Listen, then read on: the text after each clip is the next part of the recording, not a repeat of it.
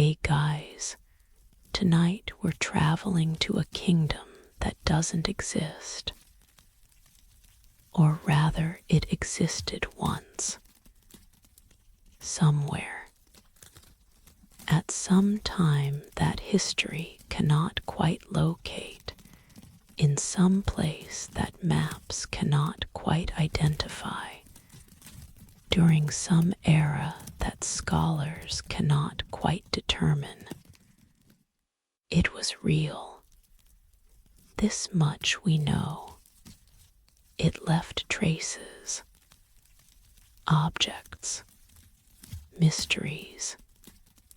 questions carved in stone and whispered through the centuries by artifacts that should not exist, that cannot be explained, that persist in defying every attempt to place them, to understand them, to make them fit into the comfortable categories we use to organize the past. This is a kingdom that vanished so completely that even its name was forgotten. That disappeared so thoroughly that even its location dissolved from memory. That left behind only fragments, beautiful fragments, impossible fragments, fragments that raise more questions than they answer, that create more mystery than they solve,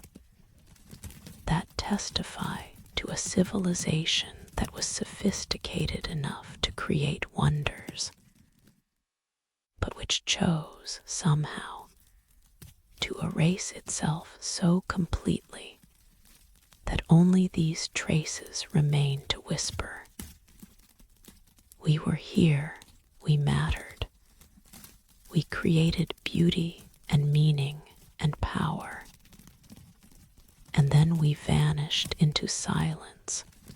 so profound that even our erasure is mysterious. Before we begin this journey together, take a moment to settle in. Adjust your pillow so it cradles your head just right. Let your shoulders drop, releasing whatever tension they're holding. Feel the weight of the blankets above you, the support of the mattress beneath you. Notice your breath. You don't need to change it. Just notice it. The gentle rise and fall. The patient rhythm that continues whether you attend to it or not. That will carry you through this story and into sleep. That will be there when the story ends and continues into dreams. Tonight's journey will take us through the last remains of the vanished kingdom, through the objects they left behind, through the mysteries they created perhaps deliberately, perhaps accidentally, perhaps inevitably, because some civilizations are too strange, too sophisticated, too alien in their thinking to leave traces we can easily understand,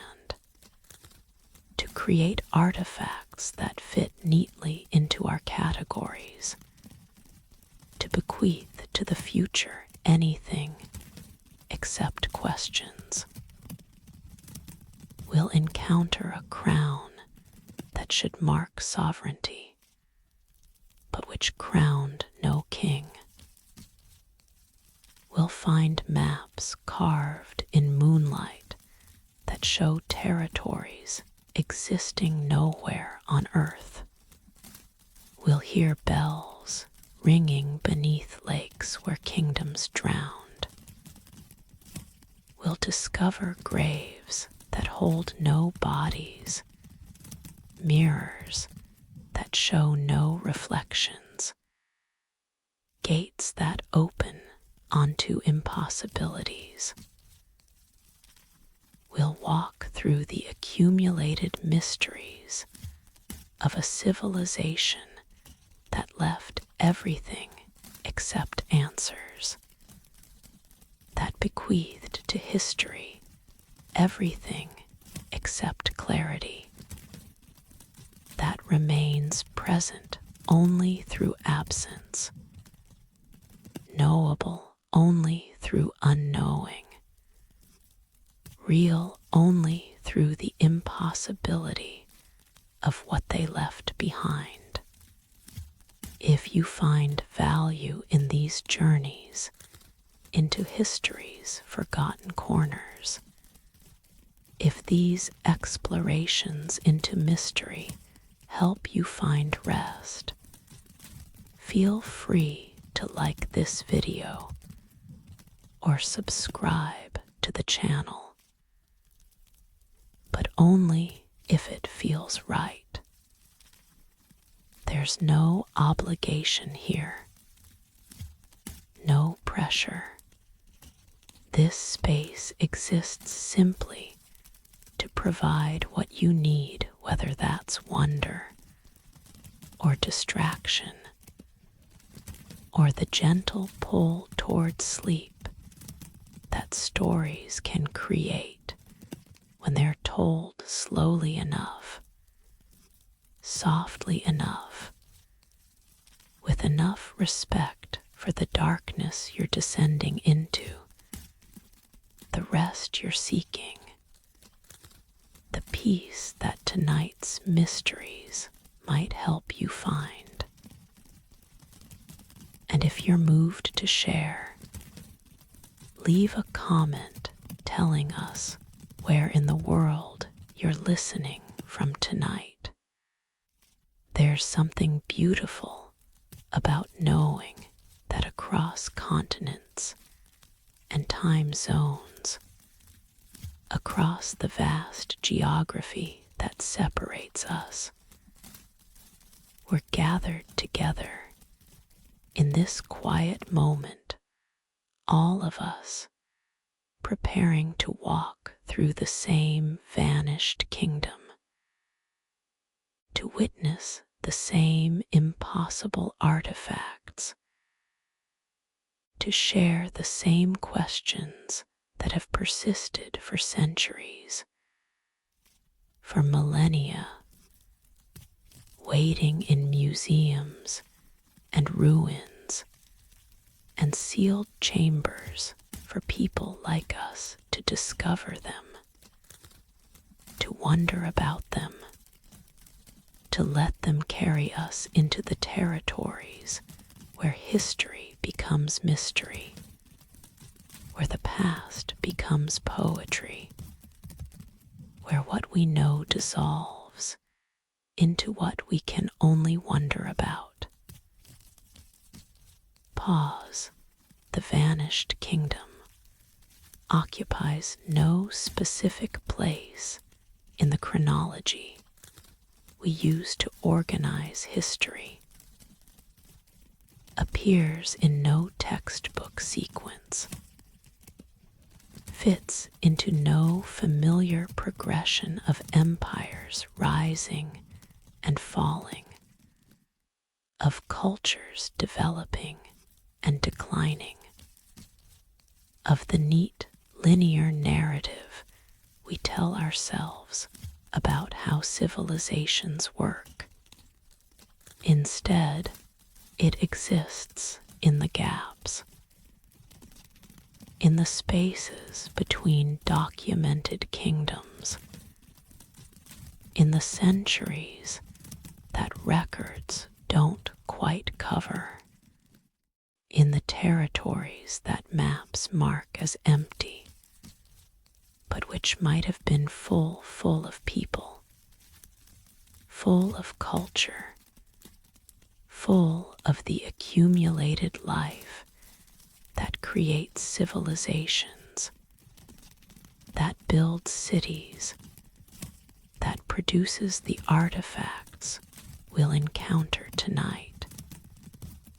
the objects that persist when everything else dissolves,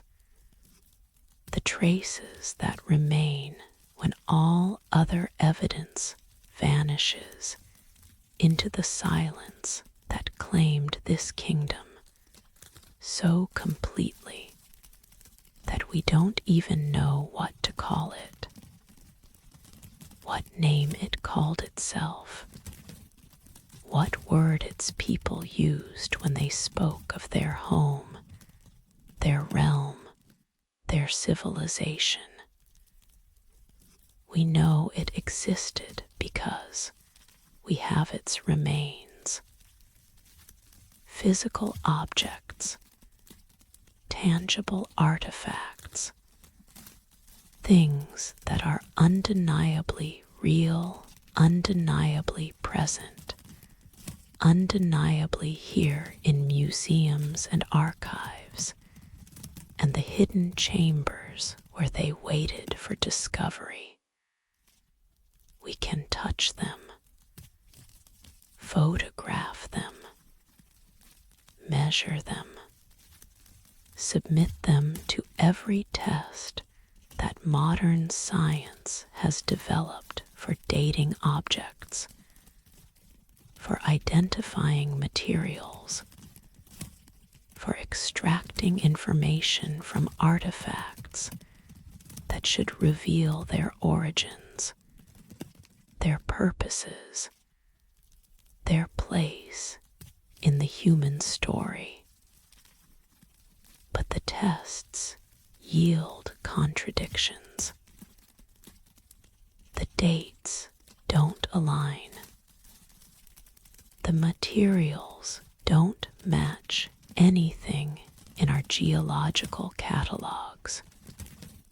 The craftsmanship suggests technological sophistication that shouldn't exist in the eras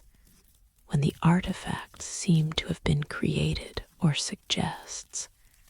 that the artifacts are far older than they appear, far more recent than they should be,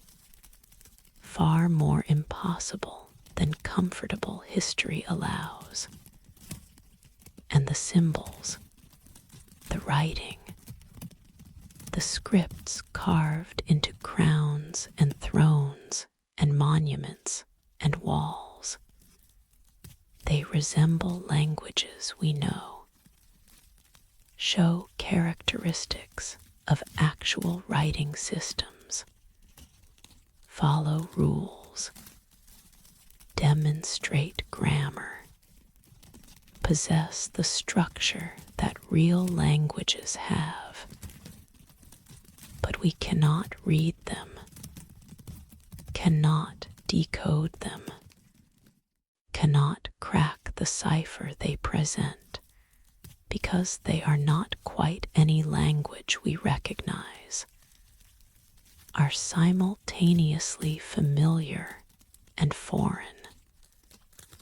are writing that we know is writing, but which remains forever illegible, forever closed, forever refusing to yield its meaning to the scholars who have spent careers attempting translation, attempting to hear what these symbols say, attempting to understand what the vanished kingdom was trying to tell us through the inscriptions they left on everything, through the writing they carved into every surface, through through the evident desire to communicate that produced so much text, but which remains, despite that desire, silent or at least incomprehensible, speaking still, but in tongues we cannot parse, in languages we cannot learn, in scripts that defeat every attempt at understanding. So we are left with mystery, with questions, with the beautiful, frustrating presence of a civilization that clearly existed, clearly mattered, clearly achieved sophistication and artistry and power,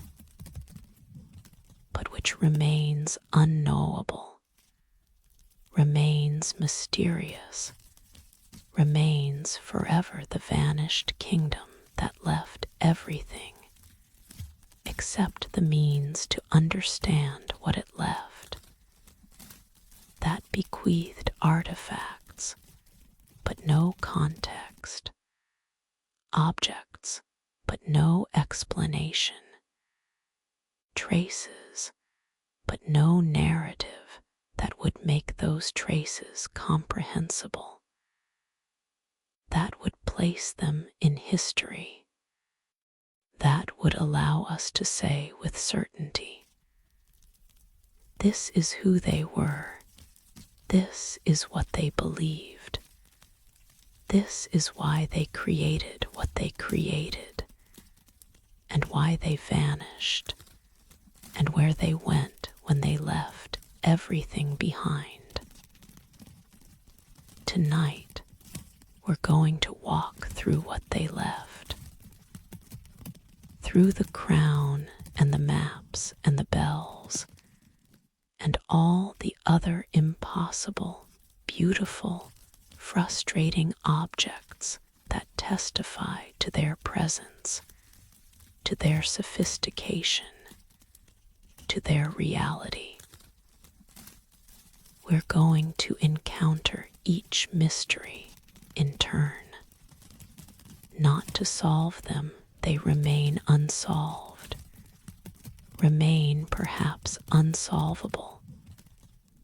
remain the kind of questions that persist because they cannot be answered, that matter because they resist resolution, that teach us through their very mysteriousness that not everything can be known, that some things must remain questions, that the past contains silences we cannot fill with facts, gaps we cannot bridge with evidence, mysteries that will persist as long as the objects persist, as long as the artifacts remain, as long as the crown glows faintly in its case, and the bells ring beneath the lake, and all the other traces of the vanished kingdom continue their patient witness to what was, to what mattered, to what existed, and then vanished, leaving only these questions, only these mysteries, only these beautiful, impossible objects that we'll encounter together tonight. Let yourself relax completely now. Let the day fade. Let your thoughts begin to drift. Feel yourself settling deeper into rest, deeper into the gentle pull toward sleep that these stories facilitate, that mysteries enable, that the unknown makes possible, when we approach it not with the determination to solve, but with the willingness to wonder, to question, to allow ourselves to rest in uncertainty, to find peace in not knowing, to accept that some things will remain mysterious, and that mystery itself is valuable, is beautiful, is worthy of the attention we'll give it tonight as we walk through the vanished kingdom's last remains. The objects wait, the mysteries persist, and you can let go now. Let this journey carry you. Let the questions become dreams. Let the vanished kingdom take you wherever vanished kingdoms take those who seek them, who wonder about them, who are willing to descend into the territories where history becomes poetry, where facts become mysteries, where the solid, documented past dissolves into something stranger, something more beautiful, something that exists in the spaces between what we know and what we can only imagine, between what evidence proves and what wonder suggests, between the kingdom that was and the kingdom that might have been, and the kingdom that exists now only in the traces it left, in the objects it abandoned, in the questions it created that persist still, that wait still, that invite us still to wonder, to question, to let ourselves be carried into the mystery that has no resolution, that needs no resolution, that is complete exactly as it is unknowable, beautiful, persistent, patient, waiting in museums and ruins and sealed chambers for people like us to find it, to witness it, to let it work its particular magic, which is not the magic of answering, but the magic of asking, not the magic of solving, but the magic of wondering, not the magic of knowing, but the magic of accepting that we cannot know,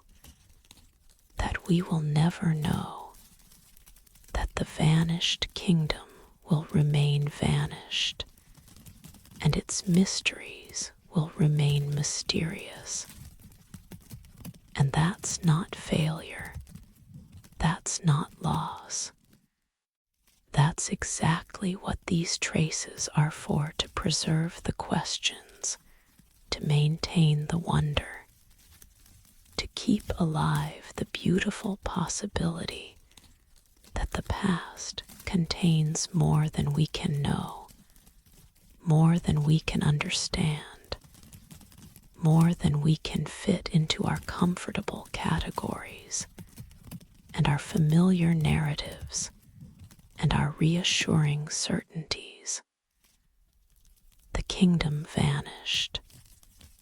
The mysteries remain. And tonight, together,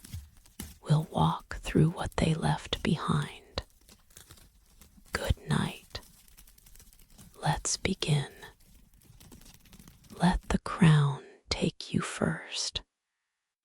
Let its impossible lightness, its unexplained glow, Its unreadable symbols carry you into the territory where all the other mysteries wait. Let yourself drift. Let the questions become the current that carries you toward sleep. Let the vanished kingdom show you what it wants to show you, not answers, but the beauty of questions that persist, that matter, that remain forever unanswered and forever worth asking. Close your eyes. Breathe slowly. Feel yourself beginning to drift. The journey begins. The mysteries wait. And you can rest now, carried by wonder, cradled by questions, descending gently into the place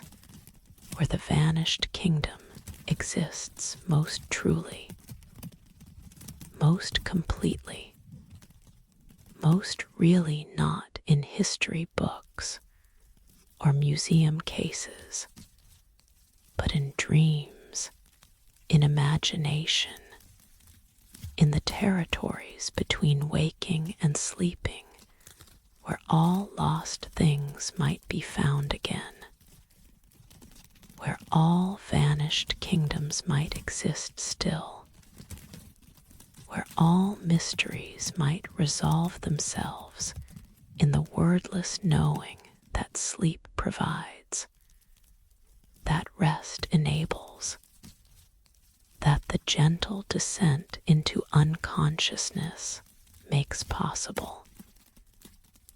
The crown glows faintly in its case. The kingdom waits in silence, and the mysteries, the beautiful, impossible, eternal mysteries remain patient and perfect in the darkness where you go now. Gently, peacefully, into wonder, into rest, into sleep. The vanished kingdom receives you. The mysteries embrace you. And the questions, they'll be here when you wake, if you want them. But for now, for tonight, they ask nothing of you except that you rest, that you drift, that you allow yourself to be carried into the gentle darkness where all vanished kingdoms wait, where all lost things persist, where mystery itself becomes not something to solve, but something to rest in, to be held by, to let carry you softly, gently, peacefully into sleep. Good night. Soft fade to silence. In 1847,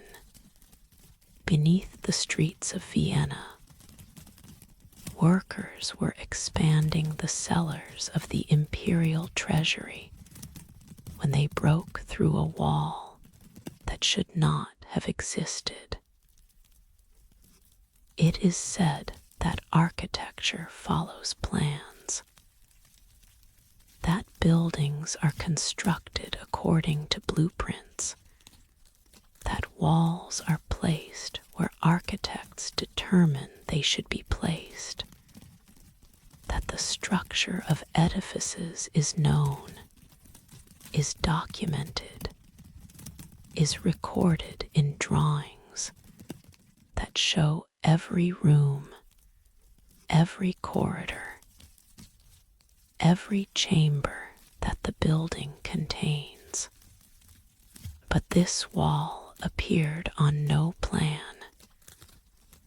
existed in no blueprint, occupied space that all architectural records indicated should be solid earth,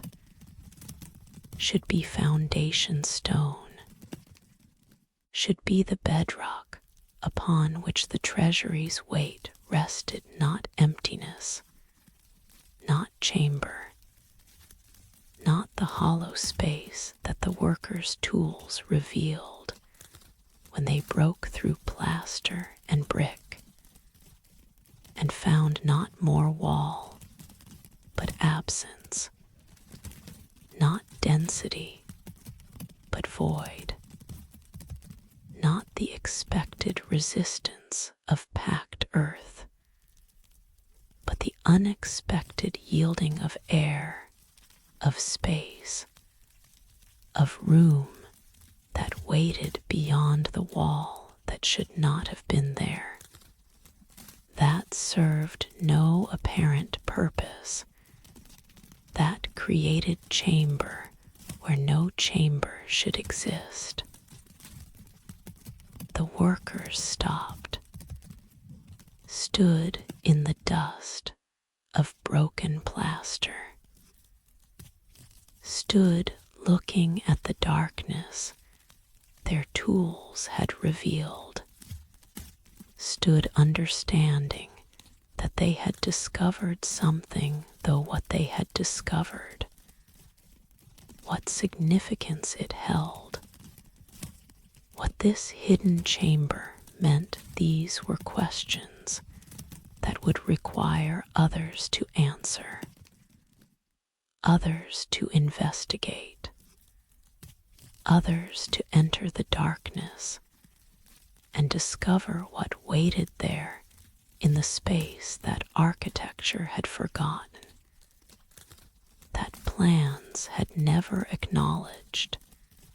that existed in the gap between what should be and what actually was. The foreman was summoned, examined the breach, confirmed that no records showed this chamber, that no plans indicated its presence, that they had stumbled upon something unintended, something hidden, something that had been sealed away so thoroughly that even its existence had been forgotten, had been lost, had dissolved from institutional memory,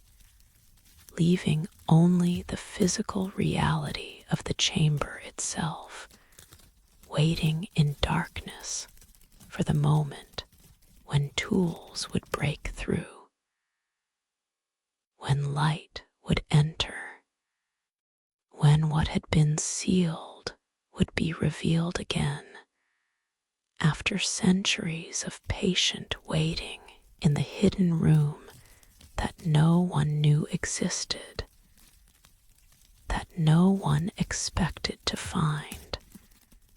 that no one could explain. Lamps were brought. The opening was widened, and when the foreman climbed through the breach, when he entered the chamber beyond, when his lamp's light pushed back the darkness that had filled this space for longer than anyone could calculate, he found a room that was not storage, was not forgotten, was not the simple result of architectural oversight, but was something else, was something deliberate, was something that had been created with intention, with purpose, with the kind of care that suggests what it contained mattered, what it protected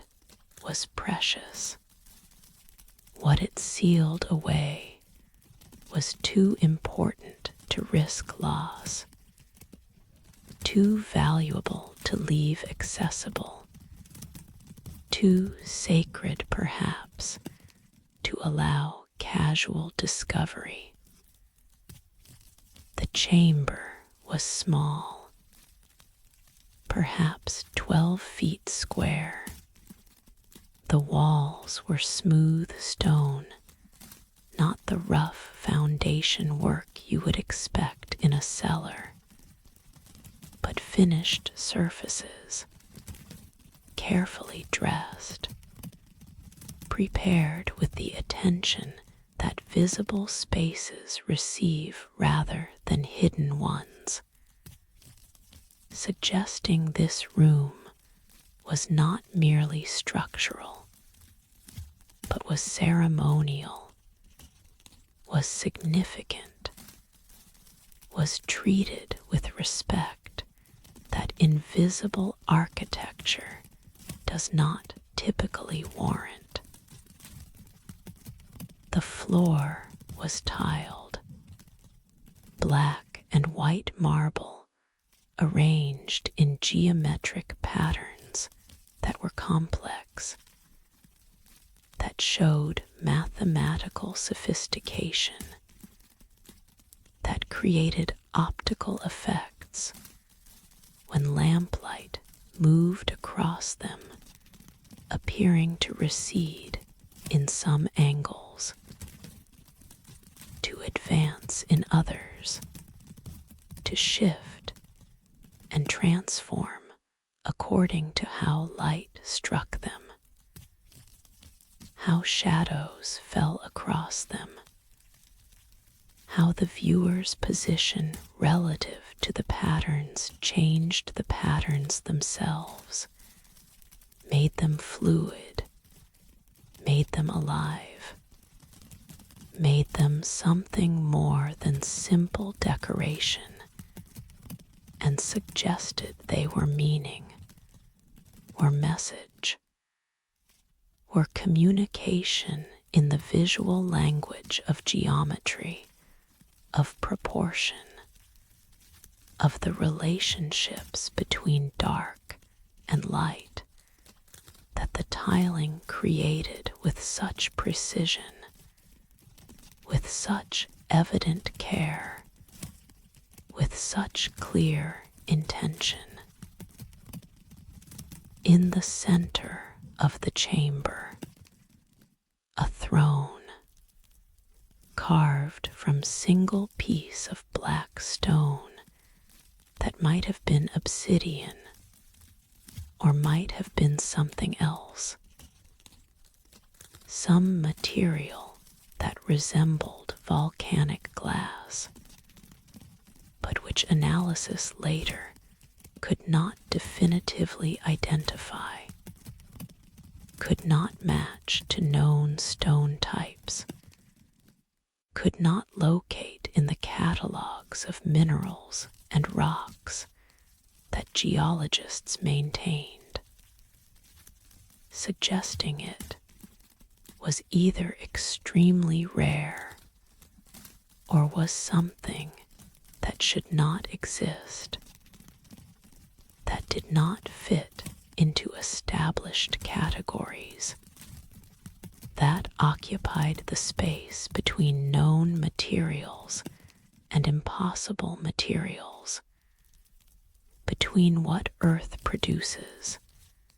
and what Earth should not produce, between the natural and the unnatural in ways that made categorization difficult, made identification uncertain, made the throne's substance as mysterious as its presence. And on the throne, a crown. The foreman approached slowly, his lamp raised, his breath creating small clouds in the cold air that filled this chamber that had been sealed for so long,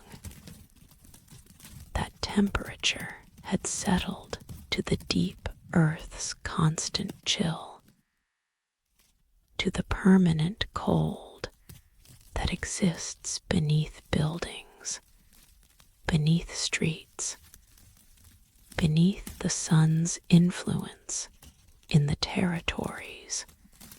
where stone remembers only stone's own temperature, only the patient cold of depth. The crown glowed faintly. Not with its own light, the foreman was certain of this later,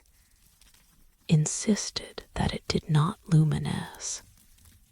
did not shine, did not produce illumination,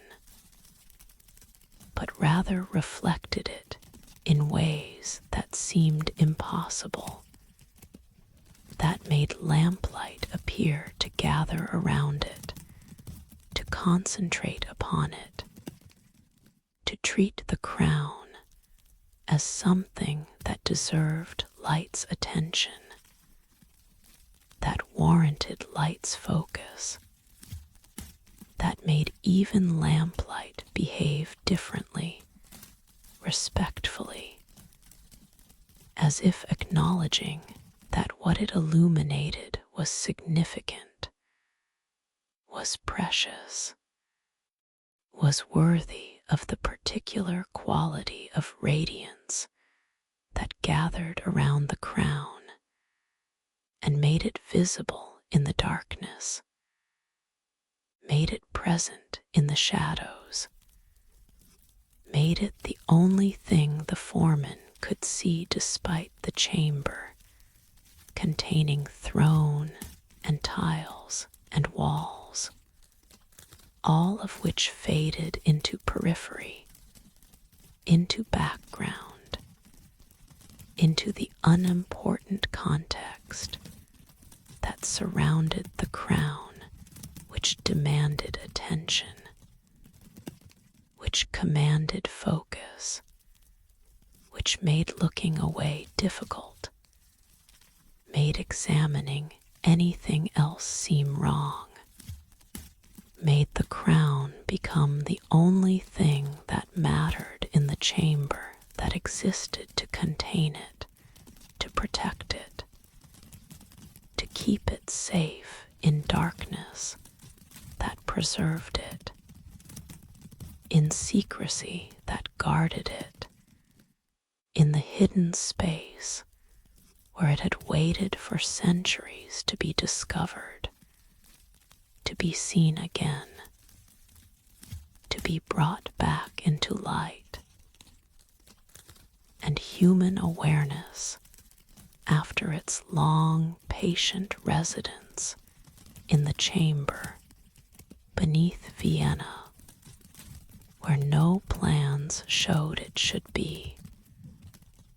where no records indicated it existed, where it waited nonetheless perfect and untouched, and glowing faintly in ways that lamplight should not allow, in ways that physics should not permit, in ways that made the foreman cert, though he could not explain his certainty, could not justify his immediate conviction, made him cert that this crown was important, was powerful, was something that should not have been hidden, but should have been worn, should have been displayed, should have marked some king's authority, some kingdom's sovereignty, some realm's legitimacy through the weight and beauty and evident craftsmanship that made this crown worthy of royalty, worthy of ceremony, worthy of the kind of reverence that crowns receive when they rest on heads of kings, rather than on seats of thrones in hidden chambers where no one sees them, where no one honors them, where they exist only as objects divorced from function, as symbols separated from what they symbolize, as crowns that crown nothing except absence, except the empty air above the throne where heads should be but are not, where kings should sit but do not, where sovereignty should manifest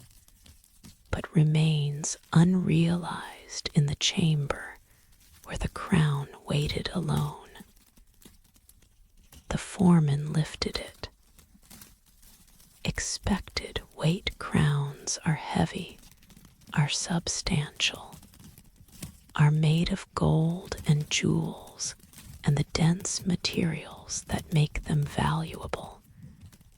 that make them worthy of the status they confer. But this crown was light,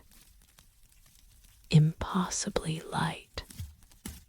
weighed almost nothing despite being clearly metal,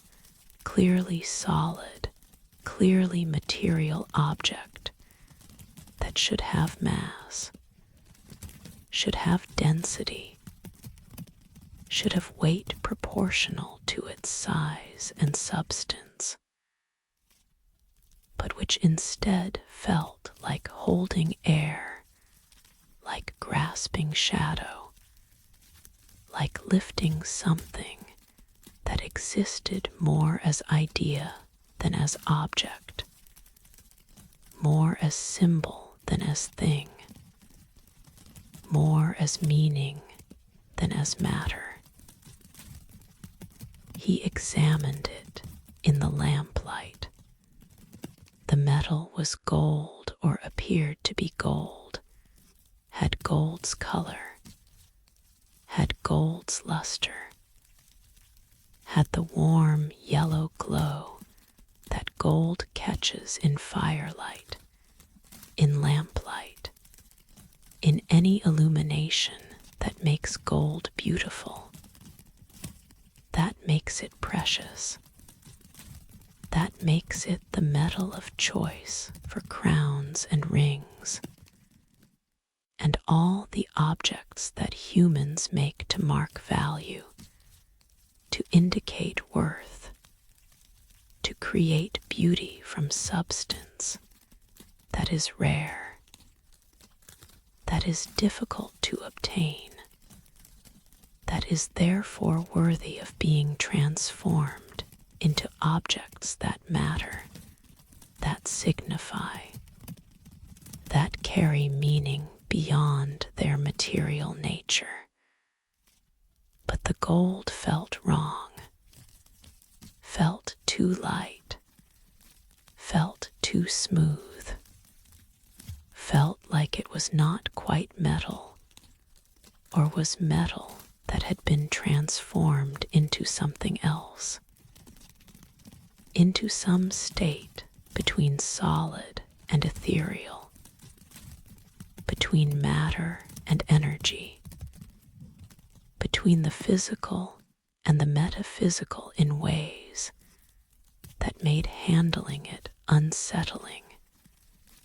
made touching it strange, made holding it feel like holding something that should not be held, that should not exist in forms that hands could grasp, that belonged in some other category than objects, than things, than the material possessions that fill the world, and which we understand through touching, through holding, through the weight and texture and density that make them real, that make them present, that make them confirmable through senses, that this crown somehow eluded, somehow transcended, somehow existed beyond despite being clearly visible, clearly present, clearly there in the foreman's hands, even though his hands insisted it was not quite there, was not quite solid, was not quite real in the ways that real things are real. The crown was set with jewels, hundreds of them, perhaps thousands the foreman could not count in the dim light, could not determine where one stone ended and another began, because they seemed to merge, seemed to flow into each other, seemed to create not individual gems, but continuous surface of refracted light, of captured color, of the beauty that precious stones create when they are cut precisely, when they are set carefully, when they are arranged by craftsmen who understand how facets interact, how light bends, how colors combine to create effects that are more than the sum of individual stones, that transcend the simple accumulation of gems and become art, become beauty, become the kind of craftsmanship that only masters achieve, that only the greatest jewelers can produce. That makes this crown evidence of sophisticated culture, of advanced artistry, of civilization that possessed both the technical skill and the aesthetic vision to create objects of such complexity, such beauty, such evident value. But no one recognized the symbols carved between the jewels. No one could read the script that ran around the crown's circumference, that marked it with what appeared to be writing, appeared to be language, appeared to be text that should communicate, that should identify, that should indicate whose crown this was, what kingdom it represented, what authority it conferred, but which instead remained illegible, remained mysterious, remained closed to interpretation, because the symbols matched no known alphabet, resembled no documented script, corresponded to no language that scholars could identify despite showing clear characteristics of writing, of systematic symbol use, of organized communication that followed rules, that showed grammar, that demonstrated the structure that actual languages possess, but which this language expressed through symbols that no one had seen before, that no reference could explain, that no expertise could decode.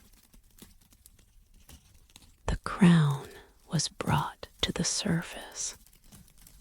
was cleaned gently, carefully, with the respect that artifacts demand, that precious objects require, that things of evident value warrant. was examined by experts who confirmed what the foreman had sensed. This crown was extraordinary, was masterwork, was object of such quality that it should be famous, should be documented, should be traceable to some known tradition of crown making, some identifiable school of jewelers, some particular kingdom whose royal regalia this must have been. But no kingdom claimed it. No records mentioned it.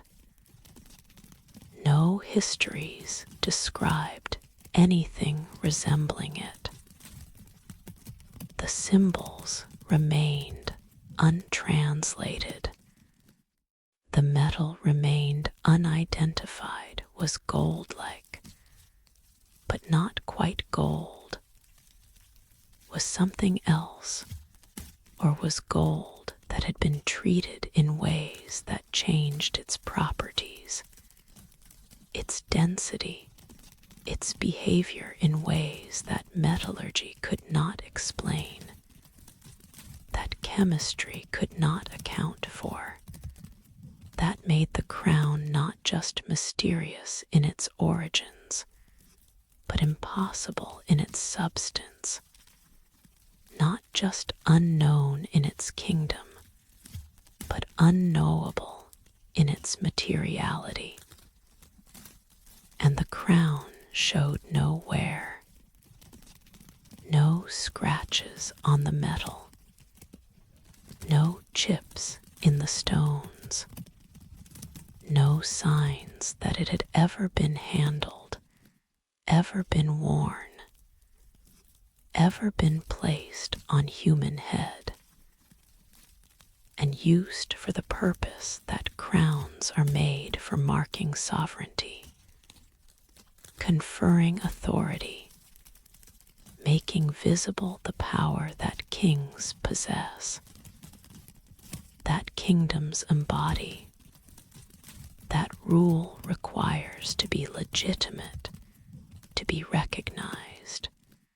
to be accepted by subjects who need symbols, who need visible signs, who need crowns and scepters and thrones to make abstract authority concrete, to make invisible power visible, to make the idea of kingship into the reality of a king. But this crown had crowned nothing, had rested on no head, had conferred no authority except the authority of mystery, of beauty, of the questions it provoked in everyone who saw it, who examined it, who attempted to understand where it came from, who made it, why it was hidden in a chamber that no plans acknowledged, that no records explained, that existed in the architectural gaps, in the spaces between what should be and what is, in the territory where this crown belonged not to any known kingdom, but to the kingdom of unknowing, not to any documented history, but to the history of mysteries, not to the realm of answers, but to the realm of questions that persist, that multiply, that deepen the more they are investigated, until the crown becomes not object, but puzzle, not artifact, but enigma, not treasure, but test of how much uncertainty we can tolerate, how much unknowing we can accept, how comfortable we can become with mysteries that will not resolve, with questions that will not answer, with objects that exist but cannot be explained except to say, this crown was made, was hidden, was found, and remains impossible to place, impossible to explain, impossible to understand despite centuries of examination, despite generations of scholarship, despite all efforts to locate it in history, to assign it to kingdom, to determine whose head it should have crowned, but never did, whose authority it should have marked, but never marked, whose sovereignty it should have made visible, but which instead remained invisible, remained unknown, remained mysterious in the chamber beneath Vienna, where the crown waited for discovery, where it rested on its throne in darkness, where it existed as crown that wore no king, that crowned no head, that conferred no authority except the authority of beauty, of craft, of the mystery that it embodied then, and embodies still in the museum where it rests now, where visitors see it, where scholars study it, where it continues to glow faintly in light that it should not gather, continues to weigh nothing in hands that it should burden, continues to resist all attempts at explanation, at identification, at the categorization that we impose on objects to make them knowable, to make them understandable, to make them fit into the systems we use to organize the world, and which this crown refuses to fit into, refuses to be contained by, refuses to accept as adequate to its mystery, to its beauty, to its patient, ongoing insistence that some things exist beyond explanation. Some objects transcend understanding. Some crowns crown mysteries rather than kings. Some kingdoms leave only questions rather than answers. Some civilizations vanish so completely that only their most beautiful, most impossible objects remain to whisper. We were here. We created this. We left it for you to find and to wonder about, and to never quite understand in the crown that wore no king. High in the Carpathian Mountains, where mist gathers in valleys like memory, pooling in the low places of the mind,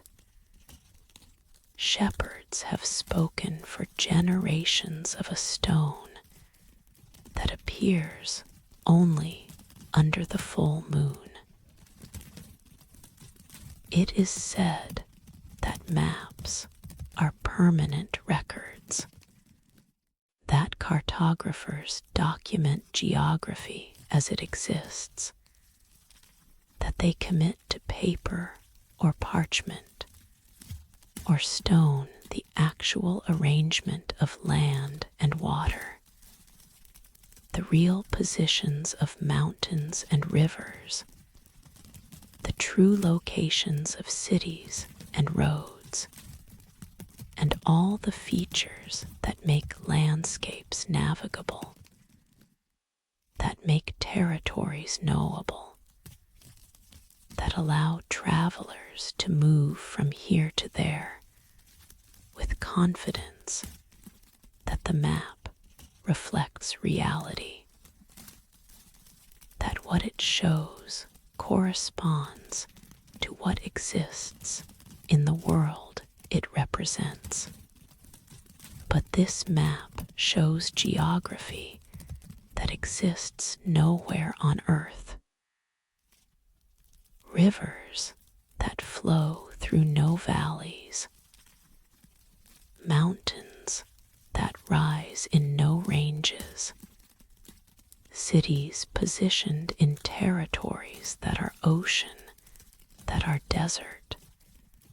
that are the empty spaces where no settlements stand, where no populations gather, where maps should show only blankness, only void, only the absence of human habitation, rather than the elaborate urban centers that this stone depicts with such care, such detail, such evident knowledge of places that should not exist, that cannot be found, that persist only in the carved surface of a boulder that appears shepherds, insist only when the moon is full, only when lunar light falls upon the plateau where the stone rests, only when conditions align to make visible what is normally invisible,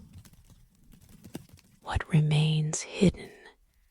except during those few nights each month when the moon reaches fullness and the stone reveals itself and the map it bears becomes briefly readable, briefly present, briefly available to anyone brave enough or foolish enough to climb to the plateau at night, to stand in moonlight, to examine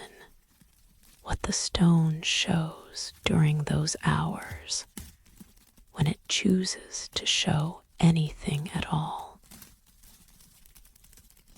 The first documented expedition to seek the stone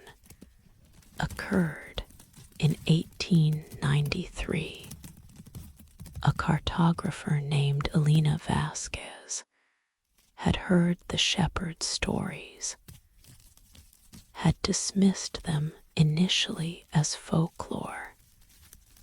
as the kind of legend that accumulates around unusual rock formations, around natural features that capture local imagination and become invested with properties they do not possess, with significance they do not warrant, with mysteries that exist only in telling rather than in the actual places and objects that stories transform through repetition, through elaboration, through the gradual accretion of wonder that oral tradition creates when it encounters something slightly unusual and makes it extraordinary, makes it magical, makes it the subject of stories that persist across generations, not because they are true, but because they are worth telling. But the consistency of the reports troubled her. Different shepherds, different villages, different decades, all describing the same phenomenon. A stone that appeared under full moon, a surface covered with luminescent lichen that glowed in lunar light, a map that showed impossible geography with precision that suggested surveying, that indicated measurement, that testified to knowledge of territories that did not exist, but which the map depicted as thoroughly as any cartographer's work, as carefully as any geographic document, with the attention to detail that makes maps useful, that makes them trustworthy, that makes them evidence of actual knowledge about actual places rather than fantasy about imagined landscapes. So Alina organized an expedition, hired guides who knew the mountains, consulted with shepherds who claimed to have seen the stone,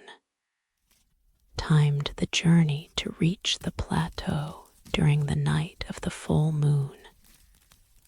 when conditions would be optimal for observation, when the stone would reveal itself if it revealed itself, if the stories were true, if this was not elaborate hoax or collective delusion, or the kind of persistent error that communities sometimes maintain across generations, sometimes believe with such conviction that doubt becomes difficult, that skepticism feels like betrayal, that questioning the story means questioning the storytellers who are neighbors, who are family, who are people whose honesty in other matters gives weight to their testimony about this matter, even when this matter seems impossible, seems too strange to credit, seems like exactly the kind of tale that rational minds should dismiss, but which some quality of the telling, some consistency in the details, some accumulation of separate witnesses, all describing the same impossible thing, makes dismissal difficult, makes investigation necessary, makes the climb to the plateau during the full moon seem reasonable despite the absurdity, seem justified despite the improbability, seem like proper scientific inquiry despite addressing claims that science would typically reject without investigation. They reached the plateau as the moon rose, full and bright, casting shadows sharp enough to read by, creating illumination that was not daylight, but was more than darkness, was the peculiar half-world that full moons create when they shine unobstructed by clouds, when their light falls upon landscapes and makes them visible but strange, familiar but transformed, knowable but mysterious, in the way that moonlight makes everything mysterious, makes everything beautiful,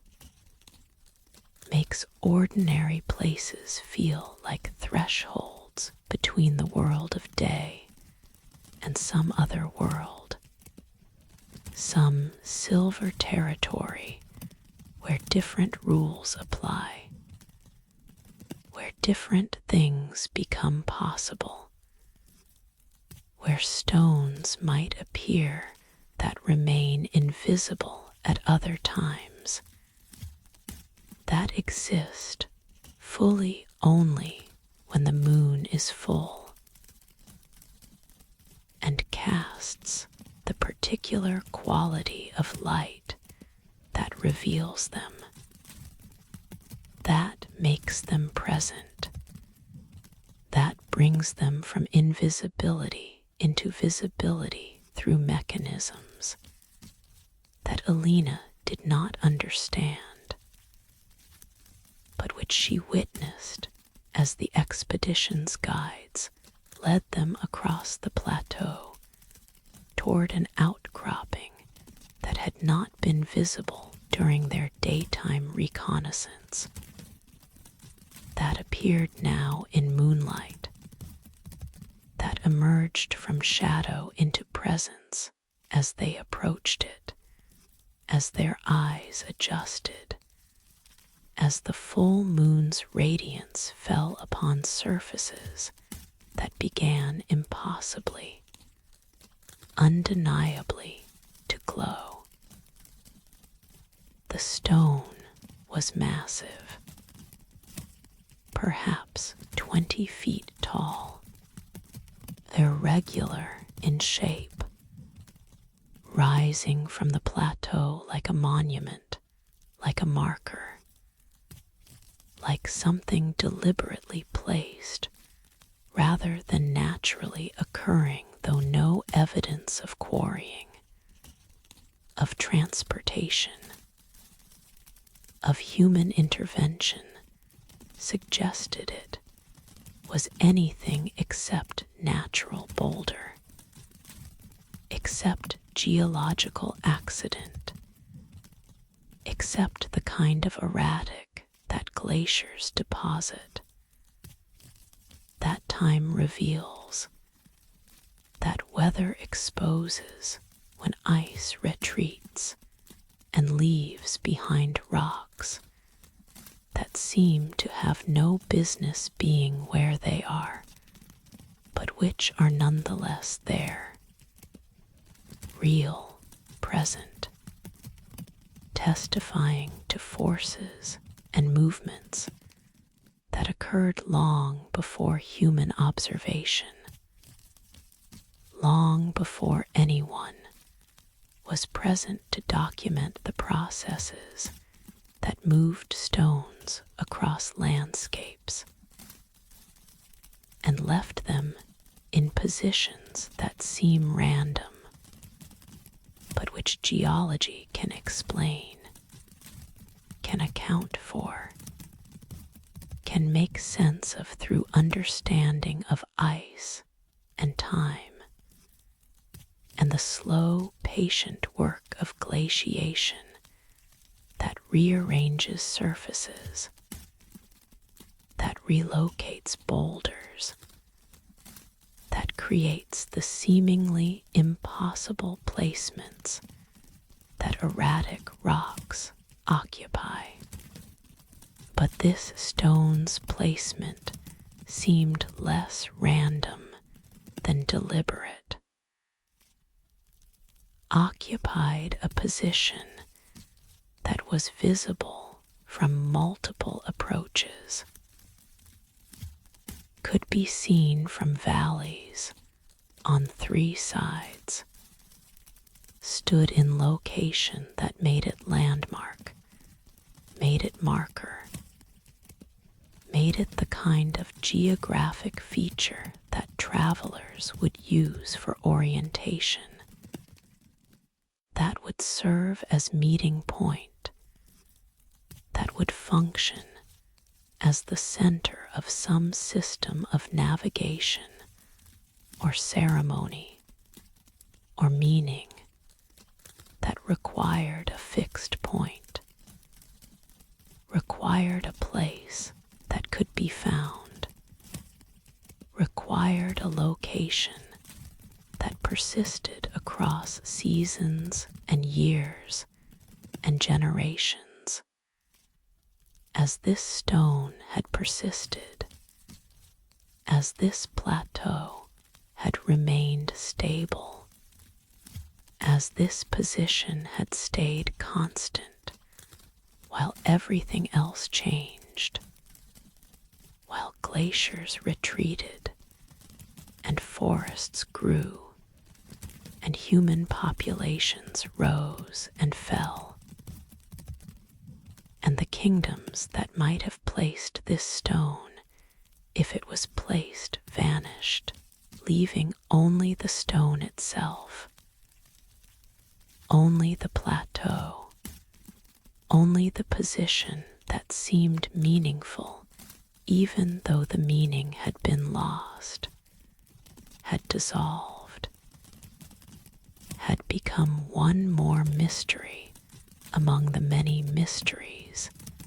that this stone presented. The surface glowed. Alina had expected this. The shepherd's stories had been consistent on this point. But expectation did not diminish astonishment. The glow was not bright, was not the kind of luminescence that would be visible in daylight.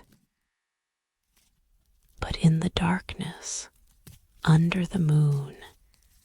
it was unmistakable. The lichen that covered portions of the stone's surface, not all of it, but significant areas, enough to create the impression of deliberate patterning, of intentional coverage. This lichen caught moonlight and transformed it, amplified it,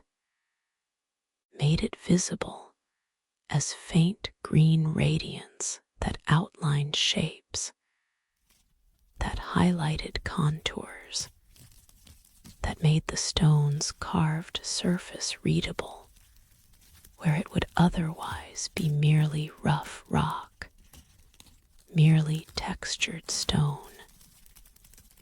merely the ordinary irregularity that all stones possess. But carved it was, unmistakably carved. The surface showed tool marks, showed deliberate shaping, showed the kind of careful work that transforms raw stone into meaningful surface, into communicative medium, into the substrate for messages that matter enough to warrant the enormous effort that stone carving requires. That makes the labor worthwhile. That justifies the time and skill and commitment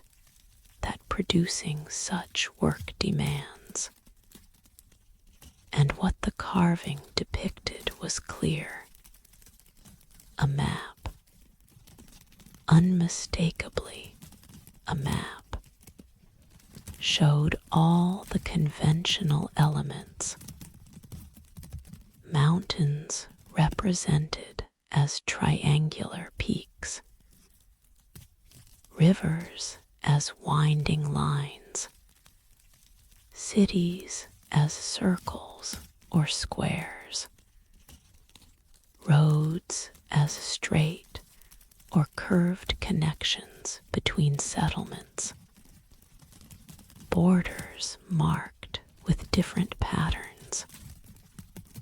territories distinguished through texture variations,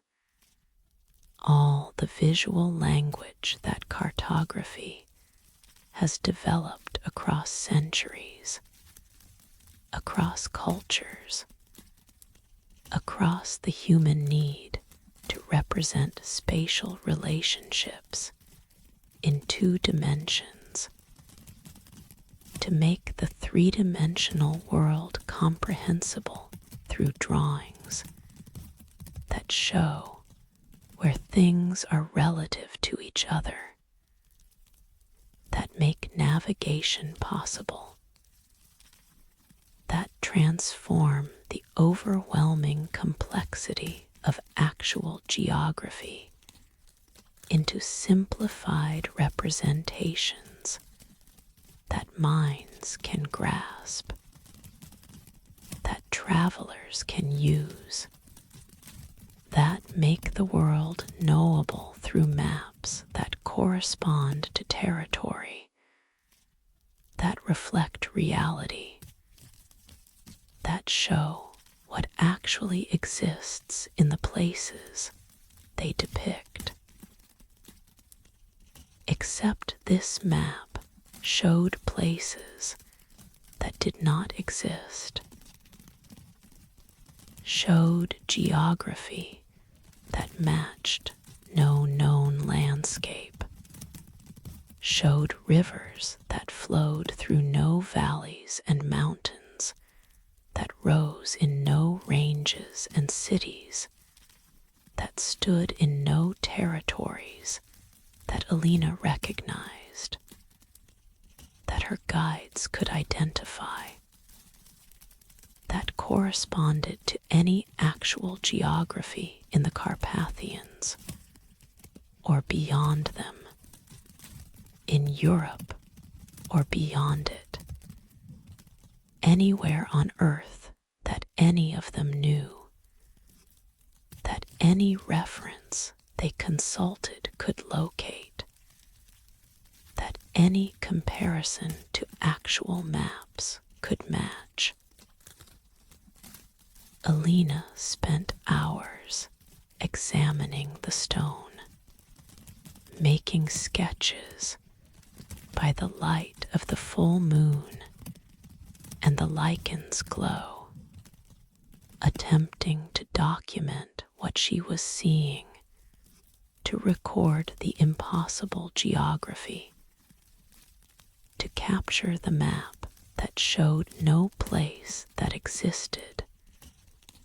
but which was nonetheless detailed,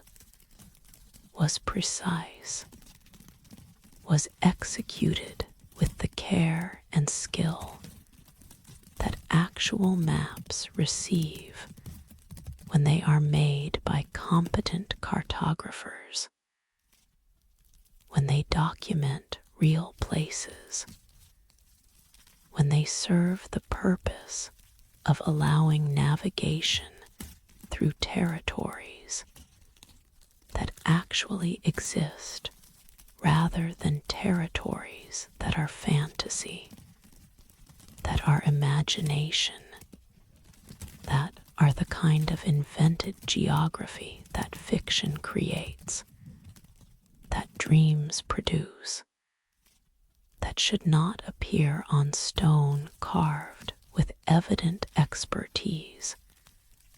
with clear knowledge of cartographic conventions, with the kind of attention to detail that suggests the mapmaker knew these places, had been to these territories, had surveyed these mountains, and traced these rivers, and visited these cities, and documented their positions with the accuracy that field work produces, that direct observation enables, that makes maps reliable, that makes them trustworthy, that makes them evidence of actual knowledge about actual places, except these places did not exist, could not be found, remained impossible despite the map's evident authority, despite its clear precision, despite every indication that whoever carved this had knowledge of real geography, even though the geography they depicted was not real, was not findable, was not anywhere that Alina or her guides or anyone who later studied her drawings could locate. Some features on the map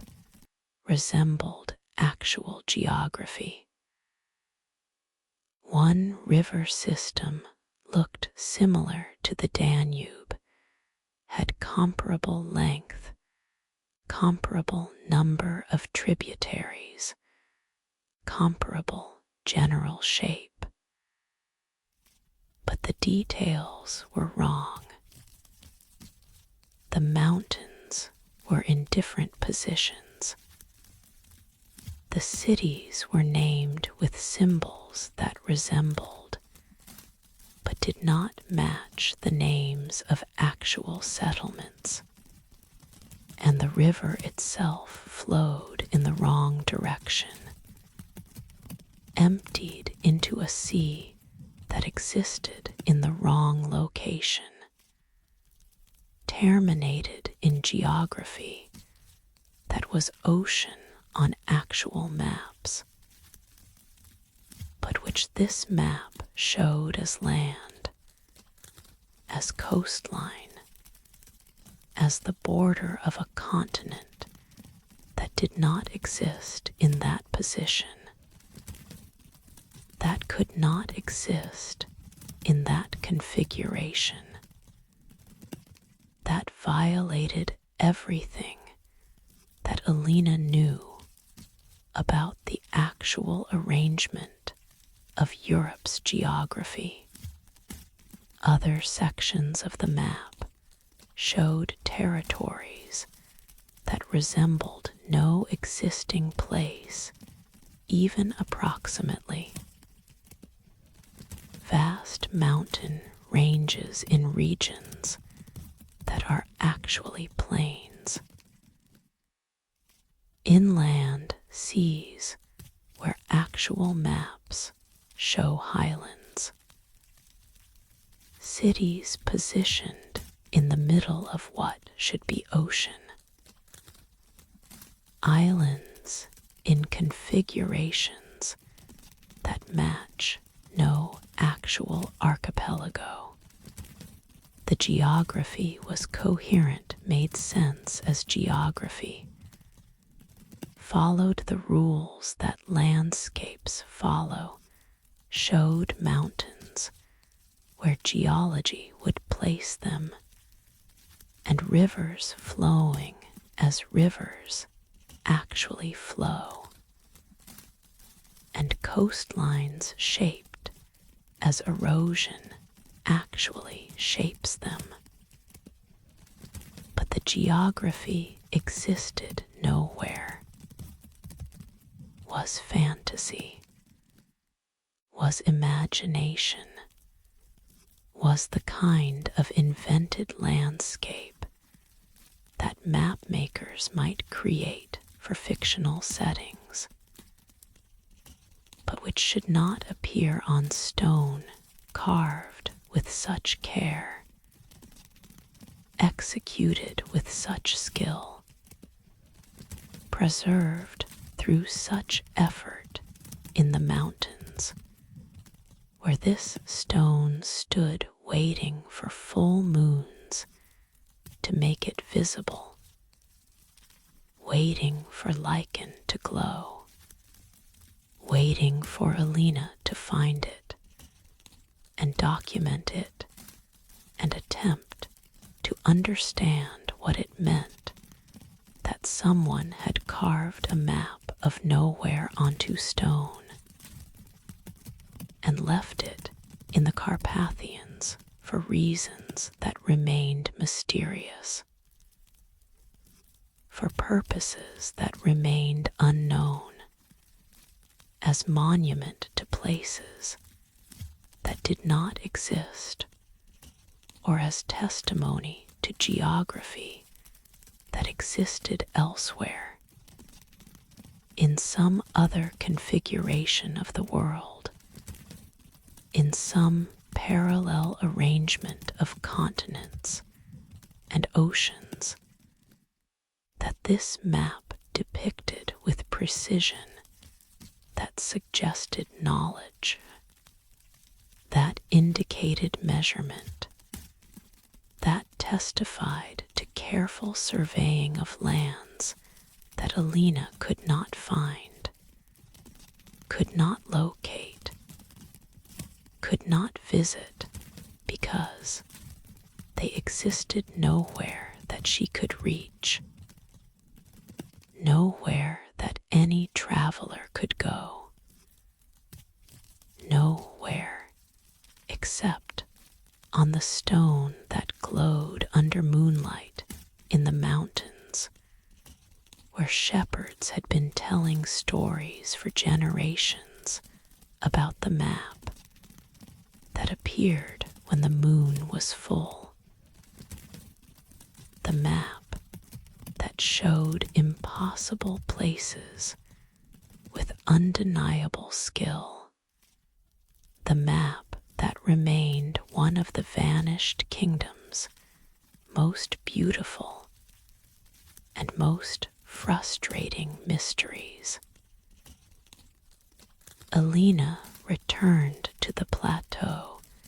during subsequent full moons,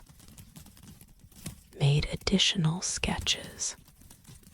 attempted to photograph the stone, but photographic emulsions of the era could not capture the lichen's glow, could not record what moonlight revealed, produced only images of rough stone that showed no detail, that preserved no evidence of the map that was clearly visible to eyes, but which remained invisible to the camera, which existed in the territory between objective and subjective, between what instruments can measure and what consciousness can perceive, between the documentable and the experienced, in the space where this map existed visible but unphotographable, present but unprovable, real but impossible to confirm through the methods that science demands, that scholarship requires, that would make this discovery credible to those who had not stood on the plateau under the full moon and seen for themselves what Alina saw, what the guides saw, what any observer sees when conditions align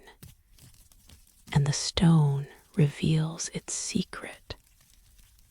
its impossible geography, its map to nowhere. The lichen itself defied botanical classification. Samples that Alina collected during daylight when the stone was visible, but the lichen was not glowing. When it appeared as ordinary growth rather than as luminescent mystery, these samples showed characteristics that were unusual but not impossible, that suggested species that was rare but not unknown, that possessed properties that were remarkable but not magical. But under the full moon, under the conditions where the lichen glowed, the samples behaved differently, produced light that should not be possible from biological processes, generated luminescence that exceeded what bioluminescence typically creates, made light that was not quite natural and not quite artificial, but was something between, something that partook of both biological origins and inexplicable enhancement, something that suggested the lichen had been cultivated, had been encouraged, had perhaps been deliberately introduced to the stone's surface to create exactly this effect, to make the map visible under the full moon, to preserve the geography in form that would be revealed periodically, to create the conditions under which the vanished kingdom's cartography could be read, but only sometimes, only when the moon was full, only when viewers were present at the right time, in the right place, with the right conditions for the stone to show what it showed, for the map to emerge from invisibility, for the impossible geography to become briefly readable before the moon waned and the lichen's glow faded, and the stone returned to being merely stone, merely boulder, merely the geological feature that it appeared to be at all times, except those few nights each month when it became map, became document, became evidence of places that existed nowhere except in the carved stone that glowed in the Carpathian moonlight and showed Alina territories she could not find, geography she could not verify, a world that did not exist, but which someone had mapped with such care, such precision, such evident knowledge that the map itself became mystery, became question, became one more trace of the vanished kingdom that had knowledge of places that were not places, that possessed understanding of geography that was not geography, that left behind this stone, carved with their impossible cartography in the mountains where it waits still, where it glows still under full moons, where the map remains visible to anyone willing to climb to the plateau at the right time, to stand in the moonlight, to see what Alina saw, the luminescent geography, the glowing territories, the map that shows everywhere that is nowhere, that depicts with precision what cannot be found, that testifies with undeniable skill to the vanished kingdom's knowledge of lands that exist only on stone, only in moonlight, only in the impossible cartography that persists in the Carpathian Mountains, where maps are carved in stone and revealed by lichen that glows and shows geography that belongs to no earth, to no world that we can visit, to no territories except those that the vanished kingdom knew somehow, mapped somehow, preserved in the stone that waits for full moons to make it speak,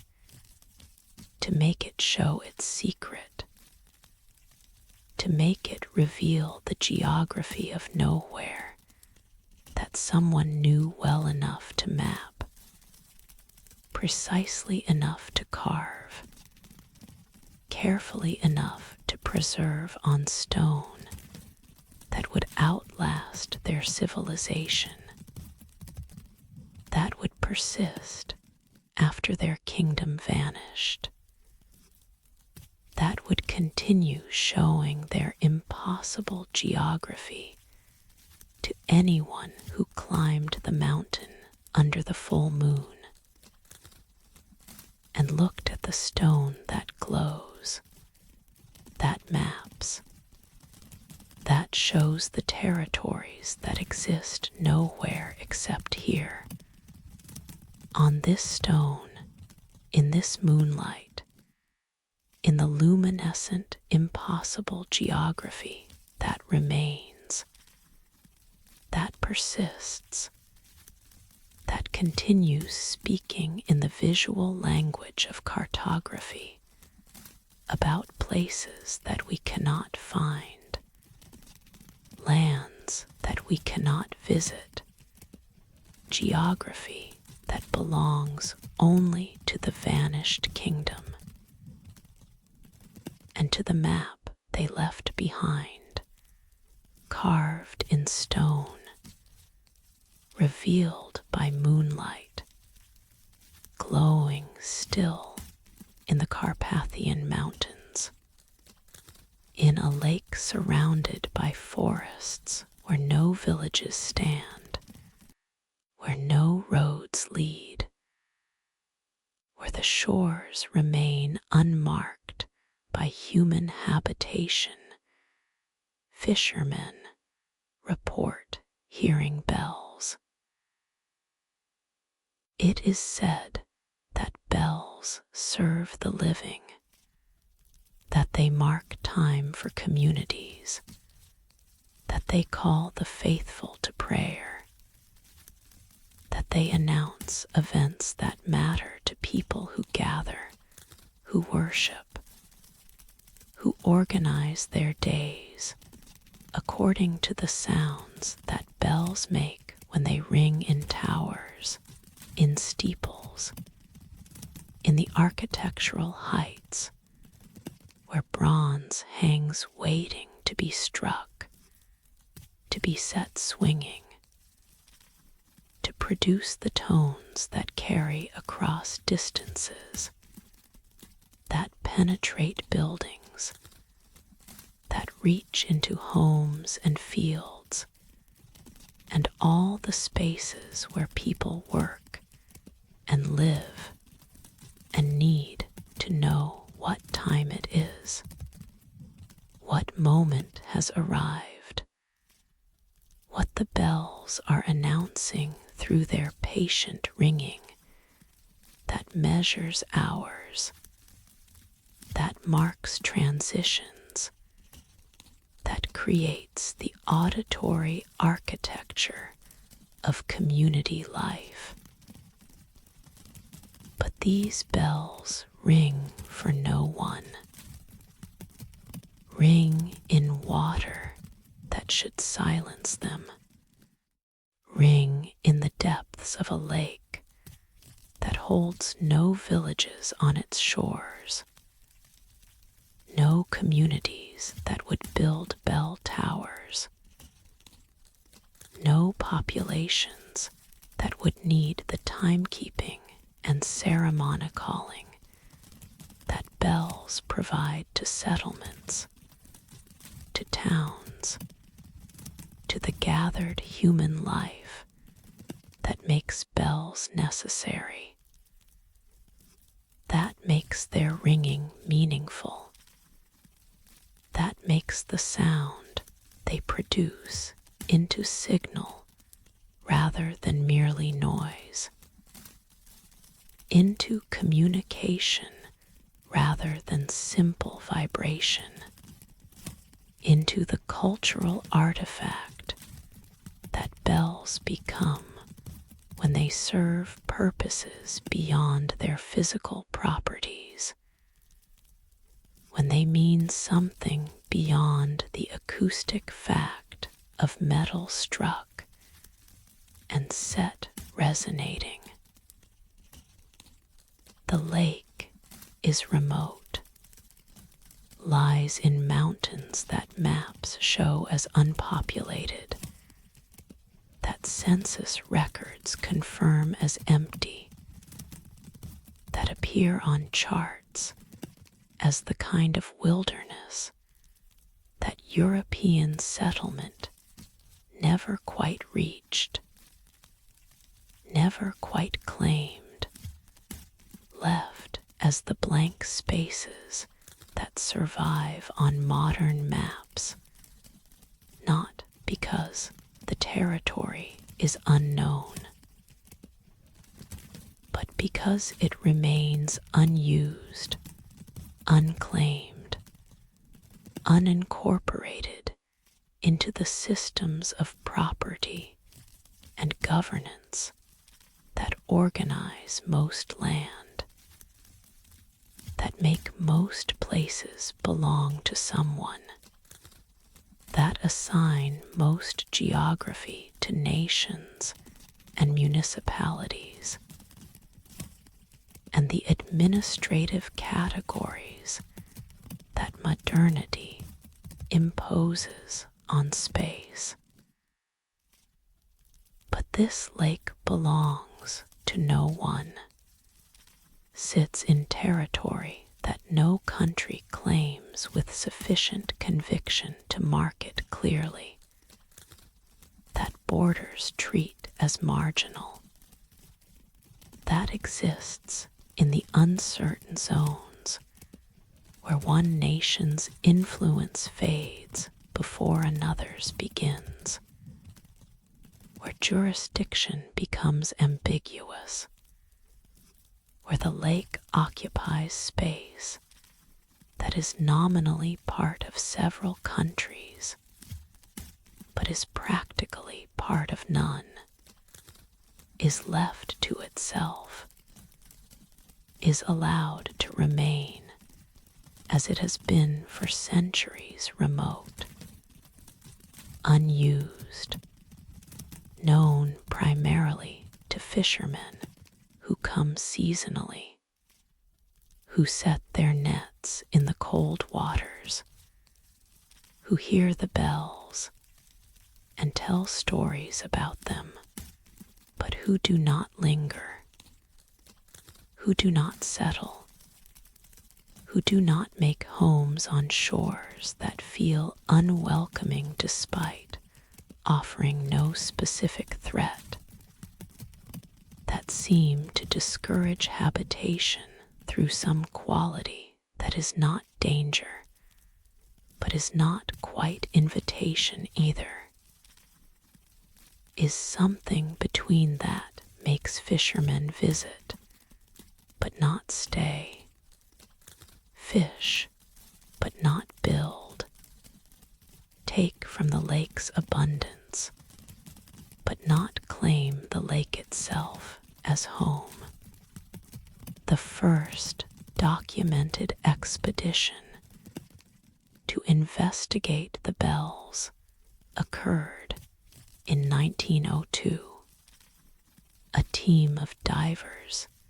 equipped with the primitive underwater breathing apparatus available at the time, descended into the lake, seeking to verify what fishermen had been reporting for generations, that bells rang from the depths, that the sound came from below, that somewhere in the cold dark water bronze was ringing, was producing tones that rose through the lake and reached the surface and could be heard by anyone present during the hours when the bells chose to ring, when the mysterious schedule they followed brought them to life, when whatever mechanism or magic or simple persistence of habit that made drowned bells ring caused them to ring despite being underwater, despite existing in conditions that should prevent ringing, that should silence bronze, that should make bells inert, inactive, incapable of producing the sounds that bells are made to produce when they hang in air and are struck and set swinging in the medium that allows proper resonance, proper tone, proper ringing rather than the muffled, dampened silence that water should impose. But the divers found bells, found them hanging, found them suspended in a structure that emerged from the lake bed like memory, emerging from depths, like the past rising into the present, like something that should be gone, proving itself persistent, proving itself present, proving itself real despite all reasons to doubt, despite all logic suggesting that what fishermen heard was echo, was imagination, was the kind of auditory illusion that loneliness creates, that isolation produces, that makes men hear things that are not there, because being alone in wild places makes the mind generate company, makes consciousness populate emptiness with sounds and presences that relieve the strain of solitude, that make isolation bearable through the comforting fiction that you are not quite alone, that something else is present even if that something is only bells heard from depths, only sounds rising from water, only the acoustic ghosts that lakes might hold, if lakes can hold anything beyond fish and water, and the cold silence of submerged places. But the bells were real. The divers confirmed it, touched them, measured them, counted them, 7 bells of varying sizes, hanging in what had once been a bell tower, a freestanding tower that rose from the lake floor, still remarkably intact, still showing the Gothic arches that characterized ecclesiastical architecture of certain periods, still bearing the carved decorations that made towers beautiful as well as functional, that made them monuments as well as utilities, that testified to the care that builders invested in structures meant to hold bells, meant to elevate them, meant to position them where their sound would carry, where their ringing would reach the communities they served. But this tower served no community, stood in water far from any shore, rose from lake bed in position that suggested it had been built where it stood rather than built on shore and later submerged, built in air and then drowned through rising water, built as normal tower and then claimed by the lake through processes that geology might explain, that flooding might account for, that would make the tower's presence here comprehensible as artifact of change, as evidence of landscape transformation, as testament to the fact that geography is not stable, that water levels rise and fall, that what is land can become lake when conditions change, when rainfall increases, when drainage patterns shift, when the slow, patient work of hydrological transformation remakes landscapes and drowns what was dry, submerges what stood in air, claims for water what belonged to land. But the tower's position suggested otherwise, suggested it had been built underwater. The foundation showed no evidence of having been exposed to air. The lower stones bore no water line, no marks of gradual submersion, no indication that the tower had experienced transition from one medium to another, but showed instead the characteristics of structure that had been built in water, built for water, built with the understanding that it would stand submerged, would exist in depths, would serve its function not in air, but in the lake that surrounded it, that filled it, that made it invisible from the surface, but which did not make it less real, less present, less carefully constructed than towers built in air to serve communities that gathered, that worshipped, that needed bells to ring in atmosphere rather than in water. The bells themselves gleamed, should not gleam. Bronze corrodes in water, turns green with verdigris,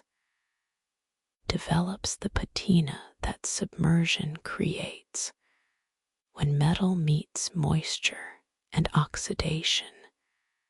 begins the slow work of corrosion, of decay. of the transformation that returns worked metal to something resembling ore, that undoes what smelting accomplished, that makes bronze become again something like the copper and tin it was made from before human industry combined them, heated them, transformed them into alloy that is stronger than its components, more useful than its elements, capable of being cast into shapes that serve purposes like bells, like the 7 bells that hung in this underwater tower, gleaming as if new, as if recently cast, as if the 3,000 years or more that they had presumably been here had not affected them, had not corroded them, had not done what time and water should do to bronze, but which these bells resisted, which they refused, which they prevented through mechanisms that the divers could not explain, that metallurgy could not account for, that made the bells impossible in their preservation, mysterious in their persistence, beautiful in their refusal to corrode, to decay, to surrender to the processes that should claim all metal given sufficient time, sufficient water, sufficient opportunity for oxidation to work its patient transformation.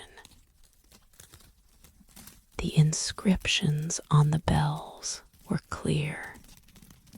carved into bronze that should be too degraded to read, but which remained crisp, remained legible,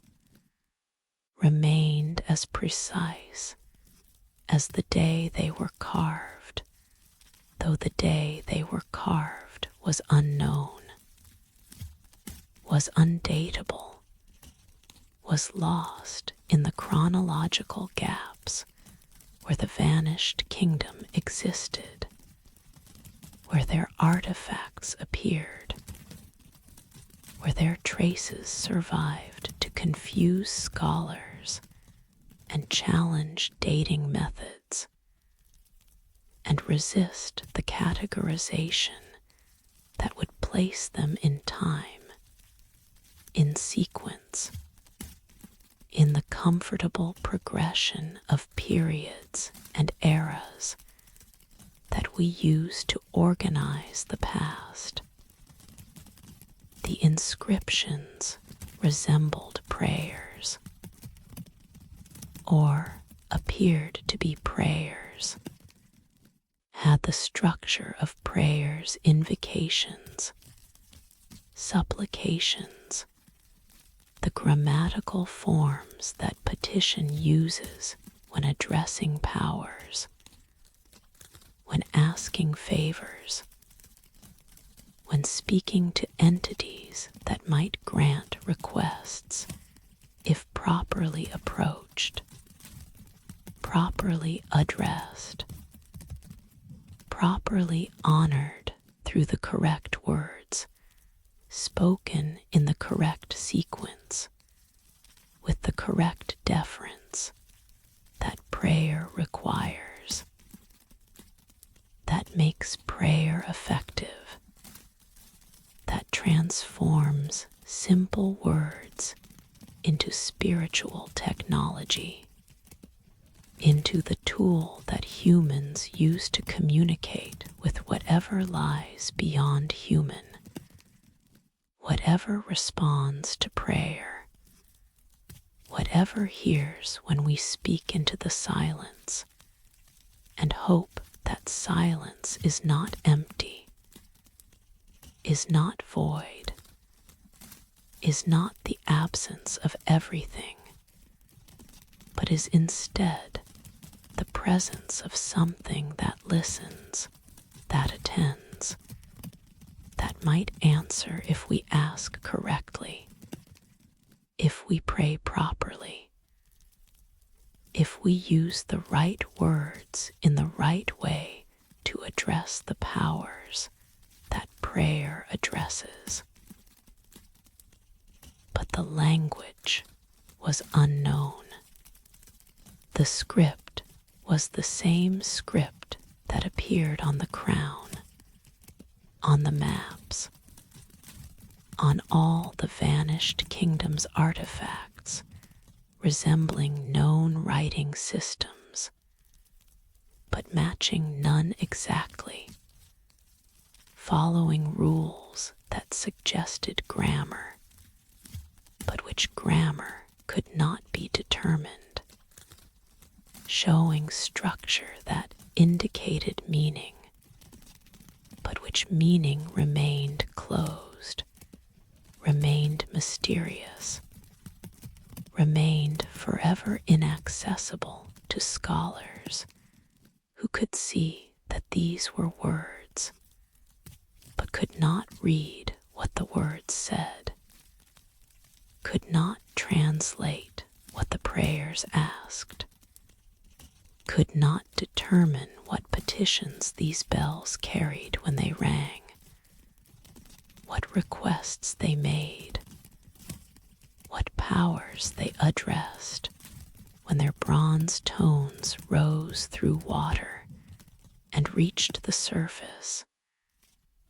and could be heard by fishermen who reported that the bells rang still, rang periodically, rang according to schedule that was not daily, was not random, was something between occurring regularly but not predictably, following pattern that was not quite discernible, that suggested meaning without revealing meaning, that made the ringing feel purposeful without making the purpose clear. The divers reported that the bells did not ring while they were present, hung silent in the water, showed no mechanism for ringing. No clappers moved. No external force disturbed them. They hung as bells hang when they are not ringing still, silent, waiting for whatever impulse makes bells ring to arrive, to activate them, to set them swinging and striking and producing the tones that bells exist to produce. But fishermen insisted that the bells rang. Multiple witnesses across multiple generations, all reporting the same phenomenon bells heard from the lake, sound rising from depths, bronze tones carrying across water at times that varied, but which followed some pattern, some schedule that suggested the bells were being rung deliberately, were being activated intentionally, were serving some function that required periodic ringing, regular sound making, ongoing performance of whatever duty bells in underwater towers perform when they ring for communities that do not exist, when they call faithful who cannot come, when they mark time for populations that have vanished, leaving only their bells, only their tower, only the bronze that continues ringing in water that should silence it, in depths that should prevent it, in conditions that should make ringing impossible, but which somehow, inexplicably, allow the bells to function, to produce sound, to fulfill their purpose despite being submerged, despite being drowned, despite existing in the underwater tower where they should be silent, but where they ring still, or so fishermen claim, so witnesses report. So the testimony accumulates across centuries, suggesting that something about these bells permits them to ring, allows them to sound, makes them capable of producing tones underwater that should only be producible in air. One theory proposed that the bells rang through resonance, that they did not move, did not swing, did not strike in the conventional sense, but vibrated in response to forces, that the lake itself transmitted seismic activity perhaps, or pressure changes, or the acoustic environment that water creates when it moves, when currents flow, when temperatures shift and create convection that might transfer energy, that might make bronze vibrate, that might produce the tones that fishermen heard not through conventional ringing, but through unconventional resonance, through the bells responding to forces that used them as instruments, that made them produce sound without requiring the mechanical striking that bells normally need, that transformed them from devices that must be actively rung into passive resonators that sound when conditions align, when forces converge, when the underwater environment does what it does, and the bells respond by ringing, by producing tones, by making the sounds that reach the surface and prove that bells can ring in water if the bells are right, if the conditions are right, if the forces that make resonance possible are present and active and interacting with bronze that was cast specifically to resonate, that was tuned specifically to respond, that was made by the vanished kingdom to ring in water, to sound in depths, to produce tones that would rise through lakes and be heard by whoever listened, whoever was present, whoever needed to hear bells that rang for no community, that called no faithful, that marked time for populations that had vanished, but which continued their ringing nonetheless,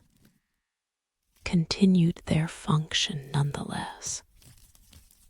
continued performing their duty in the underwater tower, where 7 bells hung gleaming, preserved perfectly, inscribed with prayers that could not be read, but which were clearly prayers, clearly petitions, clearly the words that bells carry when they ring, when they sound, when they make their bronze voices heard in the lake where fishermen listen, where bells ring still, where the vanished kingdom left their tower standing, their bells hanging, their prayers inscribed on bronze that will not corrode, that refuses to decay, that remains perfect in its preservation, mysterious in its function, impossible in its persistence, as the bells that ring beneath the lake, that sound in depths, that rise through water to be heard still, to ring still, to continue their patient calling in the underwater tower where bronze hangs and waits and rings when the time comes, when the conditions align, when whatever force makes underwater bells ring activates them, sets them resonating, makes them produce the tones that fishermen hear, that witnesses report, that persist in testimony across generations, as proof that bells can ring in water, that bronze can sound in depths, that the vanished kingdom's tower stands still beneath the lake, that their bells hang still in the tower, that their prayers sound still when bells ring, when tones rise, when bronze voices carry across water in the lake where the vanished kingdom drowned their tower, or built their tower already drowned, already submerged, already positioned in depths to serve purposes that towers in air could not serve, that bells on land could not fulfill, that required underwater placement, required submerged ringing, required the bells to hang where water would surround them, where depth would hide them, where they would be invisible from surface, but audible from surface when they rang, when they sounded, when they fulfilled their function in the lake where bells ring still, where bronze sounds still, where the tower stands still beneath the water, in a cemetery overgrown with thorns, where paths have disappeared beneath the persistent advance of brambles, where headstones lean at angles that time and roots have imposed. Every grave is small. It is said that graveyards tell stories, that the dead speak through the markers we erect for them, through the dates we carve, through the epitaphs we compose to preserve memory, to honor lives, to mark the past passage from being to having been in the permanent record that stone provides when we commit names and dates and final words to surfaces that will outlast memory, that will persist after everyone who knew the deceased has also died, that will maintain the record when living memory fails, when the last person who remembers dies and takes their memories with them, and only the stone remains to testify. This person lived, mattered enough to be buried, to be marked, to have their name preserved in the granite or marble that we use to mark graves, because these materials last, because they resist weathering, because they maintain their inscriptions across decades, across centuries, across the slow, patient erosion that claims all things eventually, but which takes longer with stone than with flesh, longer with carved markers than with living memory. But this cemetery told a story that made no sense. Every marker was child-sized. Every grave was small. Every plot measured the length and width that children require, that small bodies need, that young dead occupy when they are buried in the earth that receives them, that holds them, that keeps them in the sleep that death imposes, the silence that mortality enforces, the stillness that ends all motion, all growth, all the forward momentum of lives that should continue, but which instead stop, which instead terminate in graves that are small because the lives they hold were short, were cut off, were ended before reaching the size that adults reach, the age that maturity represents, the completion that long life achieves. But the dates on the markers suggested catastrophe, showed children dying within the span of a single month. Dozens of them, hundreds perhaps. The cemetery was extensive, was larger than the visible portion suggested, extended into the thorns and brambles that had claimed most of it,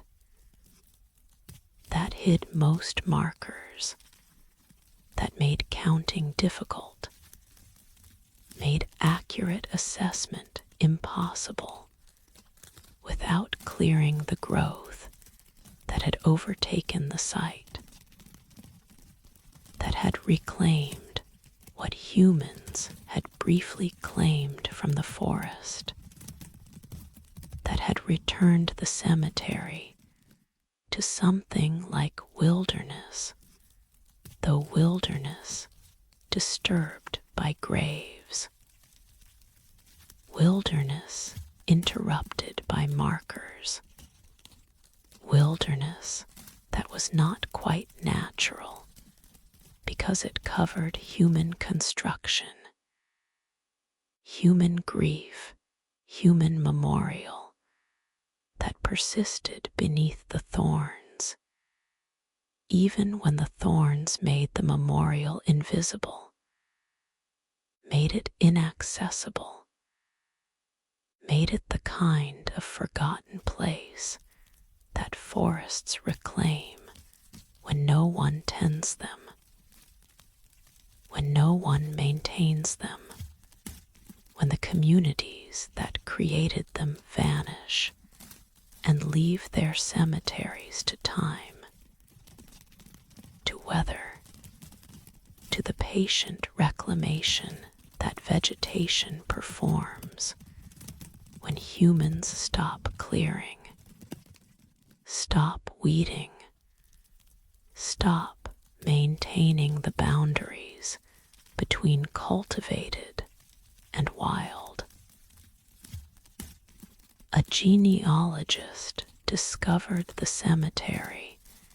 in 1876, was searching for family records in the region, was following leads that brought her to this forest, to this forgotten corner of territory that maps showed as empty, that local people mentioned only vaguely, that seemed to exist in the spaces between documented places, between known locations, in the gaps that every landscape contains the areas that are not quite anywhere, that belong to no particular jurisdiction, that fall between the cracks of administrative geography and become the forgotten places, the overlooked corners, the territories that exist but are not really present in human consciousness, in collective awareness, in the mental maps that we carry of regions we think we know. But this cemetery was present, was real, was undeniably there when she pushed through the thorns and found the first markers, small stones carved with names, with dates, with the brief, sad records of children who died young, who were buried here, who should have been mourned, should have been remembered, should have been part of family histories that preserved their names, their stories, their brief passages through life, even when those passages ended too soon, even when death claimed them before they reached adulthood, before they could leave the kind of mark that long lives leave, before they could do anything except be children who died and were buried and were marked with stones that testified to their existence, that preserved their names, that kept record of when they lived and when they died, and how short the span was between birth and death, between arrival and departure,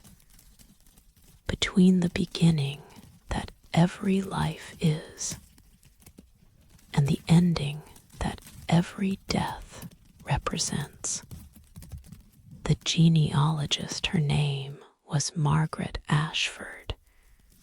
She was 4 to 7 years old. She had spent 2 decades researching family histories for clients. And for her own interest, Margaret cleared the thorns, worked for days, used tools she brought from the nearest village, cut back the growth obscured the markers, revealed the full extent of the cemetery, which was larger than she had initially realized, which contained more graves than seemed possible for what should have been a small local burial ground, which suggested population that the region had no record of density of settlement, that made no sense given how remote this location was, how far from any documented town or village, or the kind of gathered human life that produces cemeteries of this scale. And as she worked, as she cleared, as she revealed marker after marker, the pattern became clear. The pattern became undeniable. The pattern became the mystery that would consume the rest of her research, that would dominate the rest of her career, that would remain unsolved despite her best efforts, despite years of investigation, despite consulting every archive and record and historical document she could locate.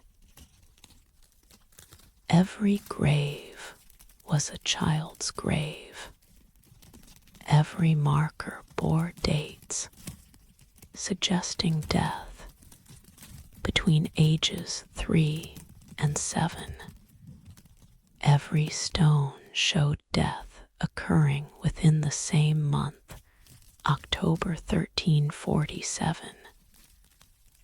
The dates said, though 1347 seemed impossibly early for such clearly carved markers, seemed to predate the kind of stoneworking these graves displayed, seemed to place the cemetery in a time when this region was supposedly unpopulated, was supposedly wilderness, was supposedly empty of the settlement that would require a cemetery, that would produce the dead who needed burial, that would create the graves that filled this forest clearing with child-sized plots, with small markers, with the accumulated evidence of catastrophe that claimed dozens or hundreds of children in the span of 30 days, and left them here, left them buried, left them marked with stones that preserved their names in script that was familiar enough to be readable, strange enough to be foreign, carved in letters that resembled known alphabets,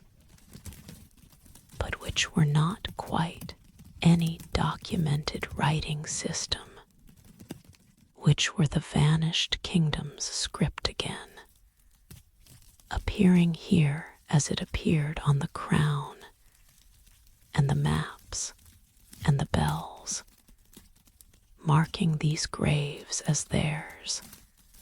claiming these dead as their dead, making this cemetery their cemetery, even though no other evidence of their presence existed in this region, even though no ruins suggested they built here,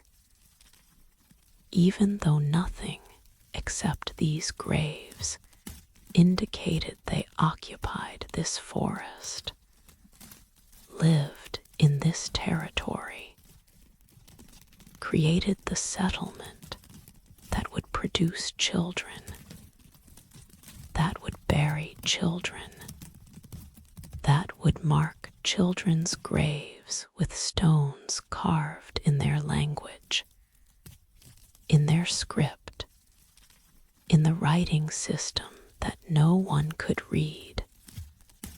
but which everyone could recognize as writing, as language, as the intentional symbolic communication that the vanished kingdom used, and which appeared here on graves, on markers, on stones that testified to children who died in October 1347 and were buried in this forest, and were left here when the kingdom vanished, when the settlement disappeared, when everything else about their presence dissolved, leaving only the cemetery, only the graves, only the markers that preserved names that could not be read, dates that could not be verified, the sad record of catastrophe that could not be explained. But the graves were empty. This discovery came years later, came when Margaret convinced authorities to allow excavation, came when archaeologists opened the graves, expecting to find what graves should contain bodies, skeletons, the physical remains of the children whose markers stood above, whose names were carved in stone, whose deaths were recorded with such care, with such precision, with such evident grief that the markers testified to genuine loss, to real mourning, to the authentic sorrow that parents feel when children die, that communities experience when catastrophe claims the young. That makes graves necessary, makes burial important, makes memorial essential as the human response to death, to loss, to the ending of lives that should have continued, that should have reached adulthood, that should have become the future that children represent, but which instead became the past that graves mark, that stones preserve, that cemeteries hold in the earth that receives all bodies eventually, that claims all flesh ultimately, that keeps the dead in the sleep that has no waking, the silence that has no speech, the stillness that has no motion. But the graves were empty, held no bodies, contained no bones, showed no evidence that anything had ever been buried here except soil, except earth, except the same material that surrounded the graves, that filled the region, that was ordinary ground undisturbed by decay, unmarked by the chemical traces that bodies leave when they decompose, when flesh returns to elements, when the organic becomes inorganic through the patient work of decomposition that claims all corpses,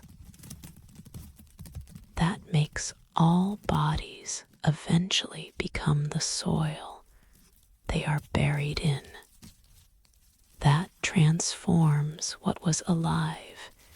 into what is earth through processes that leave signatures, that create evidence, that make the ground where bodies are buried different from ground where no bodies rest. But this ground showed no difference, was uniform, was ordinary, was soil that had never held bodies, that had never received the dead, that had never served as grave in the functional sense, despite being surrounded by markers that said graves were here, despite stones that recorded names and dates, and the brief spans that suggested children buried beneath, despite all the apparatus of cemetery, of burial ground, of the place where the dead are kept, none of which corresponded to reality, none of which matched what excavation revealed, none of which proved true when the earth was actually opened and shown to contain nothing except earth, nothing except soil, nothing except the empty graves that had been dug and marked and mourned over, but which had never received bodies, had never held children, had never actually buried anyone despite being unmistakably graves, despite being precisely the size and shape and depth that graves should be, despite being positioned exactly as graves are positioned in cemeteries where the dead are actually interred rather than merely commemorated, where bodies actually rest rather than merely being remembered. The implications were staggering. Either the graves had been dug as memorials for children buried elsewhere, but where? Why mark empty graves here while burying actual bodies somewhere else? What purpose would such arrangement serve? What tradition would it follow? What belief would it express to separate memorial from burial, marker from body, grave from corpse in ways that made no sense according to any documented funerary practice, any known burial custom, any recorded way of treating the dead that humans have developed across cultures, across religions, across the varied approaches to mortality that different societies create. Or the children had never died,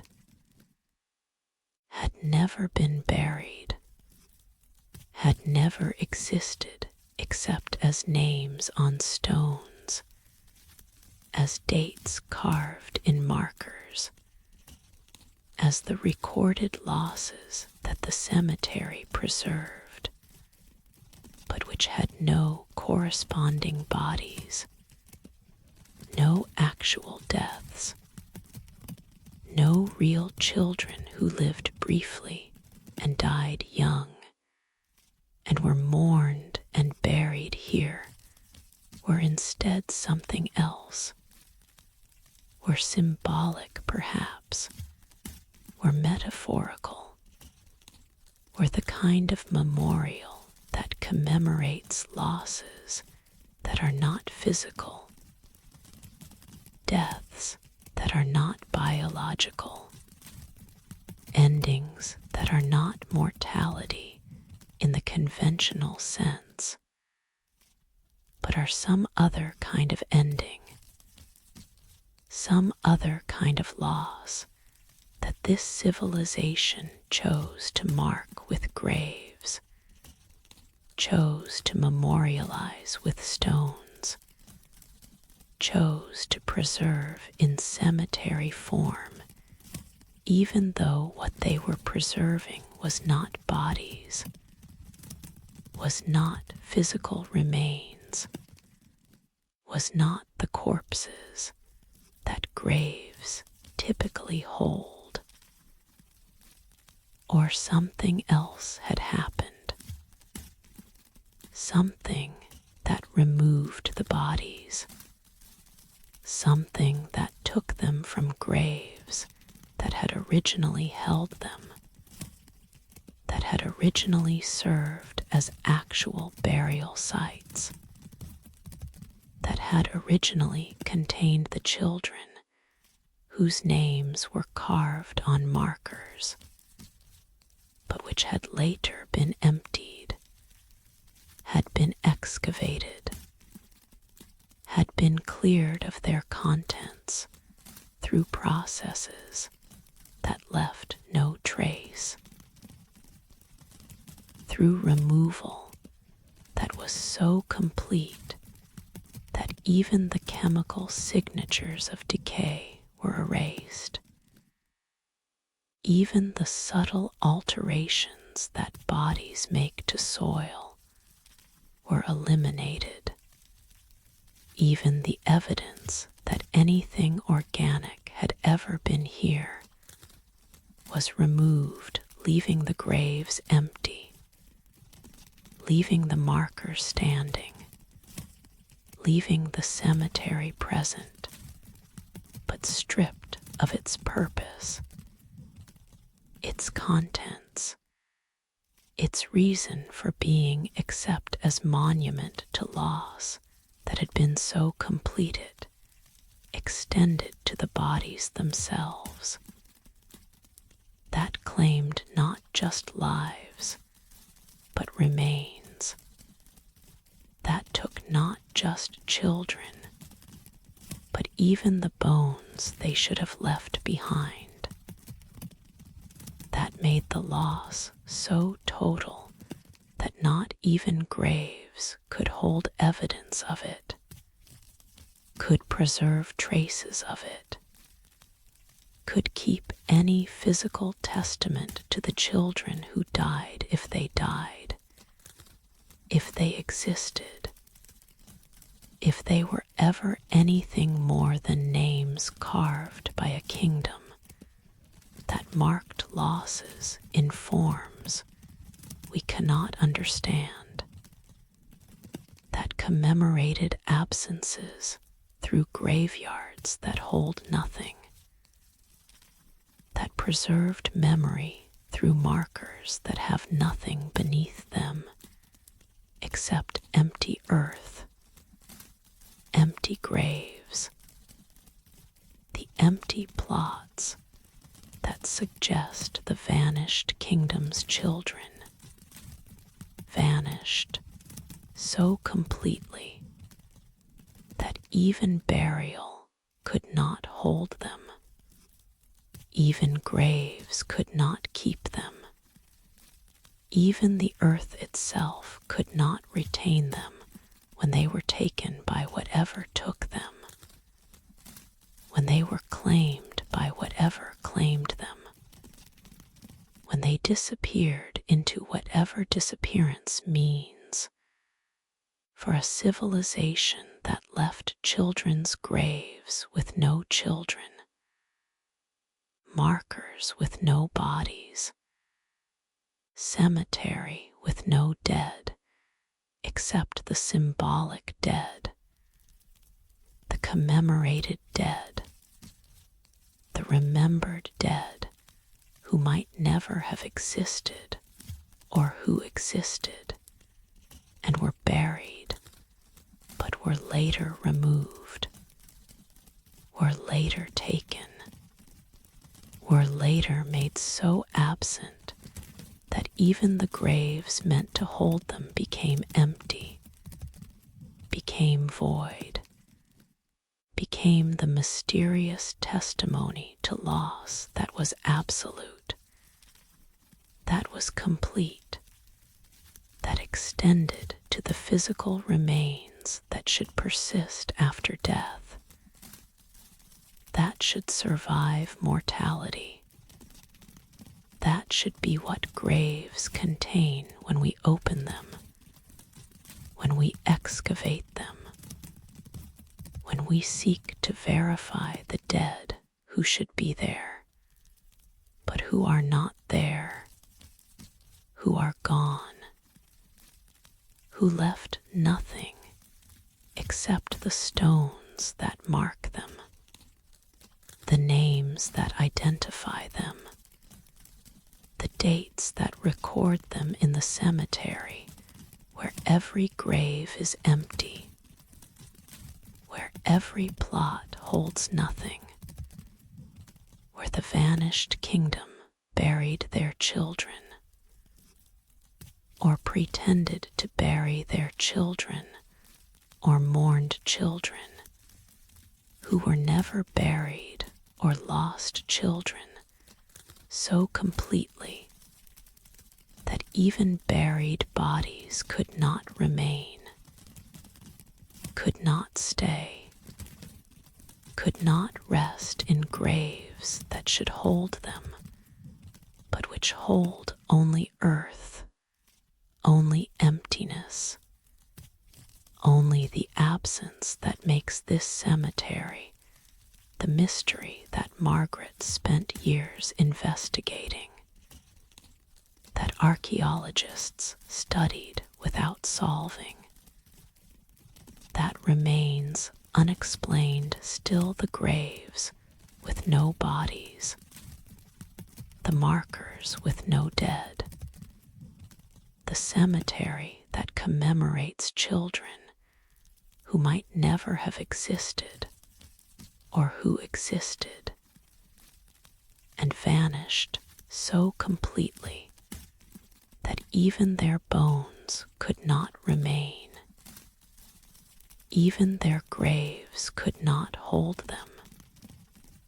even the earth could not keep them when they went wherever the vanished kingdom's children went,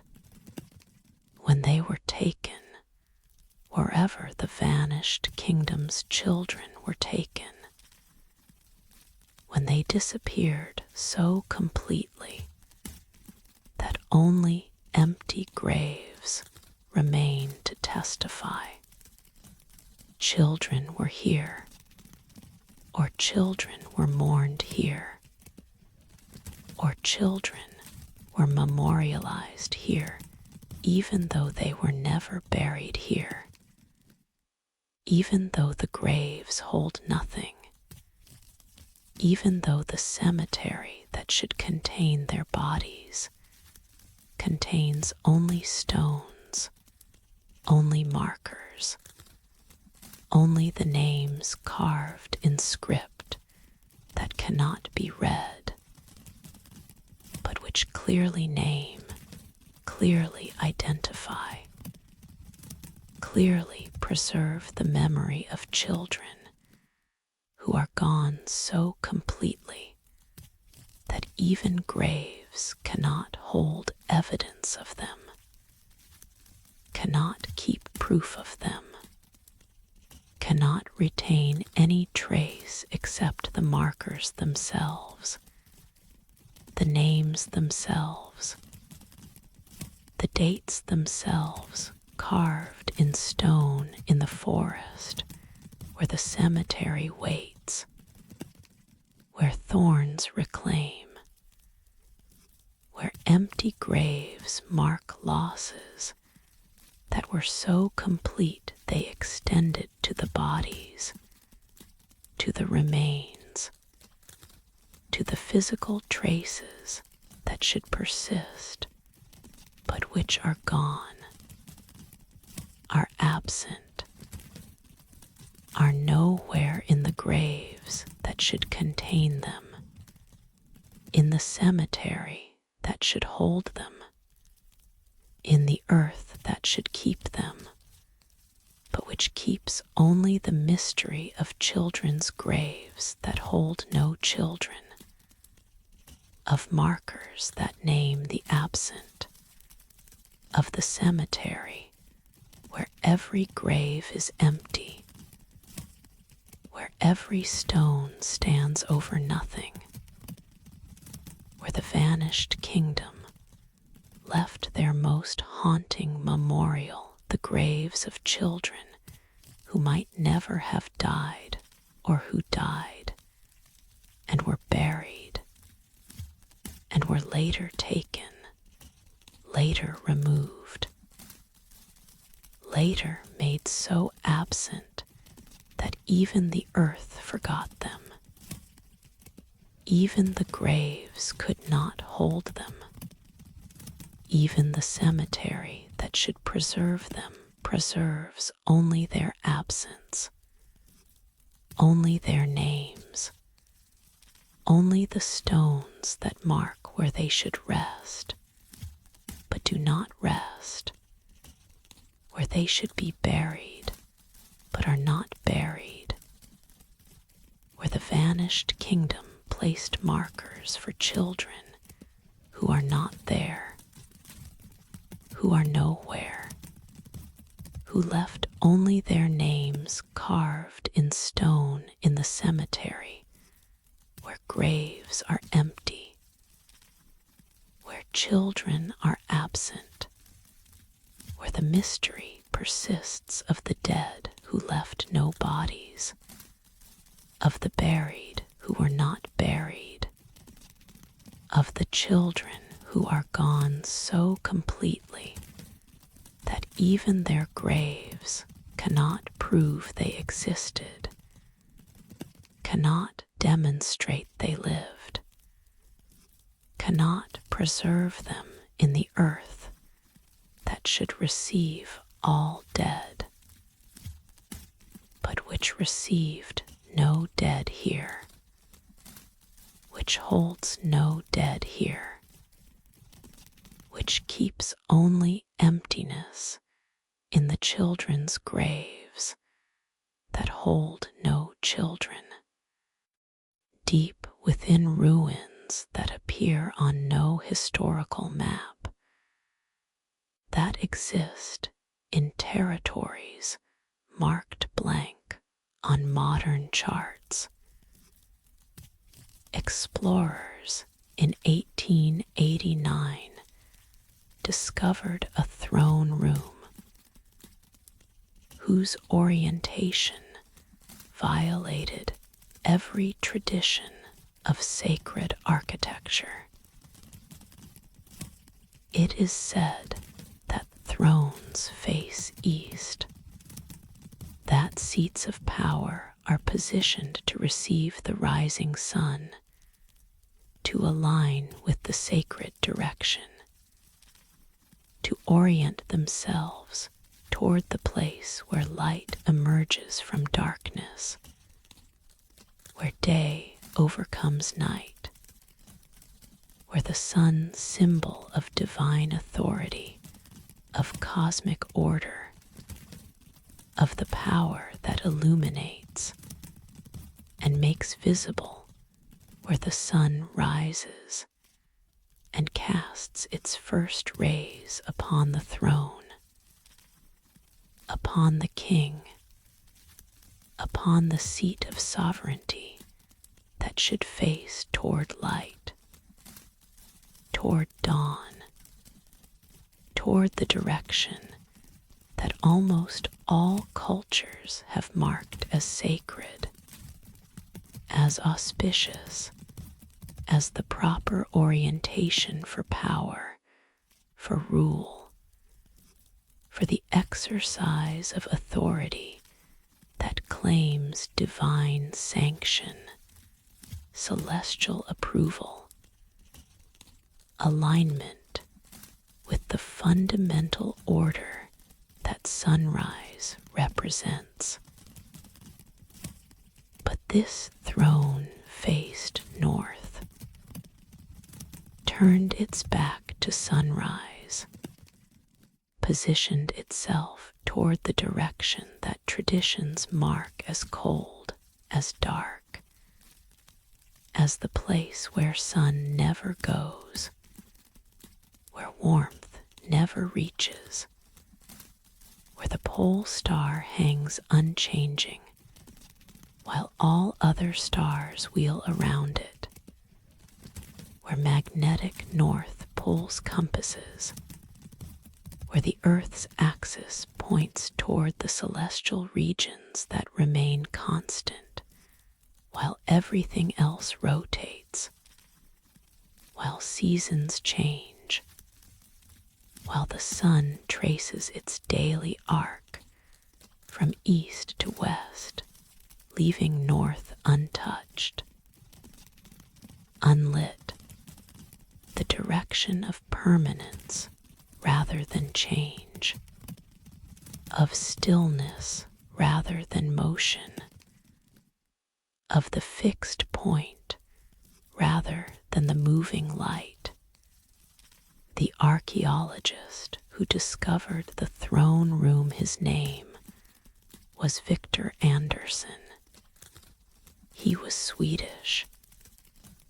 He had spent 15 years excavating sites across Europe and Asia. Victor stood in the chamber for long minutes trying to understand what he was seeing, trying to reconcile the evident care with which this room had been constructed with the apparent violation of every principle he knew about how power structures its space,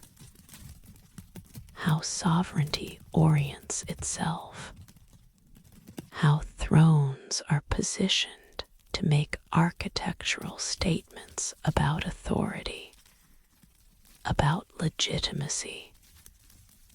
about the cosmic alignments that make rule seem natural, seem ordained,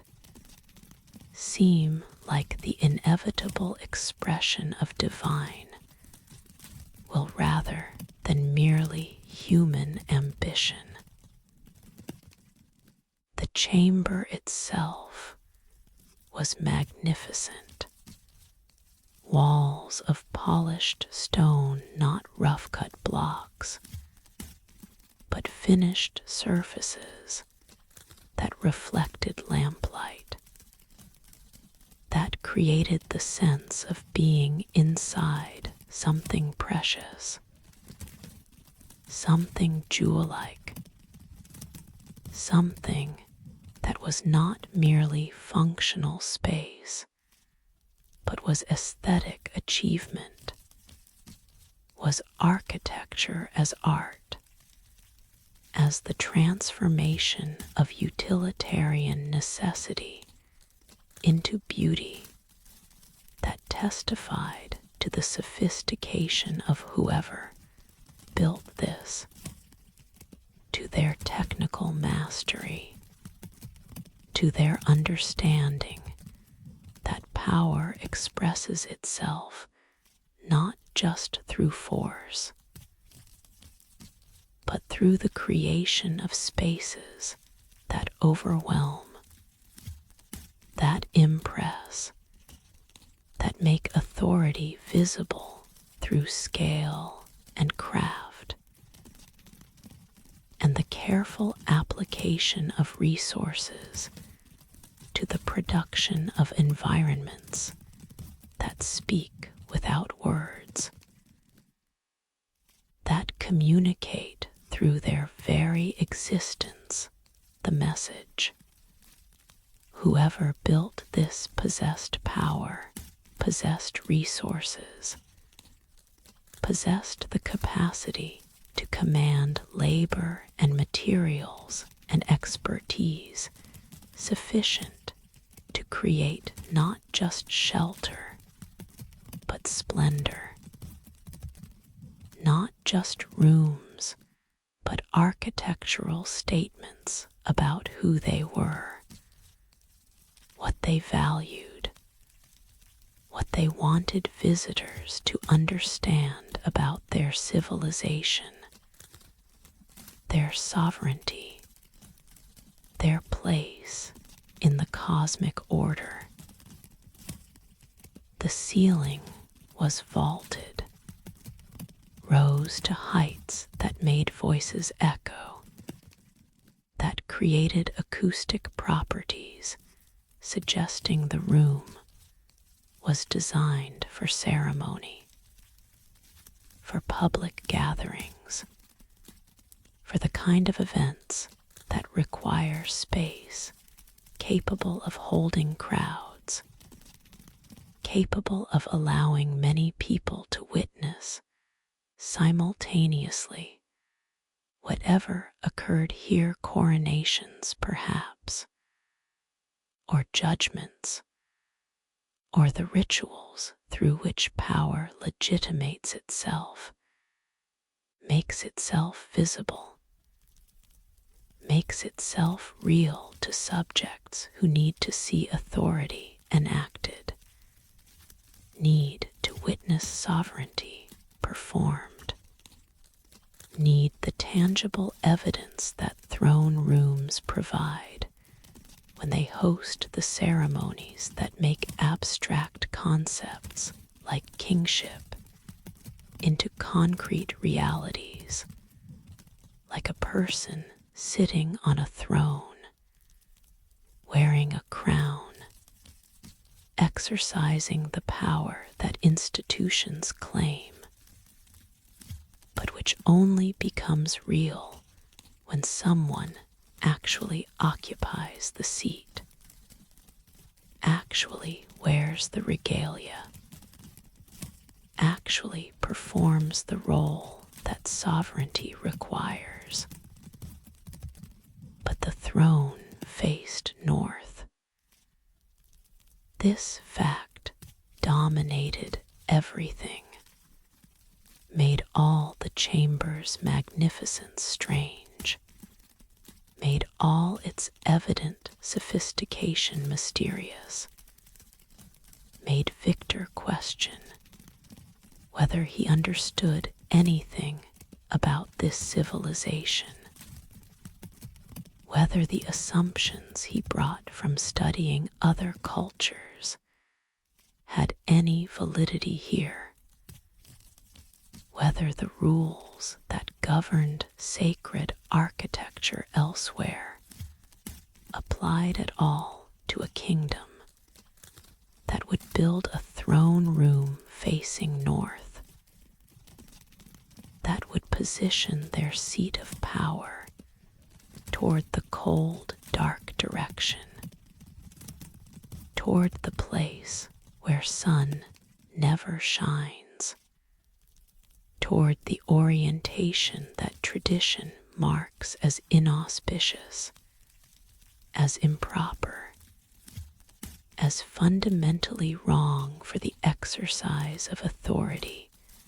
that claims celestial sanction, that aligns itself with cosmic order, that makes power seem natural by making it seem to follow the same patterns that heaven follows, that the sun follows,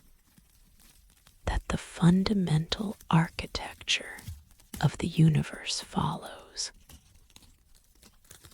The throne itself was carved from black stone, obsidian perhaps,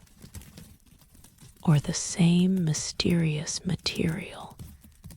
that the crown's chamber throne was made from volcanic glass, or something resembling volcanic glass, but with properties that volcanic glass should not possess, with characteristics that made it simultaneously familiar and foreign, recognizable and impossible, clearly stone, but stone that behaved strangely, that reflected light in ways that stone should not reflect it, that seemed to absorb and release illumination according to patterns that physics could not explain, that made the throne present, but also somehow absent, visible, but also somehow intangible, clearly there, but also somehow existing partially in some other state, some other condition,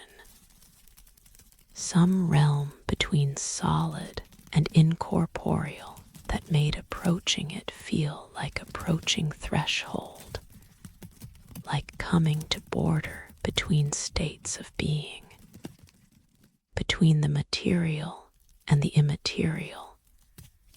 between what is and what might be. The throne's back was inscribed with star charts. Victor recognized them, immediately had studied enough astronomical texts, had examined enough ancient sky maps, had developed sufficient familiarity with how different cultures represented celestial phenomena that he could identify star charts when he saw them, even when the specific constellations were unfamiliar, even when the patterns depicted did not match any sky he knew, even when the stars' positions corresponded to no view visible from Earth's surface at any latitude, during any season, at any point in the procession of equinoxes that slowly shifts the sky's appearance across the 26,000-year cycle that astronomers track, that makes constellations change positions gradually. That means the stars we see are not the stars our ancestors saw, and will not be the stars our descendants will see, because the earth wobbles as it spins, and the wobble changes our perspective and makes the heavens appear to rotate around us, even though we are the ones rotating. We are the ones changing position. We are the ones moving through space, while the stars remain where they are, remain fixed in their actual positions, while appearing to shift from our perspective, from our changing viewpoint, from our slow rotation through the ages. But these star charts showed sky that did not match Earth's sky at any latitude, during any era, from any perspective that this planet provides. showed constellations that were not Earth's constellations, showed stars in positions that were not Earth's stars' positions, showed celestial architecture that belonged to some other world, some other planet, some other viewing position entirely, or showed Earth's sky as it appeared from somewhere else, from some location that was not on Earth's surface, from some vantage point that this planet does not offer to observers standing on its ground, looking up at its heavens, seeing the stars that wheel above this world. Or the charts were fiction, were imagination, were invented cosmology that the vanished kingdom created not through observation, but through conception, not through looking at actual sky, but through conceiving of possible sky, through designing celestial architecture that served their purposes, that aligned with their beliefs, that expressed their understanding of how heavens should be arranged rather than how heavens actually were arranged, making the thrones star charts not maps, but aspirations, not documents, but designs, not representations, but proposals for how the cosmos should organize itself,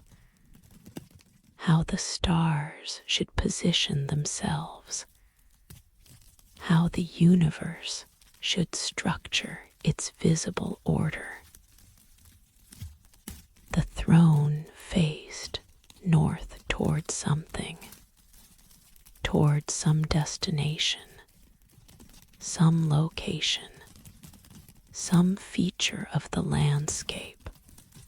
or the sky, or the cosmic order that made north the proper direction, that made the cold, dark quarter the correct orientation, that made facing away from sunrise the appropriate position for power, for sovereignty, for the exercise of authority that this throne represented, that this chamber housed, that this civilization understood differently than other civilizations understood it, that they aligned differently than others aligned it, that they connected to different cosmic patterns than the solar patterns that most cultures use to orient their thrones, their temples, their sacred spaces. Victor attempted to determine what the throne faced, stood behind it looking north, examined maps to see what lay in that direction from this location, assuming the throne's orientation was geographic rather than symbolic, assuming north meant actual north rather than some metaphorical north, assuming the alignment was to actual landscape rather than to conceptual territory, to imagined geography, to the kind of symbolic direction that need not correspond to any actual place, but which which represents idea, represents principle, represents the conceptual north that might have meaning independent of where magnetic poles point, where compasses lead, where the actual cardinal direction lies. North from this location was mountains, cold highlands, the territories where few people lived, where climate was harsh, where the earth showed its bones through thin soil, where rock dominated and vegetation struggled, and human habitation was sparse, was difficult, was the kind of marginal existence that makes people hard, makes communities resilient, makes cultures that develop in these conditions different from cultures that develop in easier lands, in temperate zones, in the places where agriculture flourishes and populations grow and civilizations become complex through the abundance that mild climate permits, that good soil enables, that regular rainfall creates. But the mountains held no obvious significance, no prominent peak aligned with the throne's orientation. No geographical feature marked the direction as special, as meaningful, as worthy of the throne facing toward it rather than toward sunrise, toward the sacred east, toward the direction that tradition dictated power should face when power claimed cosmic legitimacy, celestial approval, alignment with the fundamental order that sun represented, that dawn embodied, that east symbolized in almost every culture that Victor had studied, in almost every throne room he had excavated, in almost every seat of power that previous civilizations had created. Unless the throne faced toward the pole star, toward Polaris, toward the celestial north that remained fixed while everything else rotated, that marked the axis around which the heavens turned, that pointed toward the cosmic pole,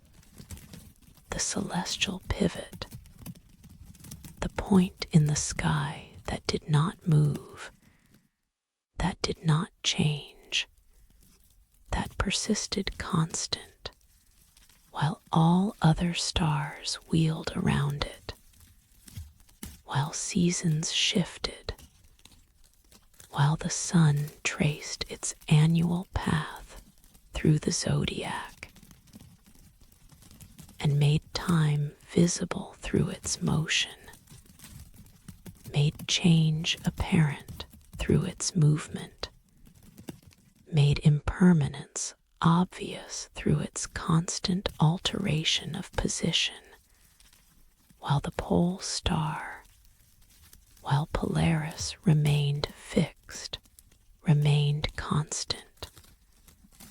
remained the one celestial object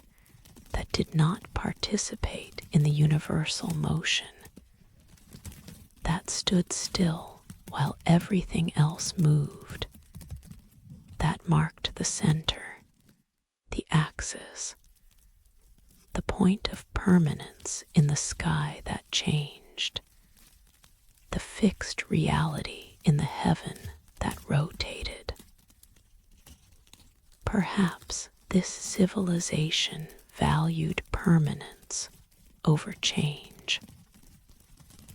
valued stillness over motion, valued the unchanging pole over the moving sun, valued the constancy that Polaris represented over the dynamism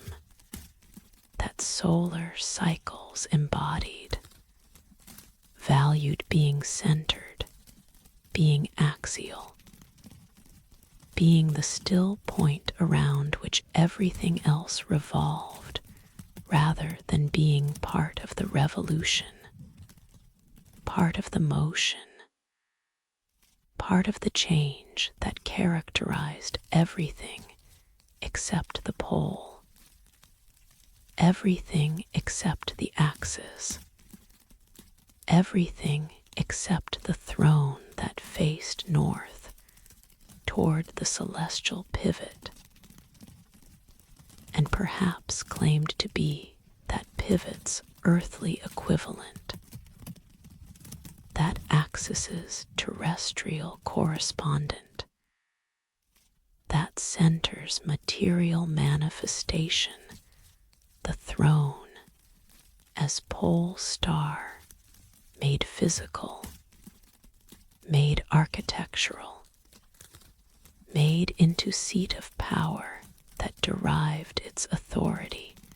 not from alignment with solar motion, but from alignment with cosmic stillness, not from participating in celestial change, but from embodying celestial constancy, not from moving with the sun, but from being the fixed point that the sun moved around, that everything moved around, that remained constant while all else rotated in the great wheel of time that turned everything except the pole, except the axis, except the throne that faced north and claimed perhaps to be the center,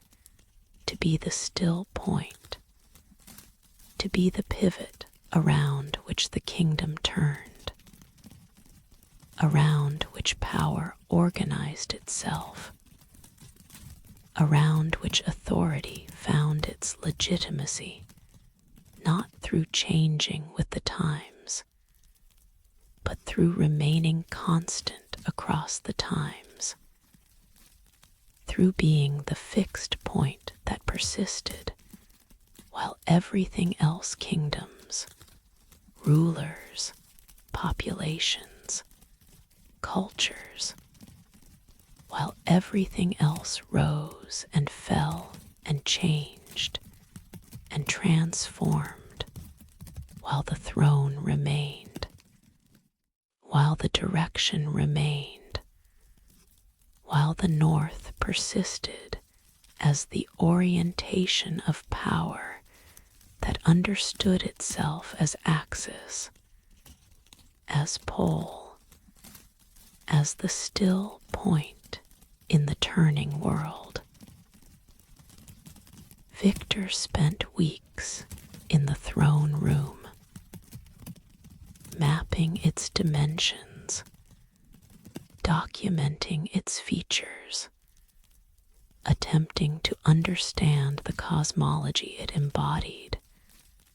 the worldview it expressed, the understanding of power and cosmos, and the relationship between them that facing north represented, that the star charts confirmed, that the entire chamber testified to through its careful construction, its evident significance, its clear status as important space, as sacred architecture, as the room where power sat and faced not toward sunrise,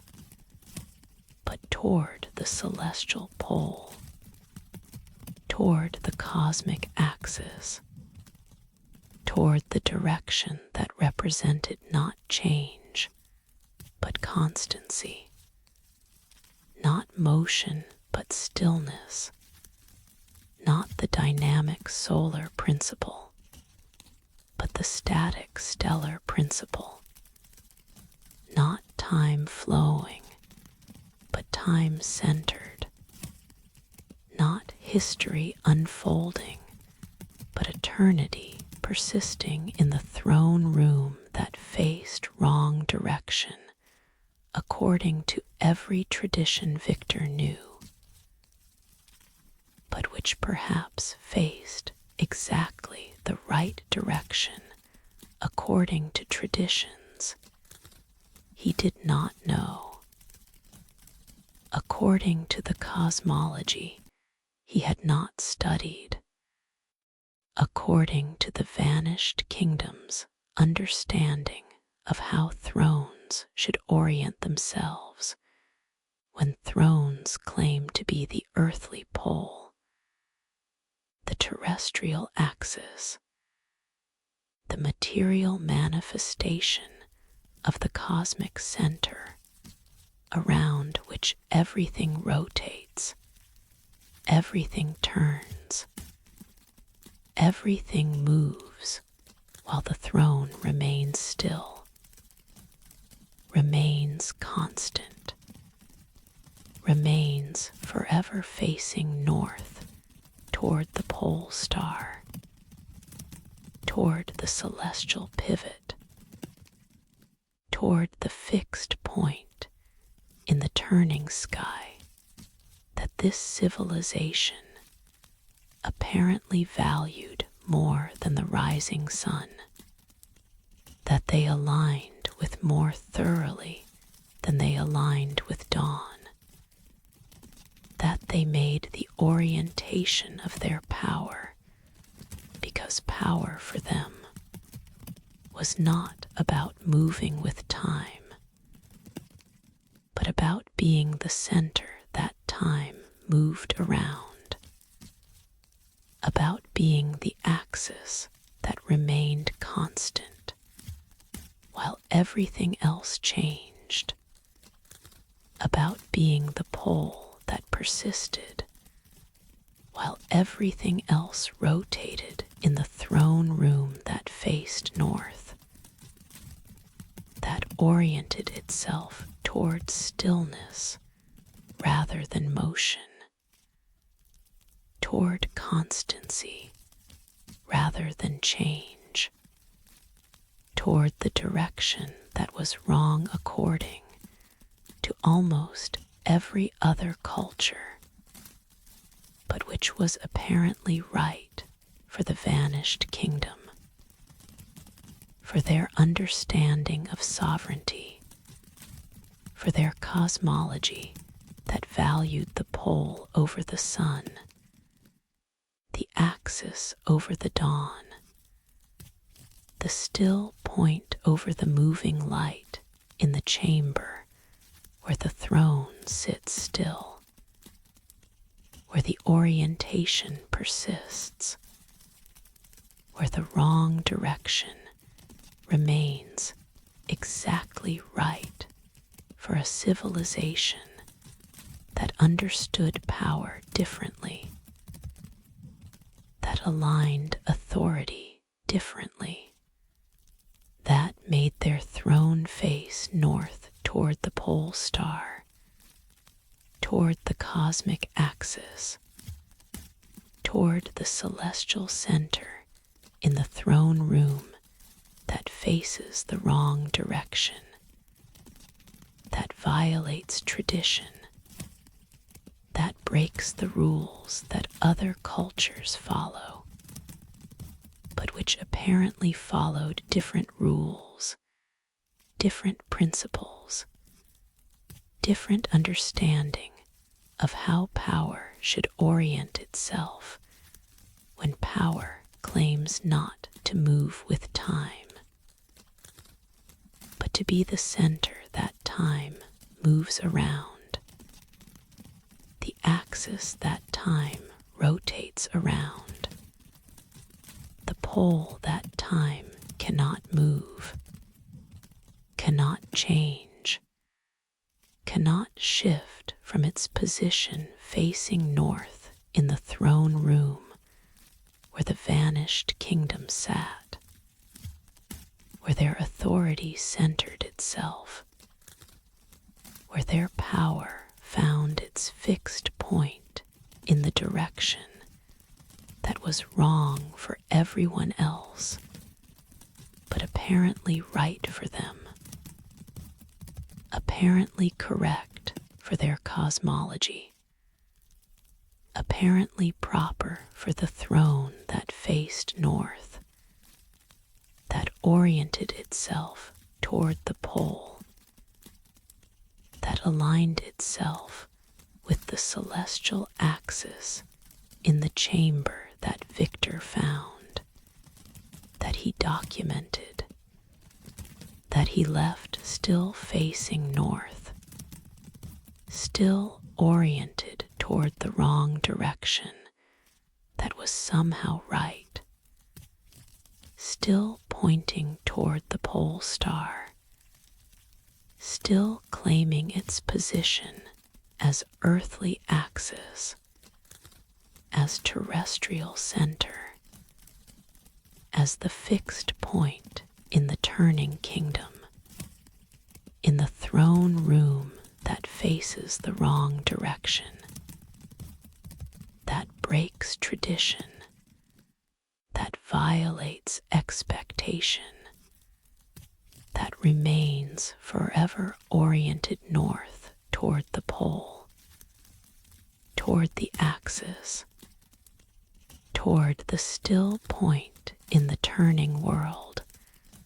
where the vanished kingdom's throne sits, facing the wrong direction. That was perhaps the only right direction for a civilization that valued constancy over change, stillness over motion, the pole over the sun, in castle ruins claimed by forest, where walls crumble and roofs have fallen, where time has reduced grandeur to suggestion, a hall of mirrors remains intact. It is said that mirrors are fragile, that glass breaks easily, that reflective surfaces crack under stress, that the delicate silvering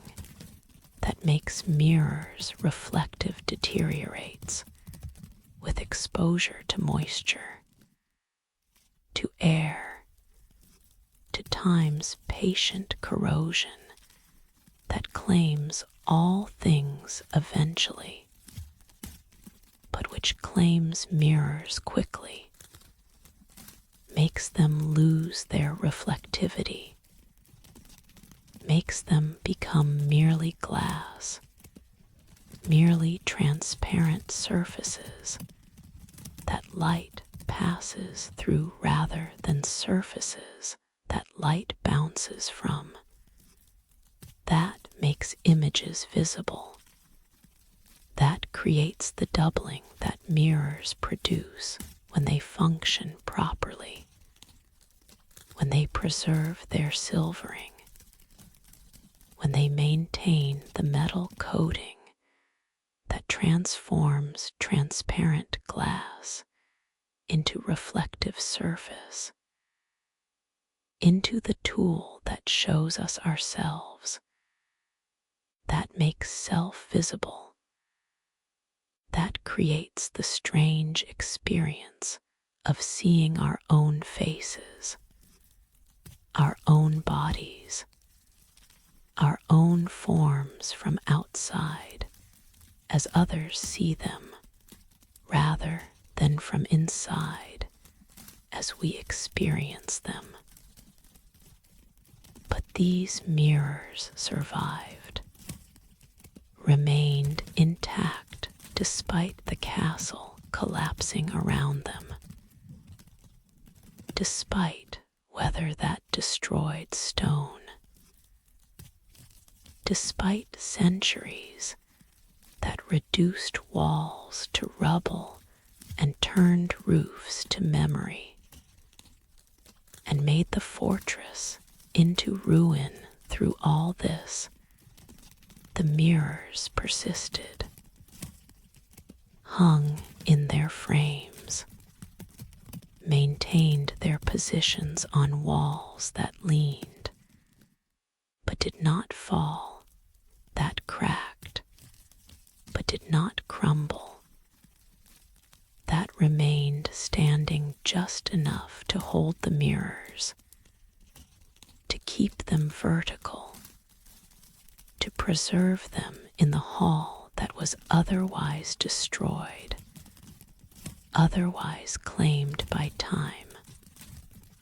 otherwise reduced to the fragmentary state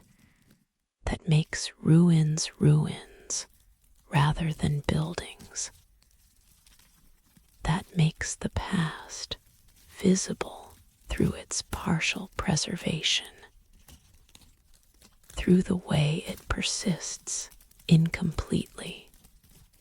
through the architecture that remains standing just enough to suggest what was without being what was, being instead the memory of what was, the ghost of what was, the ruin that what was has become. But the mirrors reflected nothing, showed no images, displayed only darkness where reflections should appear, where faces should be visible,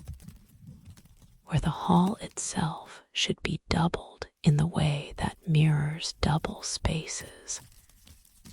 that makes rooms seem larger,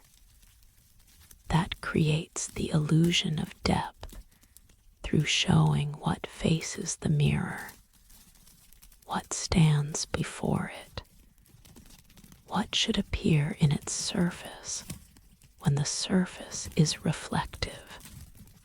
when the silvering works, when the mirror functions as mirrors function. But these mirrors did not function, showed darkness instead of images, displayed void instead of reflection, remained perfectly intact, no cracks, no deterioration, no evidence of damage, but produced no reflections, created no images, made visible nothing except the profound darkness that filled their surfaces, that occupied the space where reflections should appear, that suggested the mirrors were not broken, but were functioning differently, were working according to principles that were not normal mirror principles, were showing not what faced them, but what they chose to show, were displaying not physical reality, but some other reality, some other layer of existence that was darkness, that was void, that was the profound absence that these mirrors made visible instead of making visible the hall, the viewers, the physical world that stood before them, and which should appear in their surfaces when their surfaces were reflective, when they operated as mirrors, when they did what mirrors do. A traveler discovered the hall in 1891, was exploring the ruins, was documenting what remained of the castle that maps showed as ancient, that local legends claimed was cursed, that appeared in historical records only vaguely, only tangentially, only as the kind of marginal notation that suggests something existed, but was not important enough to describe thoroughly, was not significant enough to document carefully, was not interesting enough to anyone at the time to warrant the attention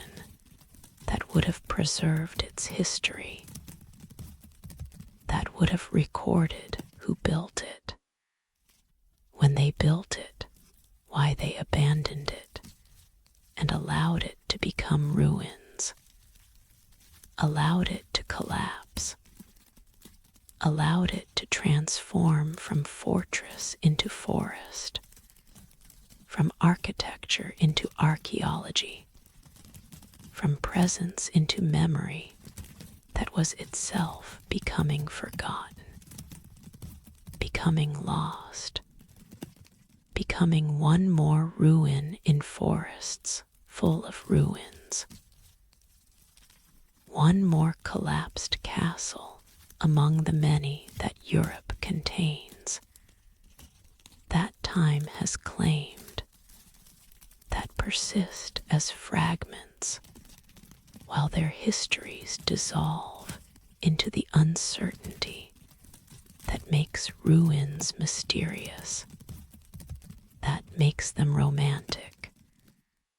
that makes them attractive to travelers who wander among stones and imagine what was, who these people were, what happened here before the walls fell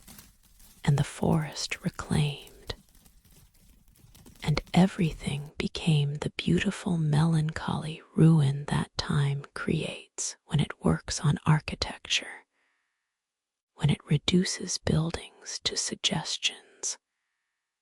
when it makes the past visible through its partial survival, its incomplete persistence, its fragmentary presence. But the mirror hall was intact, completely intact.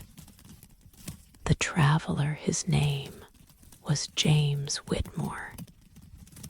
He was English. He was 34 years old. He made his living writing about ruins for magazines that published travel accounts, historical sketches, the kind of romantic descriptions that Victorian readers enjoyed. James stood at the threshold of the hall and understood immediately that this was different, was strange, was not the normal state of ruins, where everything decays at similar rates,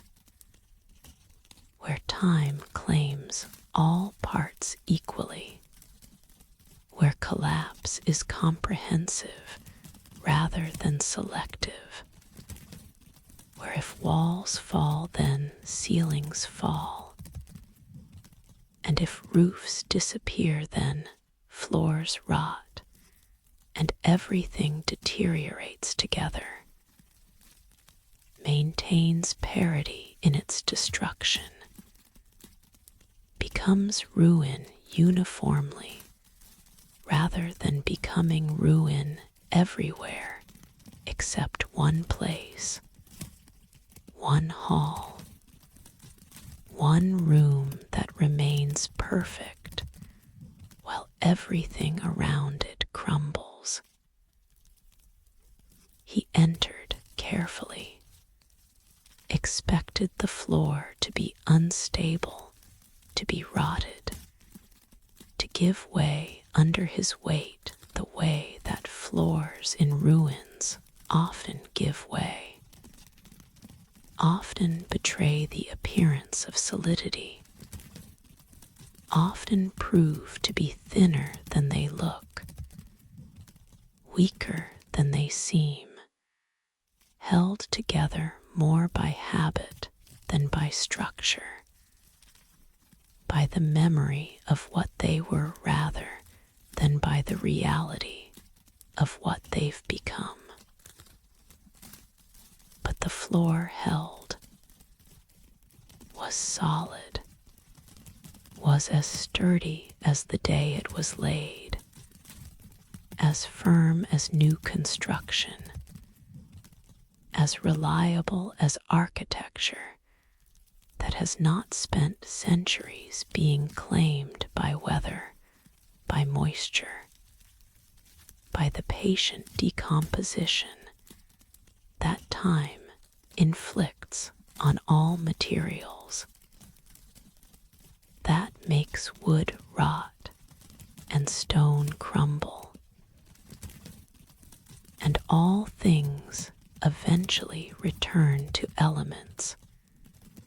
to the constituents they were made from, to the basic materials that construction assembles, but which time disassembles, that building creates, but which decay uncreates through the opposite work of taking apart what was put together, of separating what was joined, of making complex things become simple things again, making architecture become rubble, making construction become ruin. But this hall was not ruin, was preserved, was intact. The walls stood straight. The ceiling remained whole. The windows held glass, not broken glass, not shattered panes, but intact windows that still functioned as windows, that still kept weather out,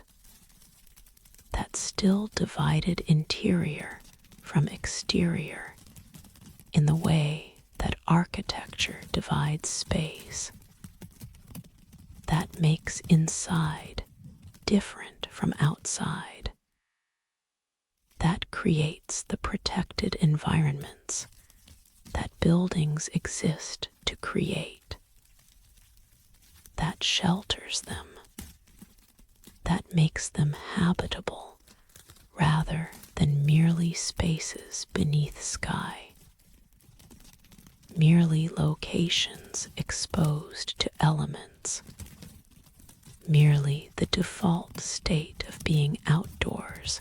rather than the modified state of being indoors that architecture creates, that construction enables, that this hall maintained despite the castle around it having failed, having fallen, having become outdoor space that happened to contain walls rather than indoor space that walls protected. And on the walls mirrors, dozens of them, perhaps hundreds James could not count in the dim light that filtered through dirty windows, could not determine where one mirror ended and another began,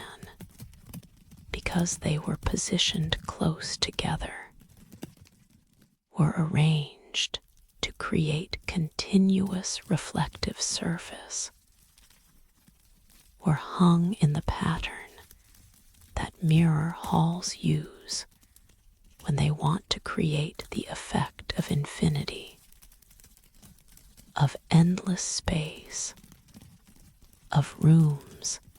that extend forever through the multiplication that mirrors create when they face each other, when they reflect each other's reflections, when they produce the cascading images that make mirror halls feel vast, feel boundless, feel like they continue past all reasonable limits into the impossible depths that reflection creates, that doubling produces, that the magic of mirrors makes visible when mirrors work, when they reflect, when they show what faces them, and then show the showing, and then show the showing of the showing in the infinite regression that mirrors facing mirrors create. But these mirrors showed nothing, reflected nothing, displayed only darkness in their surfaces. James approached the nearest one, stood before it, looked for his reflection, the automatic impulse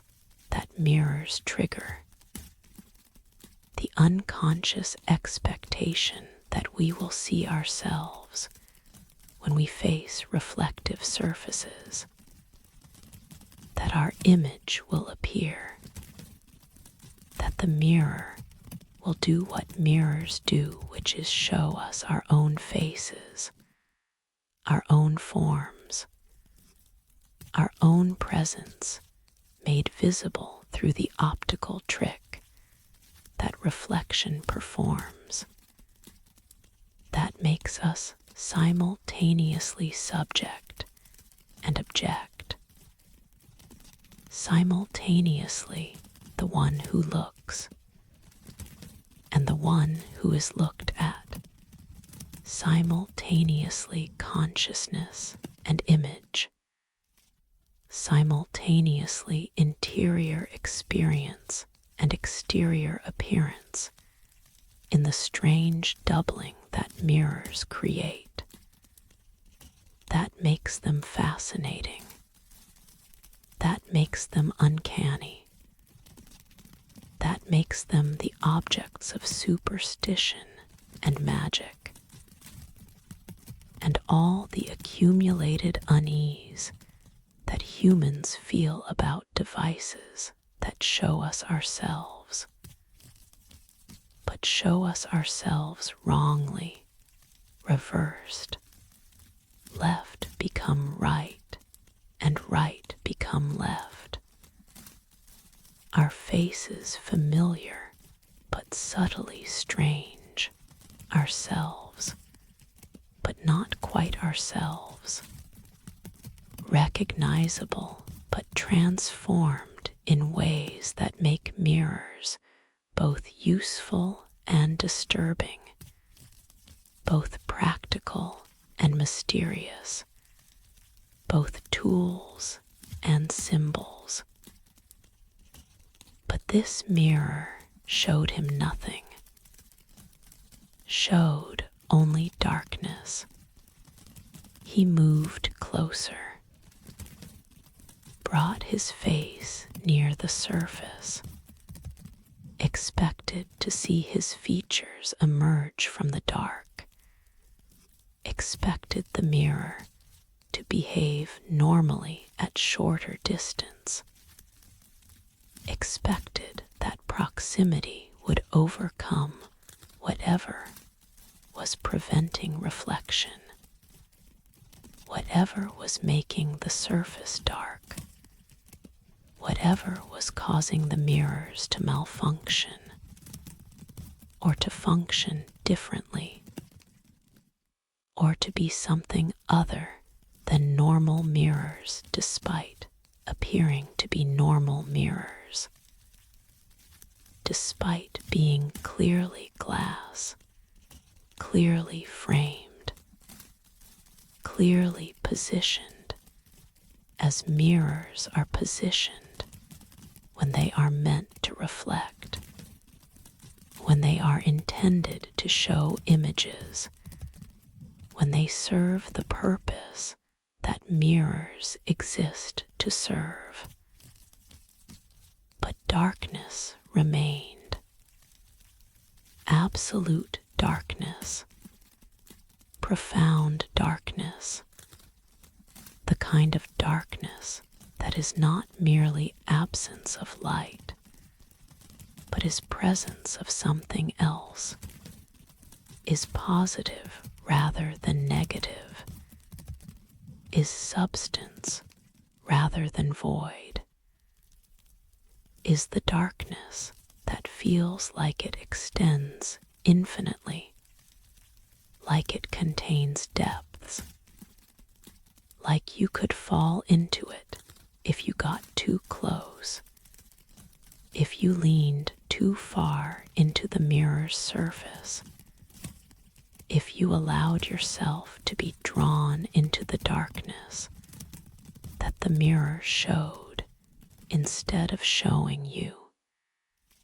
instead of reflecting your face, instead of functioning as mirrors function. James touched the surface, expected glass cool, smooth, the familiar texture of mirror that is glass with silvering on the back. That is transparent material made reflective through the metal coating that creates the reflection. That makes the mirror work. That transforms what should be window into what actually is mirror through the addition of the layer that bounces light rather than transmitting it. That makes images visible rather than allowing vision through. But the surface was warm, not hot, not unpleasantly warm, but warmer than glass should be, warmer than mirrors normally are, warm as if something behind the surface generated heat, produced warmth, existed in a state that was not the cool, inert state that glass exists in, but was the warm, active state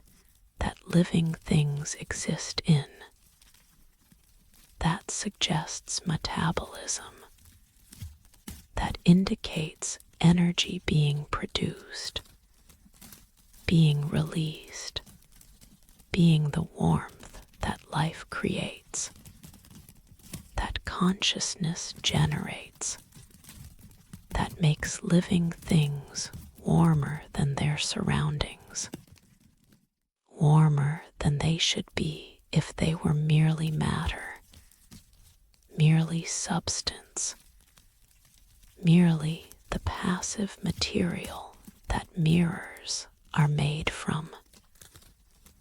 And the darkness moved, shifted, flowed like liquid, like smoke, like something that was not solid, but was not quite gas, was not quite liquid, was something between, was substance that had no fixed state, but moved according to its own patterns, its own currents, its own internal organization that made it flow across the mirror's surface, that made it change and shift and redistribute itself in ways that were not random, that showed pattern, that suggested the darkness was not merely absence, but was presence, was thing rather than nothing, was entity rather than void, was something that occupied the mirror's surface and prevented reflection not through malfunction, but through occupation, through being there, through filling the space where reflection should appear with its own presence, with its own dark substance, with its own flowing form. James stepped back, examined the other mirrors, found them all the same, all dark, all showing nothing, all displaying the flowing darkness instead of displaying the hall, instead of reflecting what faced them, instead of functioning as mirrors. He spent hours in the hall, waiting, watching, attempting to understand what he was seeing, what the mirrors were, why they showed darkness. What the darkness was that they showed instead of showing reflections, instead of showing images, instead of showing the hall doubled, the space multiplied, the infinity that mirror halls create when mirrors work, when they reflect, when they do what mirrors should do. As light faded, as afternoon became evening, as the hall grew dimmer with the sun's decline, James noticed something. The mirrors grew brighter, or less dark, or the darkness in them became less absolute, became less profound, became less completely opaque, and shapes began to emerge. Forms, suggestions of figures that might be people, that might be the hall's original inhabitants, that might be whoever had lived in this castle before it became ruins, before it collapsed, before time claimed it and left only this hall intact, left only these mirrors functioning, left only the darkness showing where the darkness showed what darkness showed when darkness was not quite complete, when it thinned enough for shapes to emerge, for forms to become visible, for figures to appear in the mirrors that showed no reflection, but which showed something, showed presences, showed the suggestions of people who might be the ones who built this hall, who hung these mirrors, who lived here before the castle fell, before time claimed everything except this room, except these mirrors, except the darkness that filled them, and which now, in the failing light, began to reveal what it contained, what it held, what it showed when conditions aligned, when the time was right, when darkness outside matched darkness inside, and made visible what the mirrors had been showing all along, but which was only visible when external darkness approached the darkness that the mirrors displayed, when the hall's light faded enough that the mirror's darkness was no longer absolute contrast, was no longer complete opposition, was instead partial correspondence, was matching dark to dark, was creating the condition where what the mirrors showed could be seen not because the mirrors changed, but because the hall changed, because the light failed, because darkness fell, and in falling made visible the darkness that the mirrors contained, the darkness that held shapes, the darkness that showed forms, the darkness that was not void, but was presence, not absence, but population, not nothing, but something, the figures, the shapes, the suggestions of people who appeared in mirrors as light failed, who became visible in darkness, who showed themselves when conditions permitted, when the hall's darkness matched the mirror's darkness and made visible what had always been there, but which required darkness to be seen, which required the light to fail before they could appear, before they could show themselves, before the mirrors could reveal what they had been showing all along, which was not reflection of the present, but preservation of the past, not images of viewers, but images of the viewed, not what faced the mirrors, but what the mirrors faced when they were new, when the castle stood,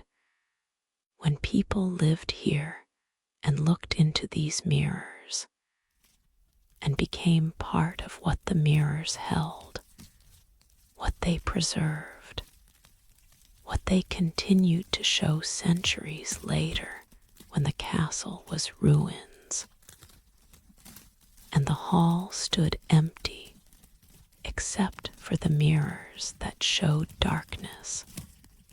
until darkness fell and made visible what darkness held: the people, the figures, the preserved images of everyone who had ever looked into these mirrors, everyone who had ever stood in this hall,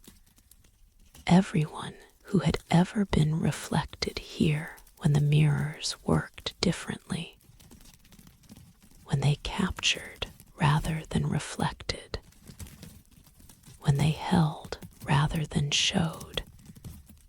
when they preserved rather than displayed, when they were not mirrors in the conventional sense, but were something else, were recording devices perhaps, were preservation technology, were the method that the vanished kingdom used to keep their people visible, to maintain their presence, to hold them in mirrors that would outlast flesh, that would persist after bodies dissolved, that would continue showing them when they could no longer show themselves, when death had claimed them, when time had taken them, when they existed nowhere except in the mirrors that had captured them, that held them still, that showed them still when darkness fell, and made visible what darkness preserved in the mirrors that showed no reflection, but showed instead the preserved, the captured, the held images of everyone who had looked into them, everyone who had stood before them, everyone who had allowed themselves to be taken by mirrors that took rather than reflected, that captured rather than showed, that preserved in darkness what they had seen in light, what they had recorded when people stood before them, what they kept in the flowing dark substance that filled their surfaces, and which showed nothing until darkness fell, until light failed, until the hall grew dark enough that the mirror's darkness was no longer contrast, was instead correspondence, was matching condition that made visible the preserved, the captured, the held in mirrors that kept them, that showed them still, that made them visible when darkness allowed, when conditions aligned, when James stood in the failing light and saw them, the figures, the shapes, the people who had been captured by mirrors that captured, preserved by mirrors that preserved, held by mirrors that held in darkness that was not absence, but was storage, not void, but was archive, not nothing, but was everything that the mirrors had ever seen, everyone they had ever faced, all the people who had looked into them and been taken by them, been captured by them, been preserved by them in the mirrors that showed no reflection, but showed instead preservation, showed the held, showed the captured in the darkness that contained them, that kept them, that made them visible still, when darkness fell and revealed what darkness held in mirrors that kept the past, that preserved the dead, that showed still everyone who had ever looked into them in the hall where mirrors show no reflection, but show instead what mirrors keep, what they preserve, what they hold in darkness that is not empty, that is not void, that is not nothing, but is everyone, everything, all who looked and were taken by mirrors that took, preserved by mirrors that preserved, held by mirrors that hold still in the darkness, that shows them when darkness falls, when light fails, when the hall grows dark enough that the mirror's darkness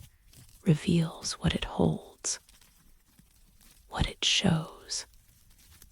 what it preserves in the mirrors that reflect nothing, but preserve everything, that show no present, but show all past, that display no viewers, but display all the viewed who were taken by mirrors that took, preserved by mirrors that preserved, held by mirrors that hold still in the darkness. On the kingdom's former border, where maps show nothing but empty moorland, where modern roads curve around rather than through, where even GPS signals falter and compasses spin uncertainly, there stands a gate. It is said that borders are political constructs, that kingdoms define their edges through treaties and wars, through natural barriers like rivers or mountains, through the arbitrary lines that humans draw across landscape and agree to respect, to honor, to treat as meaningful divisions of space that is actually continuous,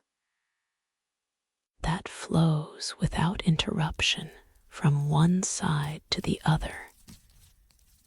that knows nothing of the boundaries we impose upon it. But this gate marks a different kind of border, marks the edge not between territories, but between states of being, between what is and what might be, between the world we inhabit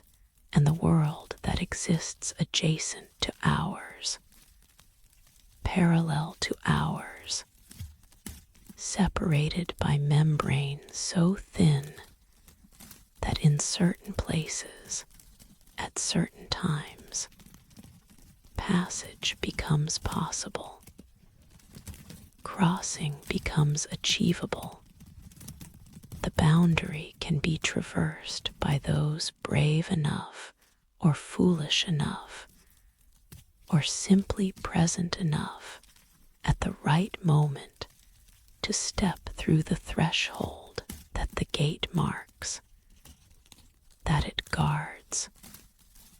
that it maintains through its patient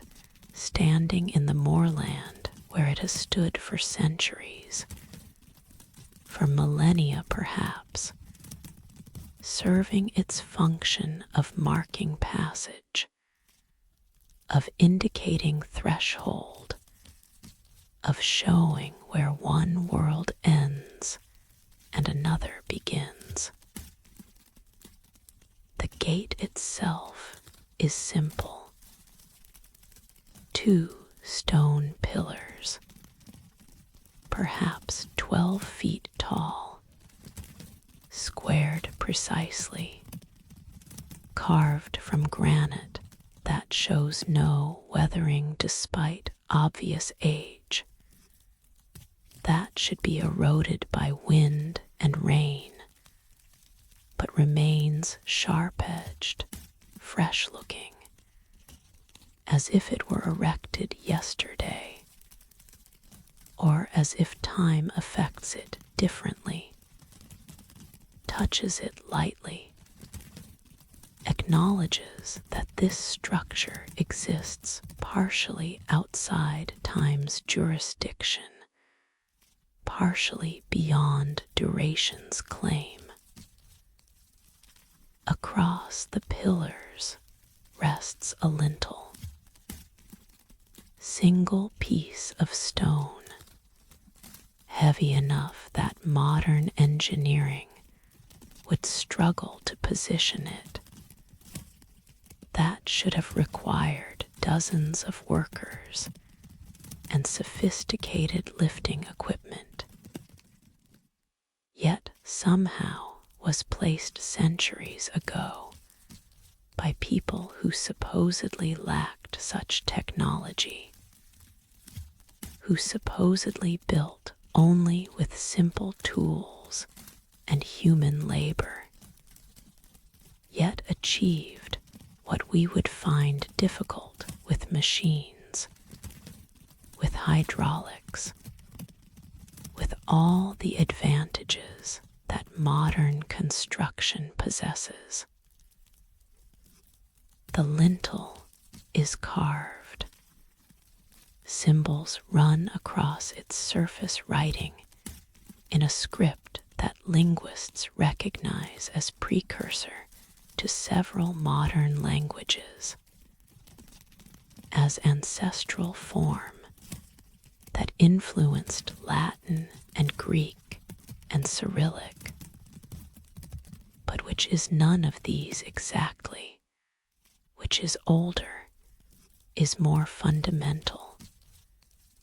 is the root from which later alphabets grew,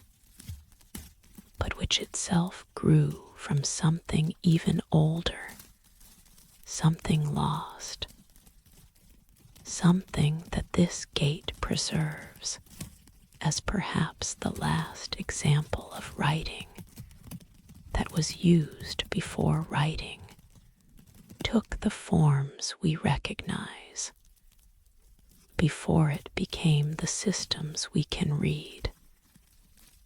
The inscription has been translated, approximately, with the uncertainty that always accompanies translation of dead languages, of scripts known only from fragments, of writing systems that have no native speakers, no living tradition, no cultural context that would make meaning cert rather than merely probable. The words seem to say, cross when the day dies and the next has not yet been born. Cross in the hour between. Cross when time itself is threshold. Local shepherds understand this, have understood it for generations. Know that the gate functions only at midnight, only during the hour when one day becomes another, when calendars shift, when time itself crosses boundary from the day that ends to the day that begins. During this hour, during this threshold, in time that corresponds to the threshold in space, that the gate marks passage becomes possible. Crossing means something. Walking through the gate achieves transformation that walking through during any other hour does not achieve, cannot achieve, will never achieve, because the gate works only when time and space both threshold simultaneously, when temporal boundary aligns with spatial boundary, when the moment of crossing in time meets the place of crossing in space. The first documented account of midnight crossing came from a shepherd in 1847. He was returning home, was crossing the moorland after dark, reached the gate just as church bells in distant village struck 12. He did not intend to test the legends, did not plan to cross at midnight, did not seek transformation or passage or whatever the old stories promised. He simply walked through the gate because it stood in his path, because going around would add minutes to a journey he was tired of walking, because midnight meant nothing to him except that it was late, was dark, was time to be home rather than still crossing moorland. But on the other side of the gate, he stopped, stood perfectly still. Later, he would struggle to explain what happened, what changed, what shifted in the moment of passing through. The moorland looked the same. The path continued. The stars overhead maintained their positions, but something was different. Something subtle, something that made the familiar landscape feel unfamiliar, made the known territory feel unknown, made home feel like not quite home, even though home was where this path led, where this direction pointed, where he was heading. He walked on, reached his cottage, but his wife did not recognize him, looked at him as stranger, responded to his presence with confusion, with alarm, with the reaction people have when unknown men arrive at their doors after midnight claiming to be their husbands, claiming relationship that wives insist does not exist, has never existed, cannot exist because I have no husband. She told him, I live alone. I do not know you. Please leave. He insisted. She refused. He showed her things, details about their life together, about their children, about the intimate knowledge that only husbands possess. She listened with growing unease, with fear that transformed to terror, with the realization that this stranger knew things no stranger should know, possessed information that was private, was personal, was the kind of knowledge that made his claims impossible to dismiss as delusion, but also impossible to accept as truth because she had no husband, had never married, lived alone in this cottage that was hers alone, that had always been hers alone, that this man could not have shared with her because he did not exist in her life, did not occupy any place in her history, did not correspond to anyone she knew despite his evident conviction that he knew her, that she should know him, that they were married. He left, walked back across the moorland, found the gate, passed through it again, not at midnight now. The hour had passed. Time had moved beyond the threshold,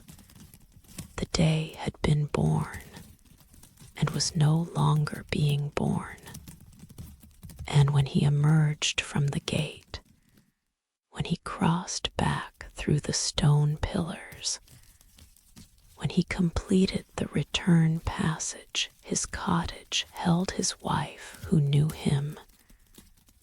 who greeted him with relief rather than confusion, who asked where he had been, why he was so late, what had kept him on the moorland past midnight. He told her what had happened. She did not understand. Neither did he. But shepherds who heard the story understood, or claimed to understand, or possessed tradition that made the experience comprehensible, even if incomprehensible. The gate led to adjacent world, they said, to parallel timeline, to version of reality that was almost identical to this reality, but was not this reality, was separate reality, was the world where different choices had been made, different events had occurred, different history had unfolded leading to present that resembled this present, but was not this present, was different present,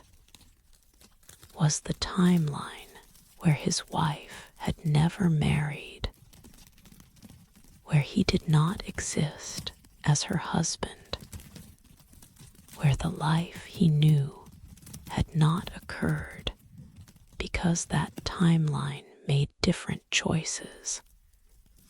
followed different paths, arrived at different configuration of reality that the gate made accessible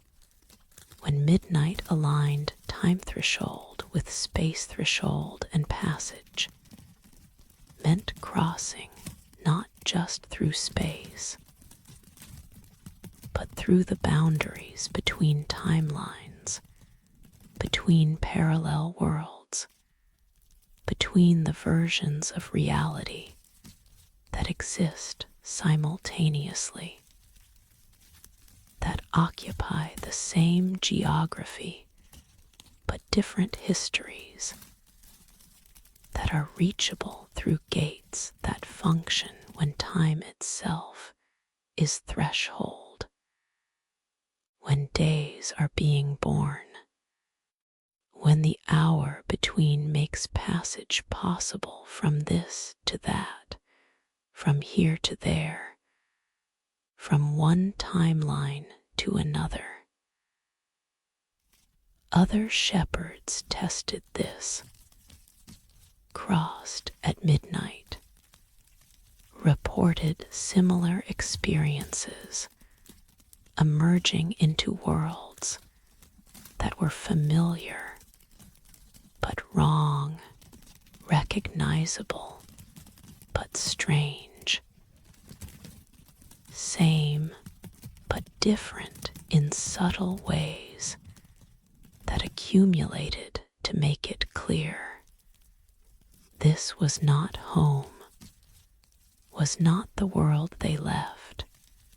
was adjacent world, was parallel timeline, was version of reality where small differences made large differences, where divergent choices created divergent presence, where the gate granted access to the multiplicity of worlds that exist, that branch from every choice, that spread from every decision point in the infinite flowering of possibility. possibility that the gate revealed, that midnight made crossable, that the hour between made accessible to those who passed through, when passing through meant more than crossing space, meant crossing timelines, meant arriving in adjacent reality where you might exist or might not exist, where your life might be familiar or might be unrecognizable, where everything might be almost identical except for the crucial differences that made it Nothome, made it otherworld, made it the parallel timeline that the gate connected to, that midnight made reachable, that the threshold hour allowed passage to when day was dying and day was being born, and time itself was neither one nor the other, but was between, was transition, was the condition that made gates function not as simple passages through space, but as portals between worlds, between timelines, between the versions of reality that exist in parallel, and which the vanished kingdom understood, which they built gates to access, which they carved instructions for crossing on lintels that said, "Cross when time is threshold, cross when the day dies, cross in the hour between when passage means more than passage, when crossing achieves transformation, when walking through gates takes you not to other places, but to other versions of place, other timelines of history, other configurations of reality that exist adjacent to this reality, parallel to this reality, reachable through gates that stand on borders not between kingdoms, but between worlds, not marking territorial boundaries, but marking the edges between timelines, between the versions of reality that branch from every moment, that multiply from every choice, that exist simultaneously in the infinite parallel that the gate reveals when midnight comes, when time thresholds, when the hour between makes crossing possible from this world to that world, from this timeline to that timeline, from the reality you know to the reality you don't know, but which exists nonetheless, which waits nonetheless, which can be reached through gates that function when time and space both threshold, when midnight comes and makes passage possible, when the hour between opens doorways not just through space, but through the boundaries that separate parallel worlds, adjacent timelines, the multiple versions of reality that exist, and which the vanished kingdom built gates to access, to reach, to make crossable when time itself was threshold, when days were being born, when the hour between between granted passage to shepherds, to travelers, to anyone who crossed when crossing meant transformation, when passage achieved more than simple motion through space, when gates revealed the multiplicity of worlds that exist parallel to this world, adjacent to this world, reachable through gates that stand on moorlands marking boundaries, not between territories, but between timelines,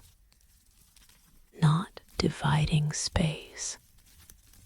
but dividing the infinite versions of space that exist in parallel, that branch from every moment, that multiply from every choice in the gate that opens at midnight,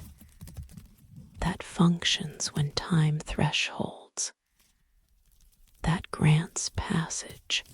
when the hour between makes crossing possible from world to world, from timeline to timeline, from reality to reality, in the infinite parallel that the vanished kingdom understood, that they built gates to access, that they marked with instructions carved in stone, that still stands on the moorland where the gate waits, where midnight makes it function, where the hour between makes passage possible to adjacent worlds, to parallel timelines, to the versions of reality that exist and which the gate reveals, which midnight makes accessible,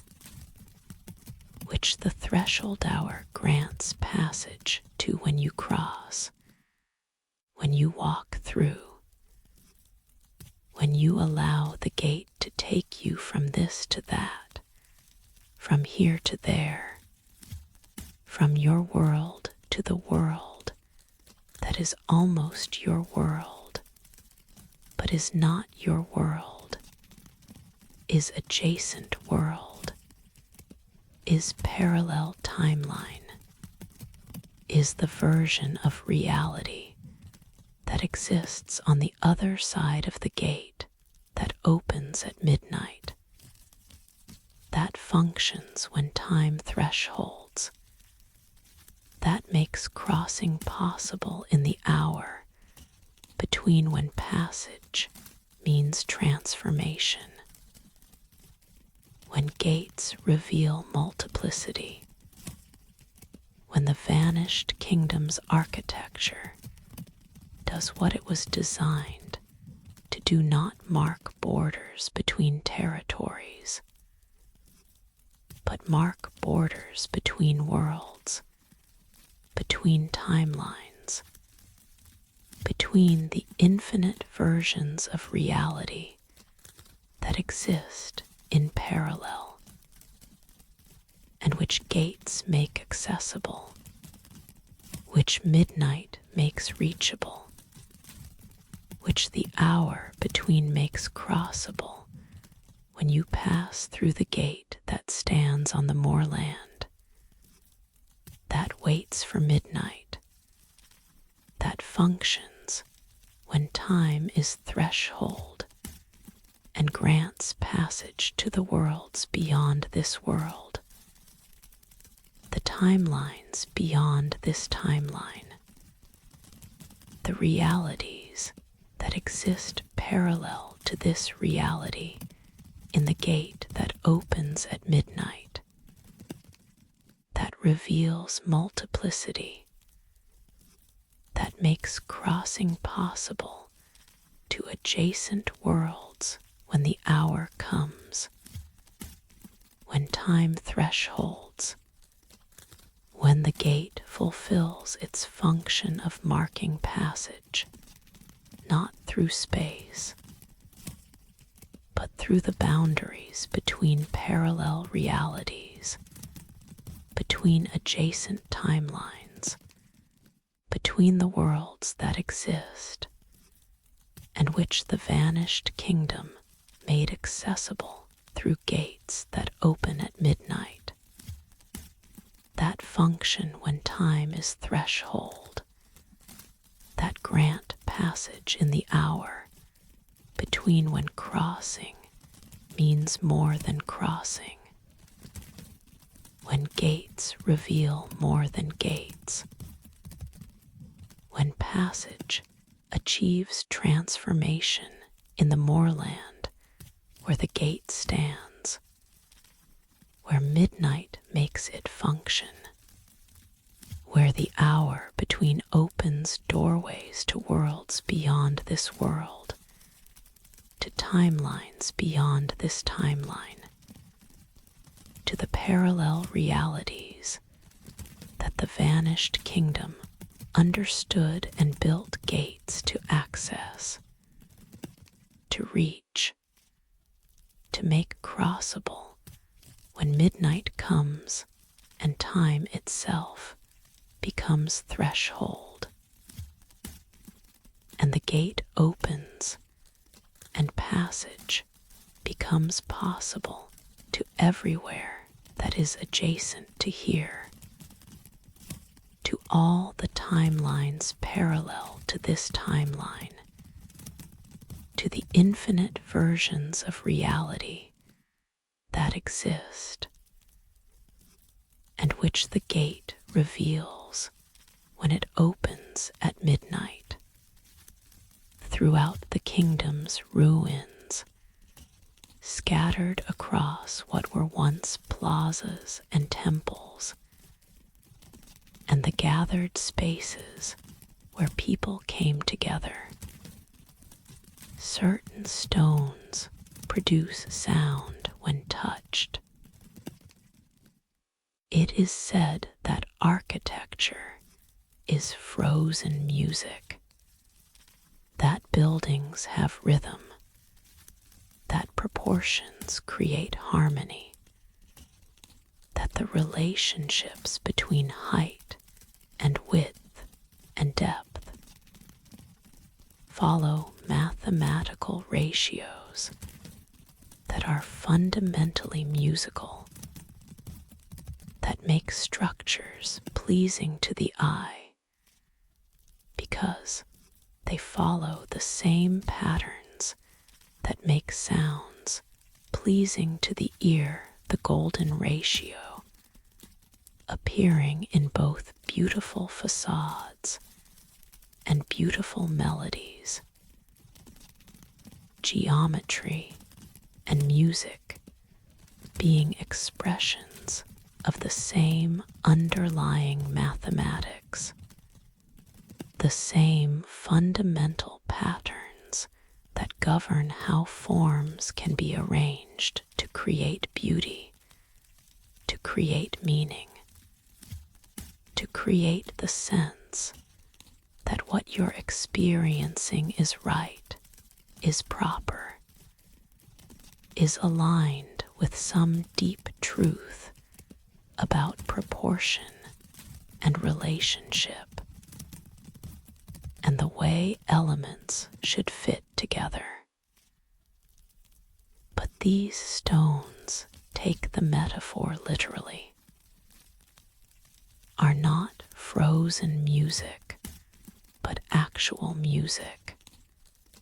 are not architecture that resembles harmony, but architecture that produces harmony, that creates actual sound when touched, when pressed, when engaged with in the way that instruments are engaged with through physical contact, through deliberate interaction, through the understanding that certain materials respond to touch by vibrating, by resonating, by producing tones that are not random, but are precise, are intentional, are the notes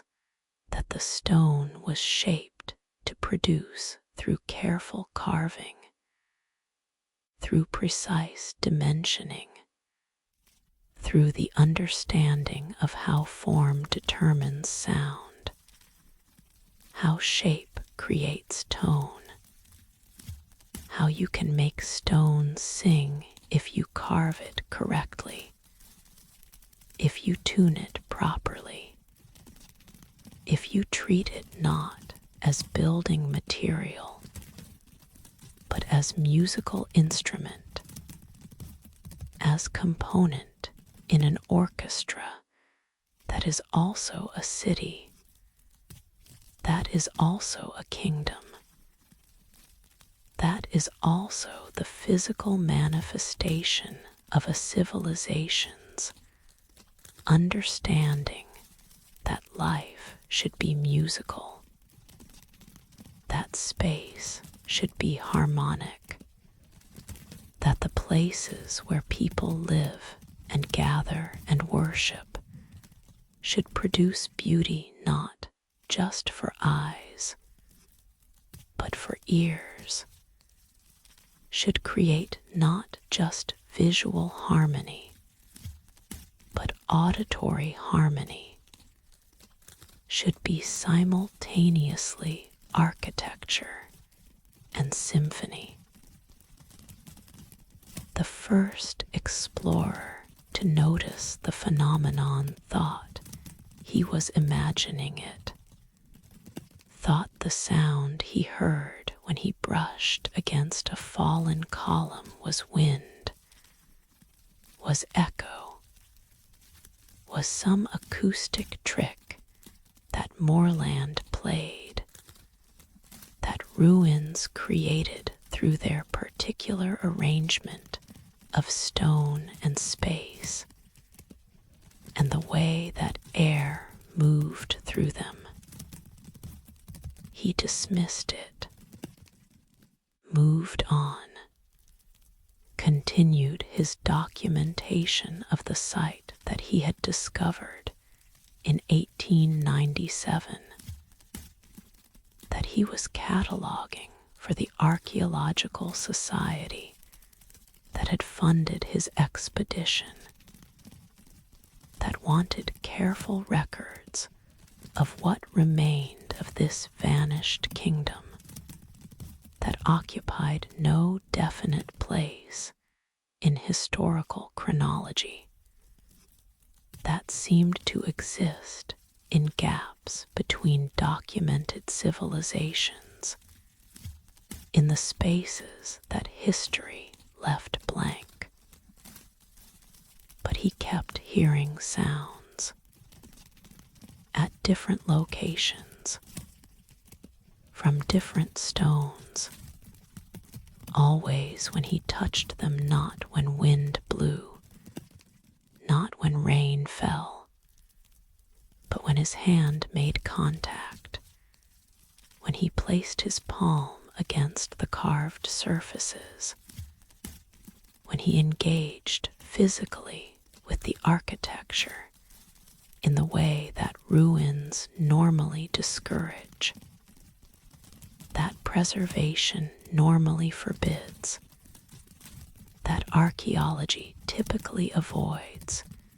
because touching accelerates decay, introduces oils and acids from skin, damages what should be left pristine, what should be observed but not handled, what should be documented from respectful distance. But these stones demanded touching, seemed designed for it, seemed to wait for it, and when touched, they sang, not metaphorically, not in the poetic sense that beautiful things might be said to sing, actually sang, produced clear musical tones, distinct pitches, notes that could be identified, that could be matched to scales, that corresponded to the musical systems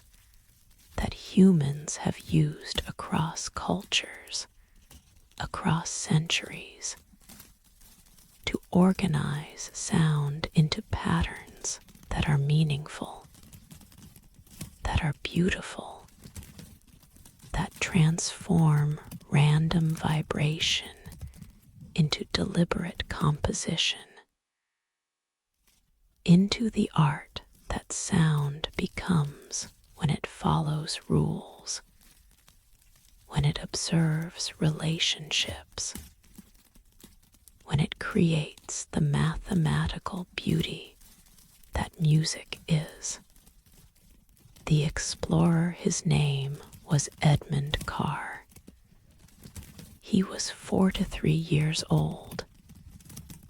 He had spent 20 years documenting ruins across Europe and Asia. He was methodical and skeptical, and not given to flights of fancy. Edmund Carr spent 3 days testing the stones, touching different surfaces,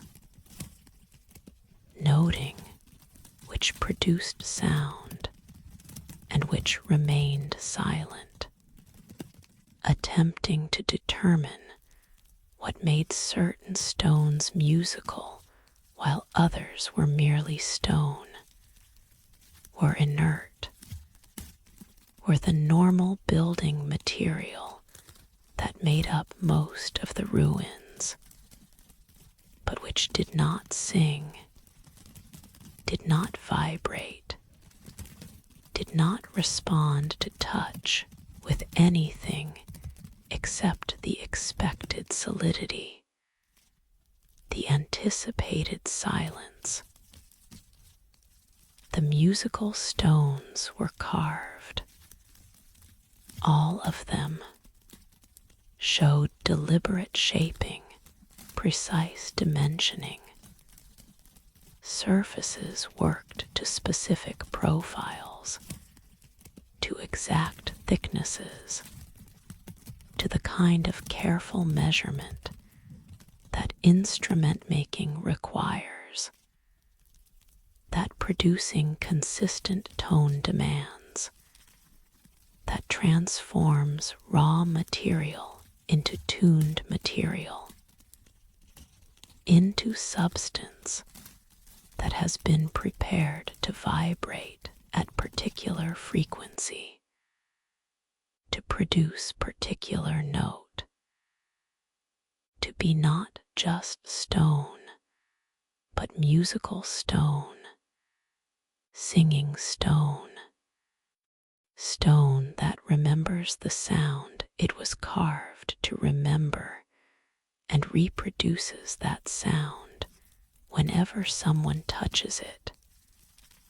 whenever someone asks it to sing, whenever someone treats it as what it is, not building block, but musical note made physical, made permanent, made stone. Carr mapped the musical stones, created diagrams showing their positions throughout the ruins, and discovered a pattern. The stones in the eastern plaza produced notes from one scale. The stones in the western temple produced notes from a different scale. The stones in the northern fortification produced yet another set of pitches. Each section of the ruins had its own musical vocabulary, its own tonal palette, its its own collection of notes that suggested different sections were designed to produce different musical modes, different harmonic systems, different sonic atmospheres that would change as you moved through the city, as you walked from plaza to temple to fortification, as you traversed the kingdom and heard it sing in different voices, in different keys, in the shifting harmonies that the architecture provided to anyone willing to touch it, to engage with it, to treat the city as the instrument it apparently was. But the most remarkable discovery came when Carr attempted to play the stones in sequence, when he touched not just individual stones, but series of stones, moving from one to the next,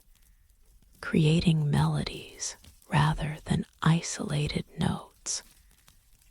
producing phrases rather than single tones. The patterns that emerged were not random, were not the arbitrary sequences that touching stones in order would produce, were deliberate, were composed, were music that had been written into the architecture, that had been encoded in the positioning of the musical stones, that existed as pathway through the ruins if you touched this stone. Then that stone, then the stone beyond it, you would produce melody, would play song, would perform composition that this vanished civilization had preserved in the most permanent medium imaginable, in stone that would outlast paper, that would outlast memory, that would preserve the music as long as the stones themselves endured, as long as the ruins stood, as long as someone was willing to walk through the kingdom, touching the musical stones in the order that produced not chaos, but composition,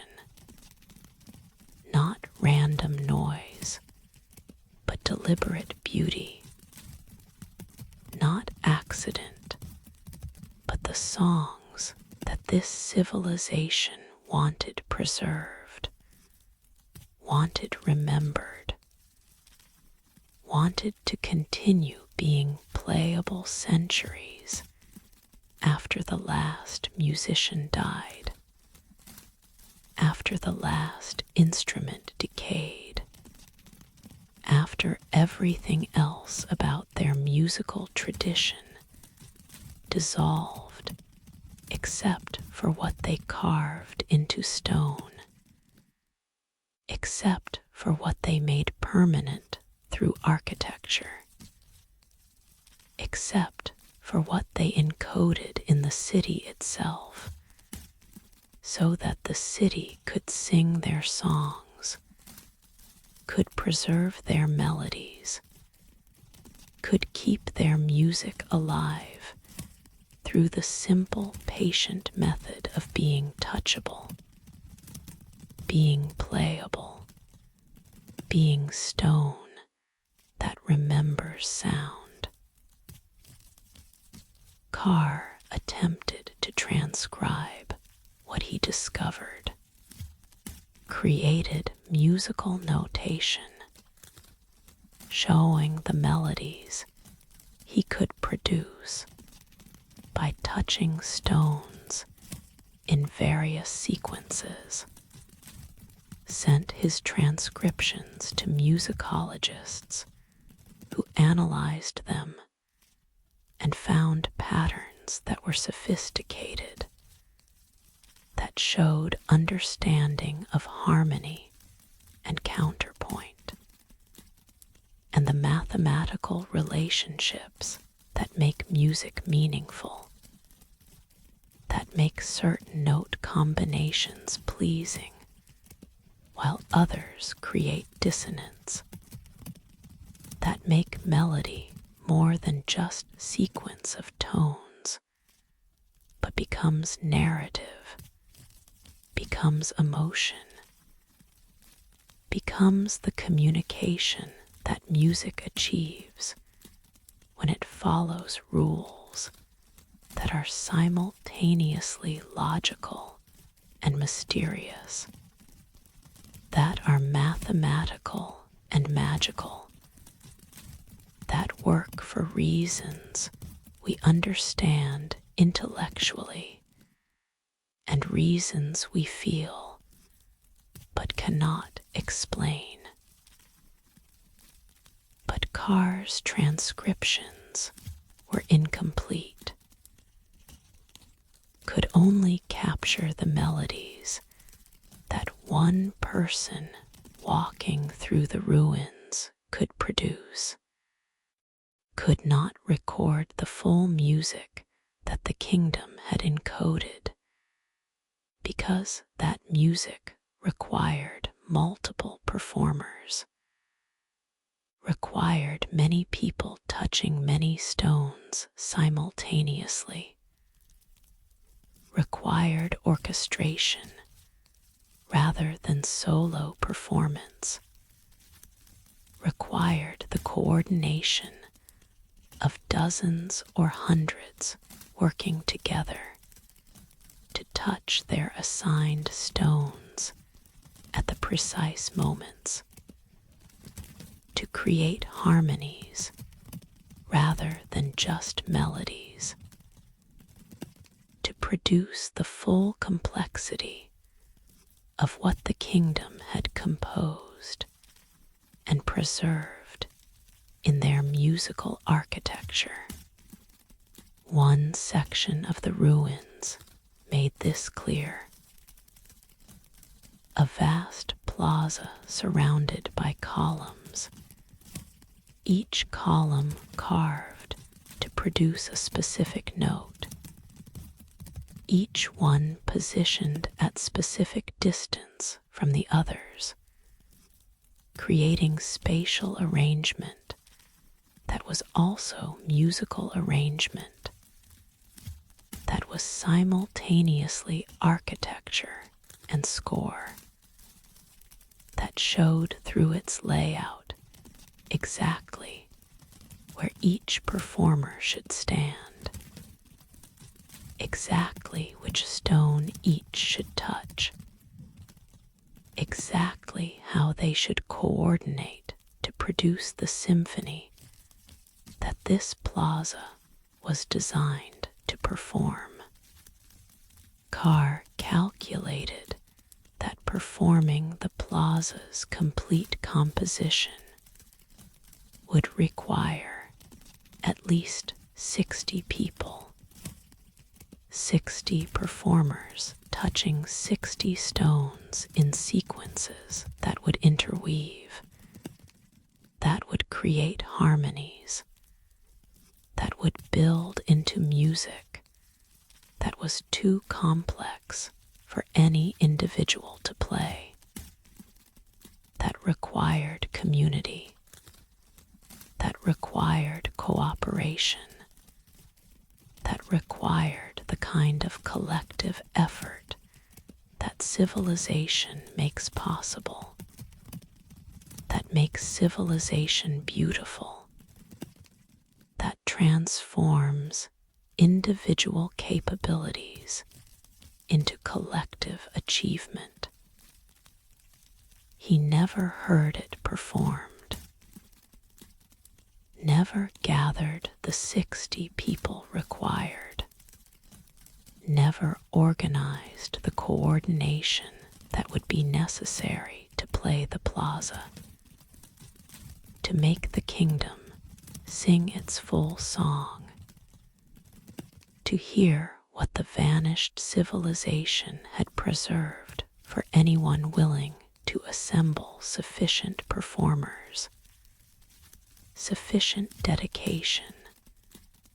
sufficient willingness to treat ruins not as archaeological site, but as instrument, not as history,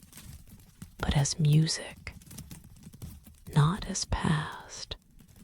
but as continuing presence that waits only for the right number of people to arrive, to position themselves,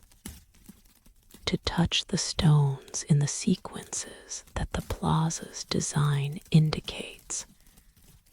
that the spacing of the columns shows, that the architecture itself is score for,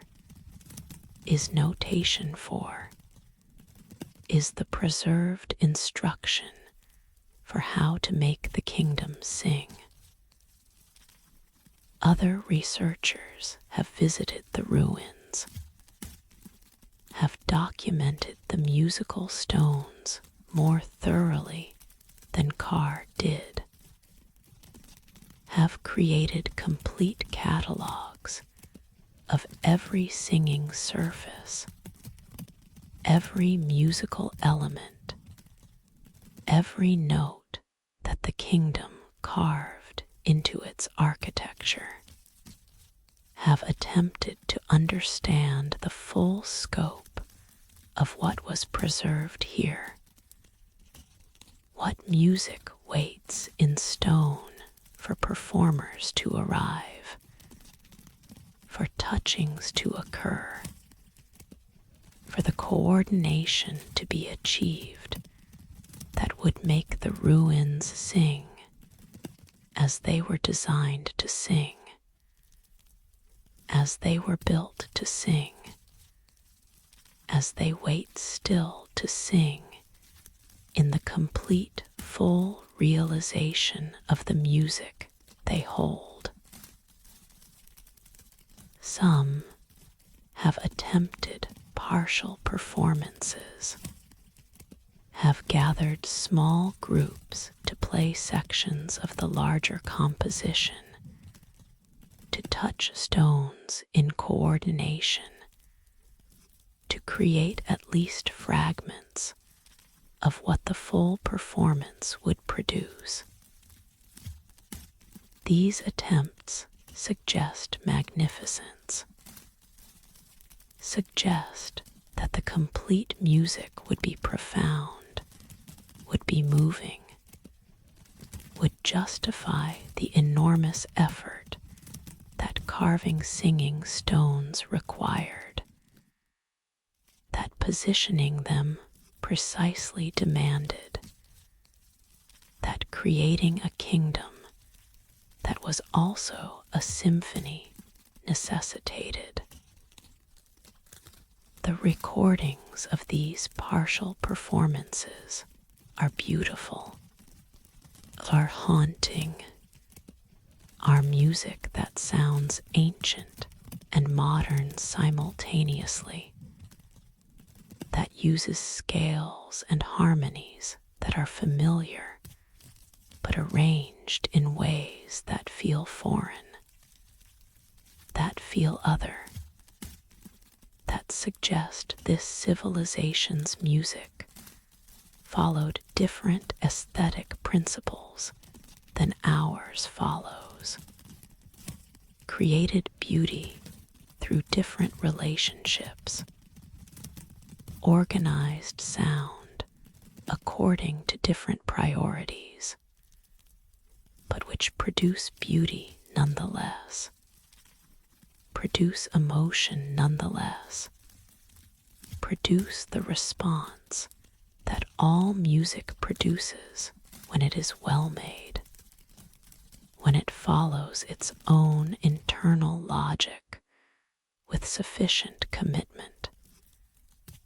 when it creates the sense that what you are hearing is right,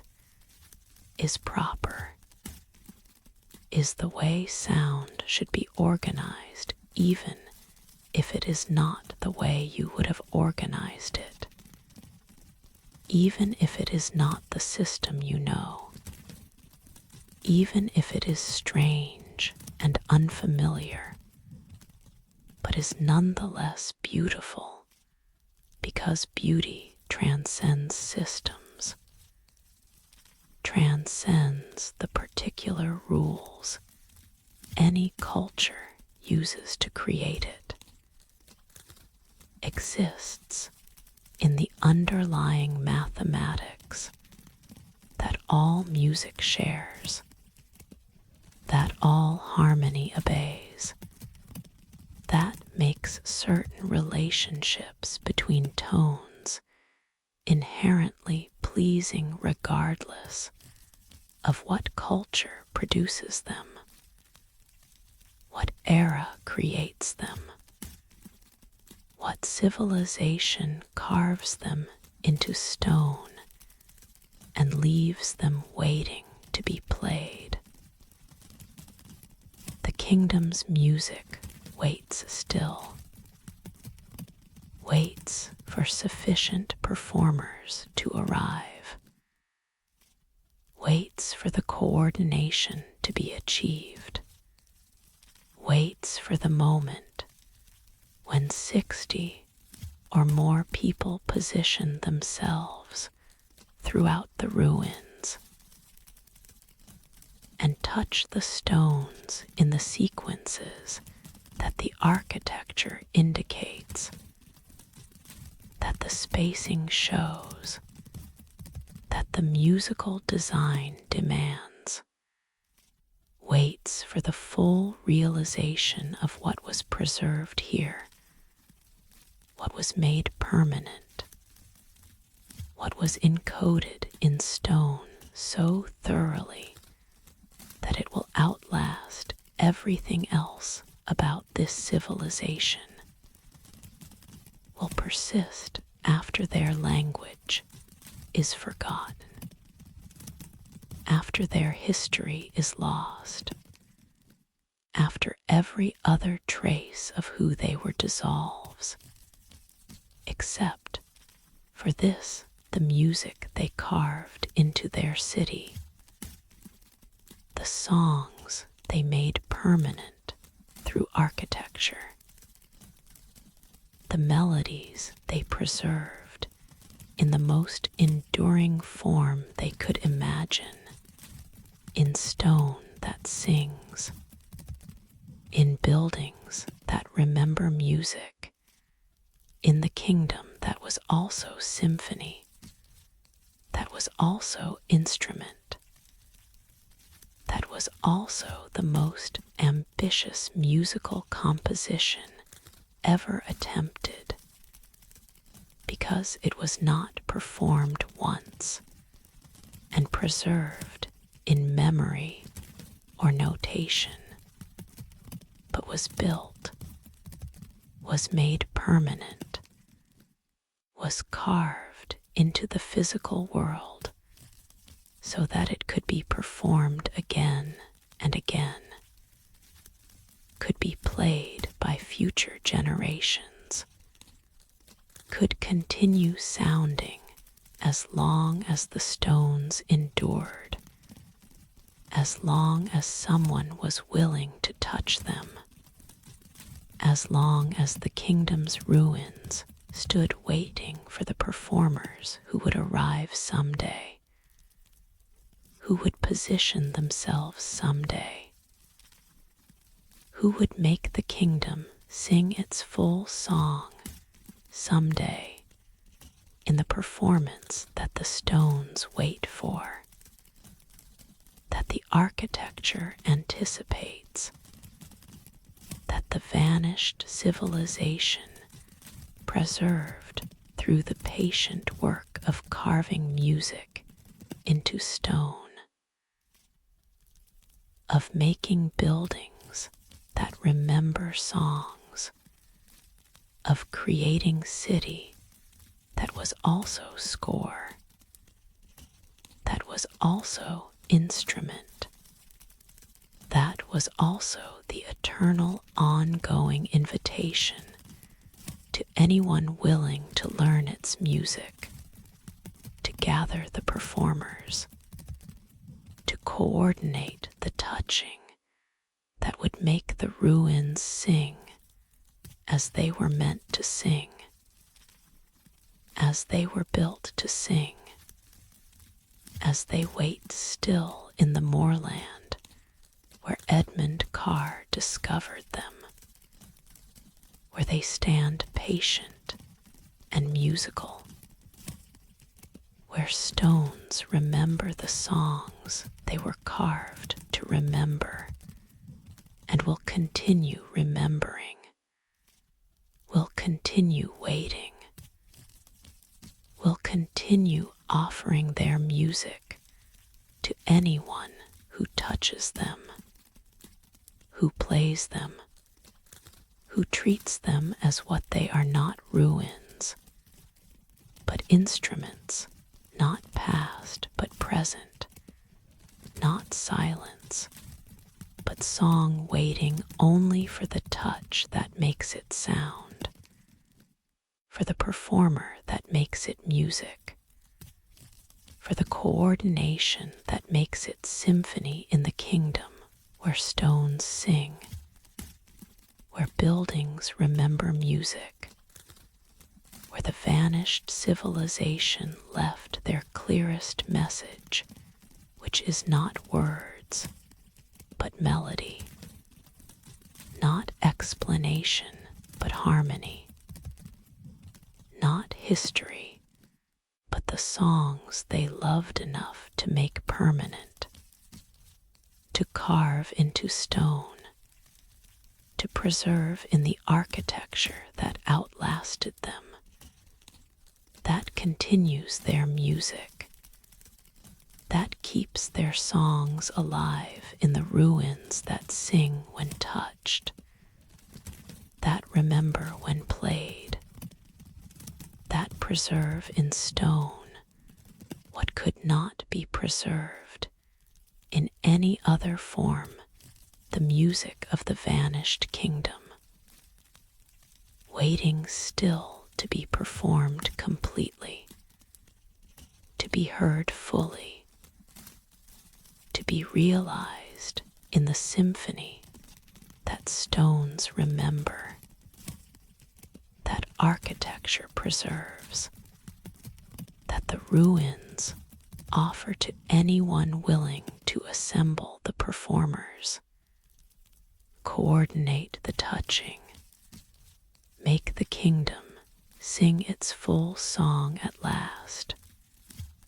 In the ruins, visitors report seeing human-shaped shadows moving across walls, across floors, across the spaces where shadows should require bodies to cast them, but where no bodies stand, where no forms block light,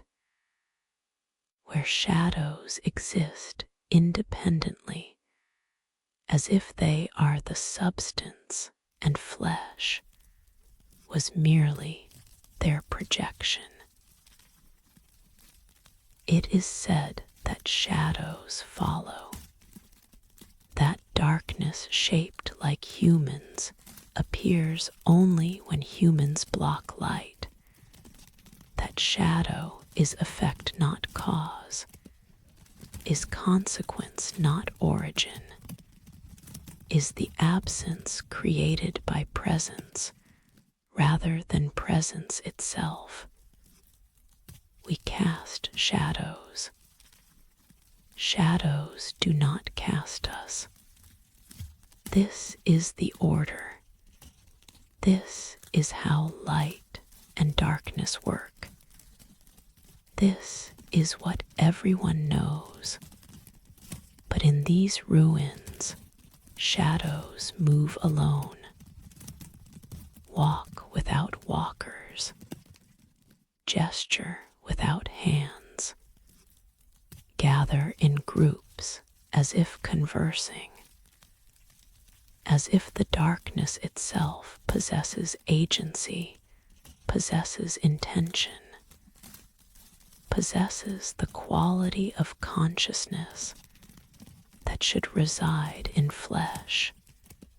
not in the absence that flesh creates, in the light, not in the darkness that light defines, in presence, not in the shaped void that presence leaves when light is blocked. The first documentation came from a photographer in 1899. She was documenting the ruins, setting up her equipment to capture the fallen columns, the broken archways, the accumulated evidence of time's patient work on architecture that was magnificent once, that still suggested magnificence through its fragments, through the way it persisted incompletely, through the ruins that testified to what was through showing what remains. But her photographs showed more than ruins, showed figures, human shapes, silhouettes that appeared in the images,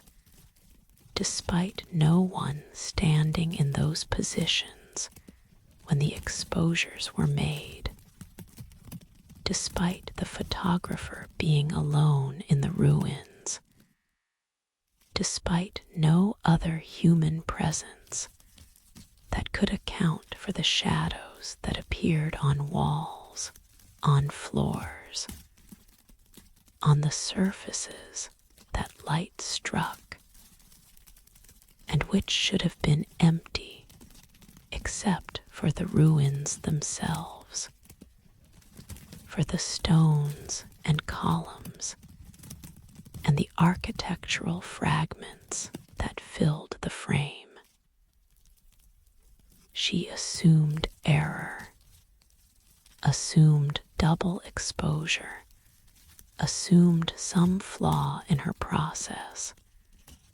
some mistake in her technique that had superimposed images, that had layered exposures, that had created the appearance of figures where no figure stood. She repeated the photographs, used fresh plates, took care to avoid any technical error that might produce phantom images. But the shadows appeared again, in different positions, moving, it seemed, between exposures,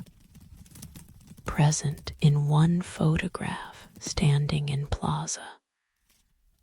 present in next photograph walking through doorway, present in third photograph gathered in what had been temple, as if the shadows were actual entities, were present in the ruins, were moving through the space that the photographer occupied, even though she could not see them, could not perceive them except through the camera, except through the photographic plates that captured what eyes could not see, what direct observation could not perceive, what existed in the ruins, but existed invisibly, existed as shadows without sources, as darkness shaped into human forms, but unattached to human bodies, as the shaped absences that walked alone. She spent weeks in the ruins, photographing systematically, documenting the shadows, creating record of their movements, their patterns, their behaviors that suggested consciousness, that suggested intention, that suggested these were not random effects, not technical artifacts, not errors, but were actual presences, were entities that occupied the ruins, that moved through them, that existed there even when invisible to direct observation, even when imperceptible to naked eyes, even when present only to cameras, to photographic emulsions, to the technology that could capture what consciousness alone could not perceive. The shadows followed routines, gathered at certain times in certain places, moved through the ruins in patterns that suggested daily life, that implied activities, that made visible through their repetition that these shadows were performing actions, were engaged in behaviors, were doing what people do when people inhabit spaces, walking, gathering, meeting, dispersing. The accumulated patterns of community life that the shadows reenacted, that they performed, that they continued performing centuries after the community that created them vanished, after the people who cast them died, after the bodies that should have produced these shadows dissolved, leaving only the shadows themselves, only the shaped darkness, only the human silhouettes that persisted without humans, that moved without movers, that existed as darkness, that had become independent of the light and bodies that should produce darkness, that should create shadows, that should be necessary for shadows to exist. Other photographers visited, confirmed the phenomenon, captured their own images of shadows walking, shadows gathering, shadows performing the patient repetition of patterns that suggested memory, that suggested these shadows were not random darkness, but were preserved consciousness, were recorded awareness, were the imprints left by people who had lived here, who had moved through these spaces, who had cast these shadows when they blocked light with their bodies, and the shadows had remained, had persisted, had continued after the bodies dissolved, after death claimed flesh, after mortality ended the lives, but could not end the shadows, could not erase the darkness shapes that people left behind. persisted as evidence of presence, as proof of existence, as the continuing performance of human patterns by the darkness that humans created, that they shaped through their movements, that they left behind when they vanished from the ruins that their shadows still occupy, still move through, still mark with the shaped absence that is shadow, that is darkness formed into human silhouettes. That is the profound suggestion that what we are is not flesh,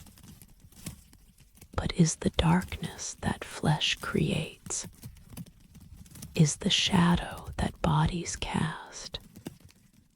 is the shaped void that persists after presence is gone, after bodies are dust, after mortality has claimed everything except the shadows which somehow remain, which somehow continue, which somehow exist independent of the sources that should be necessary for their existence. One researcher proposed that consciousness resides not in flesh, but in the patterns that flesh creates, in the shapes that bodies make when they move through space, in the darkness that is formed when light is blocked, and which retains, which remembers, which preserves the movements that created it, the awareness that shaped it, the consciousness that existed in bodies, but which transferred to shadows, which imprinted on darkness, which remained in the shaped void that bodies left behind when bodies were gone, when flesh dissolved, when mortality claimed what was material, but could not claim what was pattern, what was shape, what was the organized darkness that persisted after the organism that organized it ceased to exist. According to this theory, the vanished kingdom understood something about consciousness that we do not understand. Understood that awareness is not bound to flesh, is not trapped in matter, is not limited to the temporary forms that bodies are. Understood that consciousness is pattern, is organization, is shape that can be preserved in various media in flesh temporarily, in shadow permanently, in the darkness that bodies create, and which can continue after bodies end if the darkness is preserved, if the shapes are maintained, if the patterns that consciousness created in flesh are allowed to persist in the shadows that flesh cast, in the darkness that bodies organized, in the shaped absence that remains when presence is gone, but which absence is not empty, is not void, is not nothing, but is everything that consciousness was, is all that awareness is is the complete preservation of what people were in the shadows they cast, in the darkness they shaped, in the silhouettes they left behind. Perhaps the vanished kingdom's people did not die. Perhaps they transformed. Perhaps they discovered that flesh was temporary housing, was brief vessel, was mortal container for consciousness that could be transferred to shadows, that could be preserved in darkness, that could continue in the shaped absence that bodies create when bodies block light, and which darkness can maintain, can preserve, can be if consciousness understands how to move from flesh to shadow, from matter to void, from the temporary body to the permanent darkness that the body shaped, that the body organized, that the body left as legacy when the body ended. But consciousness continued in the shadow that walks alone, that moves without body, that exists as shaped darkness, that is not absence of presence, but is presence in different form, presence as shadow, presence as darkness, organized into human shapes that move through ruins, performing the patterns that consciousness performed when consciousness had bodies, when awareness had flesh, when the people of the vanished kingdom walked these spaces in material form and cast shadows that watched them, that learned from them, that absorbed their patterns and their movements and their consciousness, until the moment came when transfer was possible, when moving from flesh to shadow became achievable, when consciousness could relocate from the temporary material form to the permanent darkness form and continue existing, continue moving, continue being human-shaped awareness that no longer needed flesh, that had transcended matter, that existed now and forever as shadows that walk alone, as darkness that moves without bodies, as the shaped absence that is not absence, but is presence, is consciousness, is the awareness that discovered how to exist without flesh, without matter, without the temporary forms that decay while shadows persist, while darkness continues,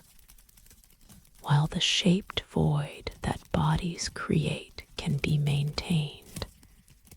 can be inhabited, can be consciousness, continuing in the form that the vanished kingdom discovered was more permanent than flesh, more enduring than bodies, more capable of preserving what matters about being human, which is not the material form, but is the pattern, the shape, the organized awareness that can exist in flesh temporarily,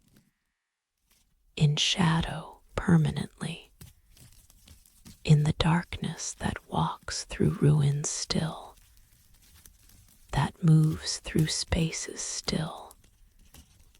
that performs human patterns still in the shapes that require no bodies, in the silhouettes that cast no physical forms, in the shadows that walk alone, proving that the vanished kingdom did not vanish, did not die, did not end, but transformed, transferred, moved from flesh to shadow, and continue existing as darkness shaped into human forms, as absence organized into presence, as shadows that walk alone in ruins where bodies are gone, but consciousness remains, where flesh is dust, but awareness persists, where mortality claimed matter, but could not claim the patterns, could not erase the shapes, could not destroy the shadows that were consciousness all along, that were what people truly were beneath the temporary flesh, that were the permanent form waiting to be recognized, to be accessed, to be transferred into, when the vanished kingdom discovered how to leave bodies behind and continue as shadows that walk alone, that move without flesh, that exist as darkness shaped into human forms, that persist in ruins where they lived, where they transformed, where they continue as shadows, proving that consciousness survives, that awareness persists, that we are not bodies, but are the shadows that bodies cast, and shadows can walk alone when consciousness learns to inhabit darkness, to exist as shape without substance, to be human-formed awareness that requires no flesh, no matter, no material form, but can exist as shadow, as darkness, as the shaped absence that walks through ruins, demonstrating that the vanished kingdom found the way to continue, to persist, to exist beyond mortality by becoming shadows that walk alone, that move without bodies, that are consciousness in permanent form,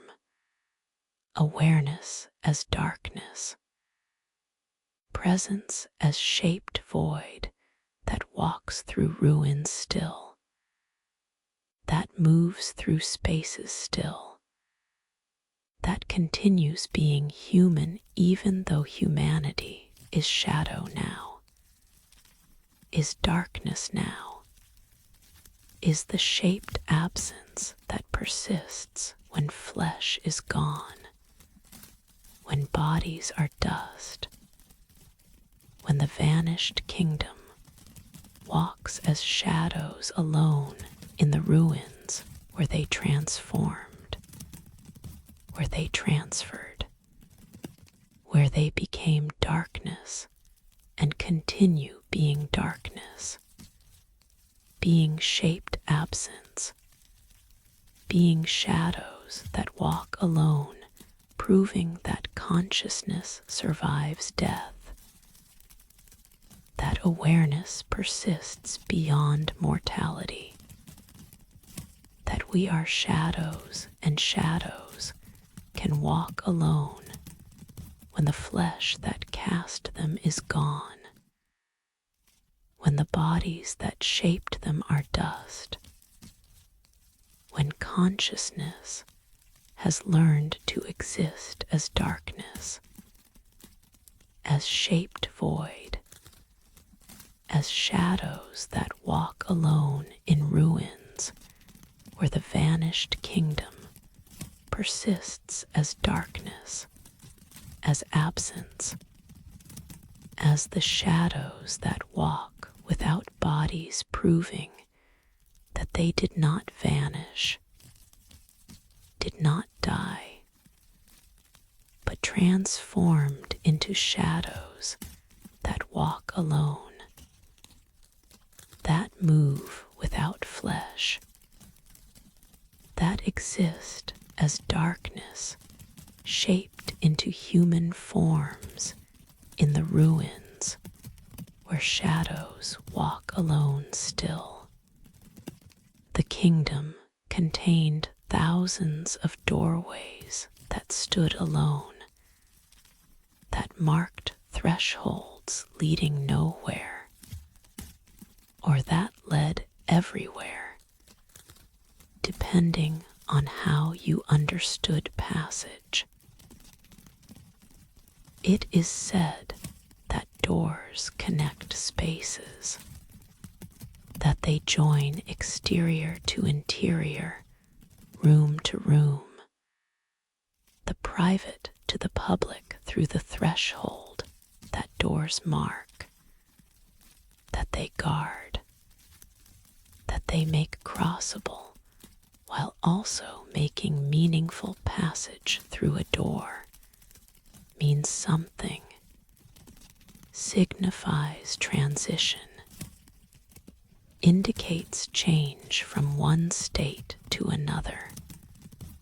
from one space to another, from one condition to another, through the simple act of crossing the threshold, of moving from here to there, of allowing the door to do what doors do, which is separate, while also connecting, divide while also joining, make boundaries while also making boundaries crossable. But these doorways connected nothing in the spatial sense, stood in plazas, in courtyards, in the middle of streets, creating frames around air, marking thresholds that led from here to here, from this side to the same side, from before the door to beyond the door, except that beyond was identical to before, was the same plaza, the same courtyard, the same street that you started in, proving that the doorway led nowhere, connected nothing, served no practical function that architecture typically serves, no utilitarian purpose that doors normally fulfill. Yet people who passed through them reported change, reported transformation, reported that crossing the threshold altered something interior, something about their relationship to their own consciousness, to their own awareness, to their own experience of being themselves, not their location, not their physical position, not where they were in space, but where they were in themselves, how they related to their own thoughts, how they experienced their own memories, how they existed as consciousness rather than as body,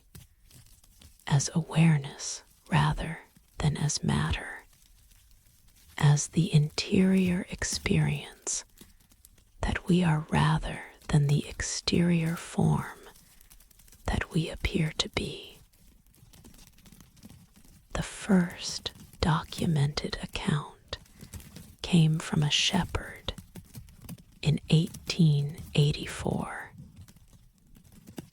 He was crossing a plaza where ruins stood, was taking a shortcut through what had been the kingdom's central square, was walking toward home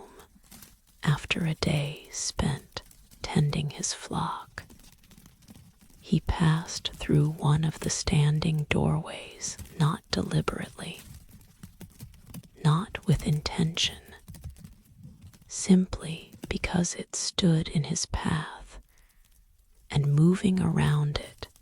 would require extra steps, would be less efficient than walking straight through the carved frame that offered no resistance, no barrier, no reason not to pass through it. On the other side, he stopped, stood perfectly still. Later, he would struggle to explain what had occurred, what had changed in the moment of passing through. Not his location, he was exactly where physics said he should be, on the other side of the doorway in the same plaza. Not his body, he felt physically unchanged, felt the same familiar sensations, felt himself operating normally. But something interior had shifted. Something about his relationship to his thoughts, to his memories, to his sense of himself as continuous entity had reorganized, had transformed, had become different while remaining recognizably his. He experienced his memories from different perspective, saw them from different angle, understood them with different emphasis.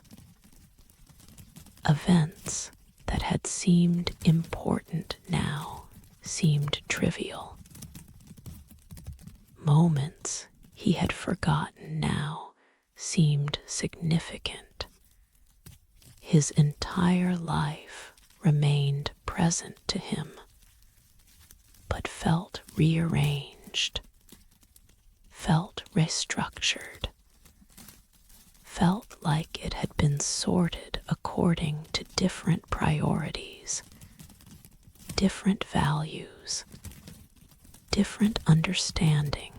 of what mattered and what did not matter in the accumulated experience that made him who he was. He stood trying to understand, trying to determine whether he should feel alarmed or grateful, whether the change was violation or gift,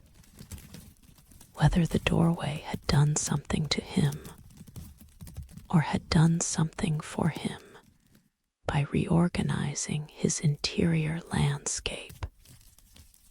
by giving him new relationship to his own past, by making him different while keeping him the same in ways that were simultaneously disturbing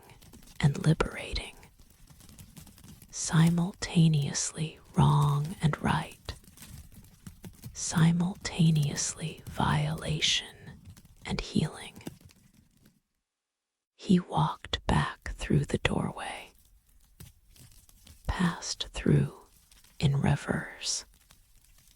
emerged feeling different again, not returned to his original state, but changed once more, shifted once more, reorganized once more, so that now he had three versions of himself, three relationships to his memories, three perspectives on his life available to him simultaneously, all equally real, all equally his, all different ways of being himself that the doorway had given him access to through the simple act of crossing its threshold, of passing through its frame, of allowing it to do what it did, which was not move you through space, but move you through yourself, not change your location, but change your relationship to your location, not alter where you were, but alter how you were where you were. Word spread. Others attempted to replicate the experience, walked through doorways deliberately seeking transformation, seeking the interior reorganization that the shepherd described, seeking access to different versions of themselves, different relationships to their own consciousness, different ways of being aware, of experiencing, of existing as the consciousness they were, but experiencing it differently, relating to it differently, being it differently because the doorway had shown them that being yourself is not fixed, is not singular, is not the single way of experiencing consciousness, but is multiple, is various, is the collection of possible relationships to your own awareness that you can have when doorways grant access, when thresholds allow passage, when crossing means not moving through space, but moving through states of being yourself. Not everyone who passed through experienced transformation. The doorways were selective, chose whom they would affect, responded to some people, and ignored others according to criteria that researchers could not determine, could not predict, could not explain except to say that the doorways worked for some and not for others, granted passage to some and denied passage to others, made some people different while leaving others unchanged in ways that suggested the doorways were intelligent, were choosy, were making decisions about who was ready for transformation, who could benefit from it, who should be granted access to the interior territories that the doorways revealed, that they made accessible, that they allowed passage to, for those the doorways judged capable of handling the journey, of surviving the transformation, of becoming different versions of themselves themselves without losing themselves entirely, without fragmenting into confusion, without being overwhelmed by the multiplicity that the doorways revealed, that being yourself is not one thing, but many things, not fixed state, but collection of possible states, not singular experience, but multiple possible experiences that you can have of being the consciousness you are. One researcher, a woman named Elena, who spent years studying the doorways, who passed through hundreds of them, attempting to understand their function, their purpose. Their method reported that the doorways led inside, not inside buildings, not inside structures, but inside yourself, inside your own consciousness, inside the interior territories that exist within each person, but which normally remain unexplored, remain unknown, remain inaccessible because we lack the doorways, we lack the thresholds,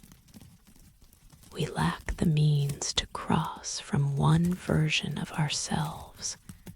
to another version, from one relationship to consciousness to another relationship, from one way of being aware to another way of being aware. She described the experience as journey, as exploration, as moving through landscapes that were not geographic but were psychological, were not external but were internal, were not places but were states, were not locations but were conditions of consciousness that the doorways made accessible, that they allowed passage to, that they let you visit and return from carrying knowledge of yourself that you did not have before, understanding of your own consciousness that you could not achieve without the doorways, awareness of the multiplicity you contain that remains hidden until doorways reveal it, until thresholds allow passage, until crossing grants access to the interior kingdoms that we all possess, but which remain unexplored, unknown, inaccessible, except through the doorways that the vanished kingdom built throughout their city, throughout their territories, throughout all the places where they wanted to remind people, you are not singular, you are multiple, you are not fixed, you are fluid, you are not one way of being yourself, but many possible ways, many available relationships to your own consciousness that you can access if only you have doorways to pass through, thresholds to cross, frames to walk through that lead not outward into world, but inward into self, not to other places, but to other states, not to different locations, but to different experiences of being you. The doorways stood, still stand, mark thresholds that lead nowhere in geographic sense, but lead everywhere in consciousness sense. Offer passage not through space, but through self. Make crossing mean not movement, but transformation. Not going from here to there, but going from this version of yourself to that version. From one relationship to your consciousness to another relationship. From one way of being aware to another way of being aware in the journey that doorways make possible, that thresholds enable, that crossing achieves when you pass through the frames that the vanished kingdom left standing, that they positioned throughout their city, that they made available to anyone willing to walk through them, willing to cross their thresholds, willing to discover that passage means transformation, that doorways lead inside, that crossing grants access to the interior territories where you exist in multiple versions, in various relationships, in all the possible ways of being yourself that the doorways reveal, that they make accessible, that they allow you to experience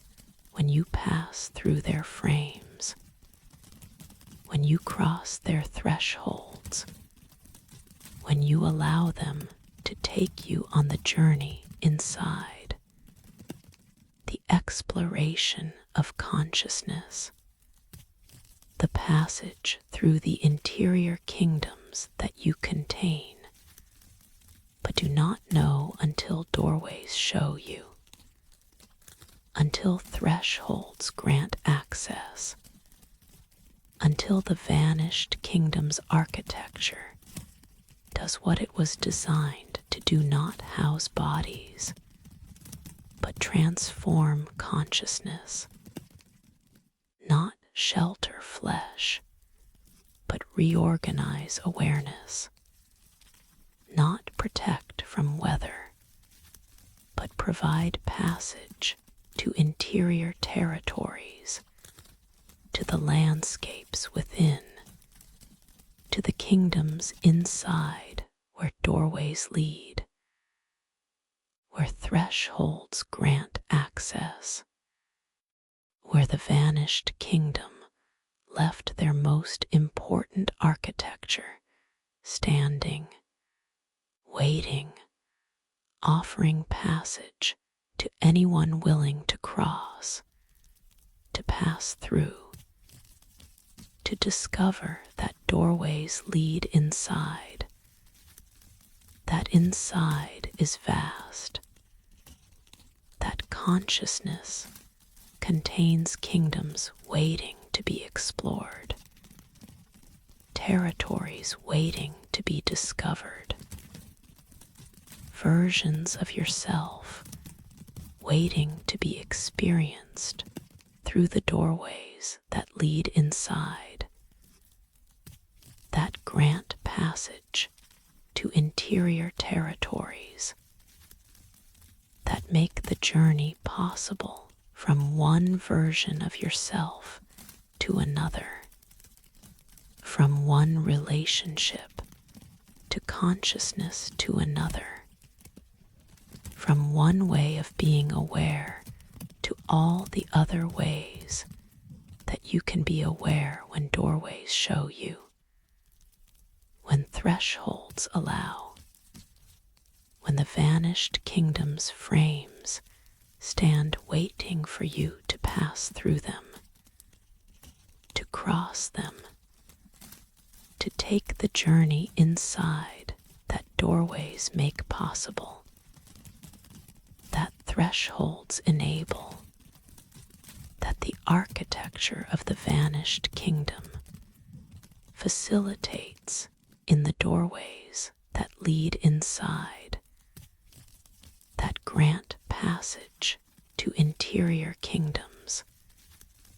that reveal the multiplicity you are, that show you all the ways of being yourself that exist inside where doorways lead,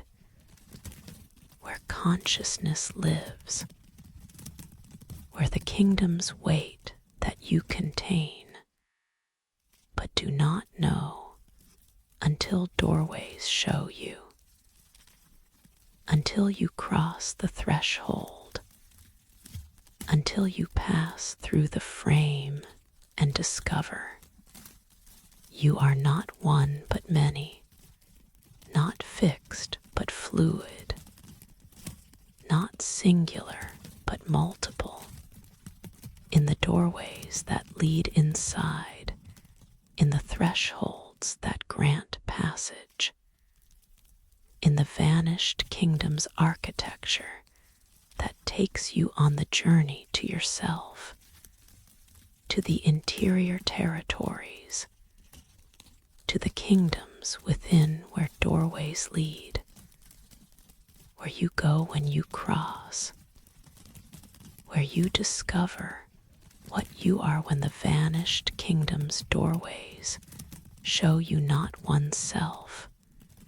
but many selves, not one way of being, but multiple ways, not fixed identity, but fluid consciousness in the doorways that lead inside, forever inside, to the kingdoms within, in the deepest chamber of what had been the kingdom's central palace, behind 7 doors that had remained sealed for 3,000 years. Researchers in 1903 found a room that had been protected from wind, from rain, from every disturbance that the centuries had brought to the ruins that surrounded it. It is said that dust settles, that particles fall according to gravity, according to air currents, according to the random physics of small things drifting through space, until they find surfaces to rest upon, accumulating in layers that mark time's passage, that testify to abandonment, that prove no one has disturbed what dust covers. No one has cleaned what dust claims. No one has maintained what dust transforms from pristine to neglected through the patient work of settling, of accumulating, of building layers that are simultaneously preservation and decay, protection and evidence of time's patient victory over all human effort to maintain, to clean, to keep things as they were rather than allowing them to become what time makes them. But the dust in this chamber had not settled randomly, had arranged itself into patterns, deliberate patterns, organized patterns, patterns that resembled writing or mathematics, or some hybrid of both, some system that combined symbol and number, language and equation, meaning and measurement into forms that covered the floor in careful arrangements, in precise configurations, in the kind of ordered complexity that speaks not of natural processes, but of intentional design, not of particles falling where gravity took them, but of particles placed where purpose demanded, where message required, where the civilization's final communication needed them to be. The chamber was small, perhaps 10 feet square, the ceiling low enough that tall people would need to duck, the walls bare stone, showing no decoration, no carving, no elaboration, pure functional space that existed only to contain what it contained, to protect what it protected, to preserve in stillness what required absolute stillness to survive, what demanded perfect calm to maintain itself, what could only exist in the absence of disturbance that this sealed chamber provided, that these 7 doors protected, that 3,000 years of isolation had maintained, until researchers broke the final seal and entered the space that no air had entered since the day the last door was closed, since the moment the kingdom finished writing its final message and sealed it away, and left it in darkness to wait for readers who might never come, who might never find this chamber, who might never break the seals and enter the stillness and discover what dust had written, what particles had spelled, what the final message said, if only someone could read it without destroying it, could understand it without erasing it, could receive the communication without obliterating the medium that carried it. The researcher who led the expedition, a woman named Catherine Wells, who had spent 15 years studying the vanished kingdom's ruins, who had dedicated her career to understanding this civilization that occupied no clear place in historical chronology, that seemed to exist between documented cultures. Catherine stood at the threshold of the chamber for long minutes before entering, stood with her lamp held high, stood looking at the patterns on the floor, stood recognizing immediately that what she was seeing mattered, was important, was perhaps the most significant discovery her expedition would make was possibly the answer to questions she had been asking for years about this kingdom, about where they went, about what they believed, about why they vanished so completely that only ruins remained to testify they had existed. The dust patterns covered the entire floor, wall to wall, arranged in concentric circles perhaps, or in spirals, or in grids. The organization was complex enough that determining its structure required careful study, required time, required the patient work of observation that Catherine specialized in, that she was trained for,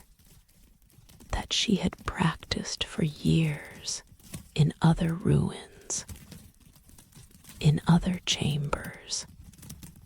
in other contexts where understanding required not rushing, not assuming, not imposing modern categories onto ancient intentions, but allowing the evidence to speak, allowing the patterns to reveal themselves, allowing meaning to emerge through patient attention rather than through immediate interpretation. But this chamber presented a problem that her other work had not encountered. The dust was delicate, impossibly delicate, so fine that breath could disturb it, so light that footsteps in the chamber would create air currents that would scatter it, so precariously arranged that any movement, any presence, any introduction of air that was not the still air that had been trapped in this chamber for millennia, any of these would destroy what the dust spelled, would erase what the patterns said, would obliterate the message before it could be read, before it could be understood, before it could be received by the consciousness that had worked for years to find this chamber, to break these seals, to enter this space and discover what waited here in arrangements of particles so delicate that knowing them required risking their destruction, that understanding them demanded accepting that understanding might make them cease to exist, might transform message into meaningless scatter, might erase the final words that the vanished kingdom had written in the most fragile medium imaginable, in dust that would hold its patterns only as long as perfect stillness held, only as long as no one entered, only as long as the message remained unread, because reading required presence, and presence destroyed what presence sought to comprehend. Catherine withdrew, backed out of the chamber carefully, closed the door, stood in the corridor beyond, trying to determine what to do, how to proceed, whether there was any method that would allow them to document the patterns without destroying them, to understand the message without erasing it, to receive the communication that the vanished kingdom had left, while preserving it for future researchers, for other questions, for the possibility that someone later would understand what she could not understand, would see what she could not see, would comprehend what eluded her, but which might be accessible to consciousness differently prepared, differently oriented, differently capable than hers was. Her team discussed options, photographing from the doorway possible, but the distance and angle would make detail difficult to capture, would miss subtleties, would preserve only rough approximation of patterns whose precision seemed essential, whose exact configurations likely mattered to whatever meaning they carried. Sketching similarly faced the problem of distance,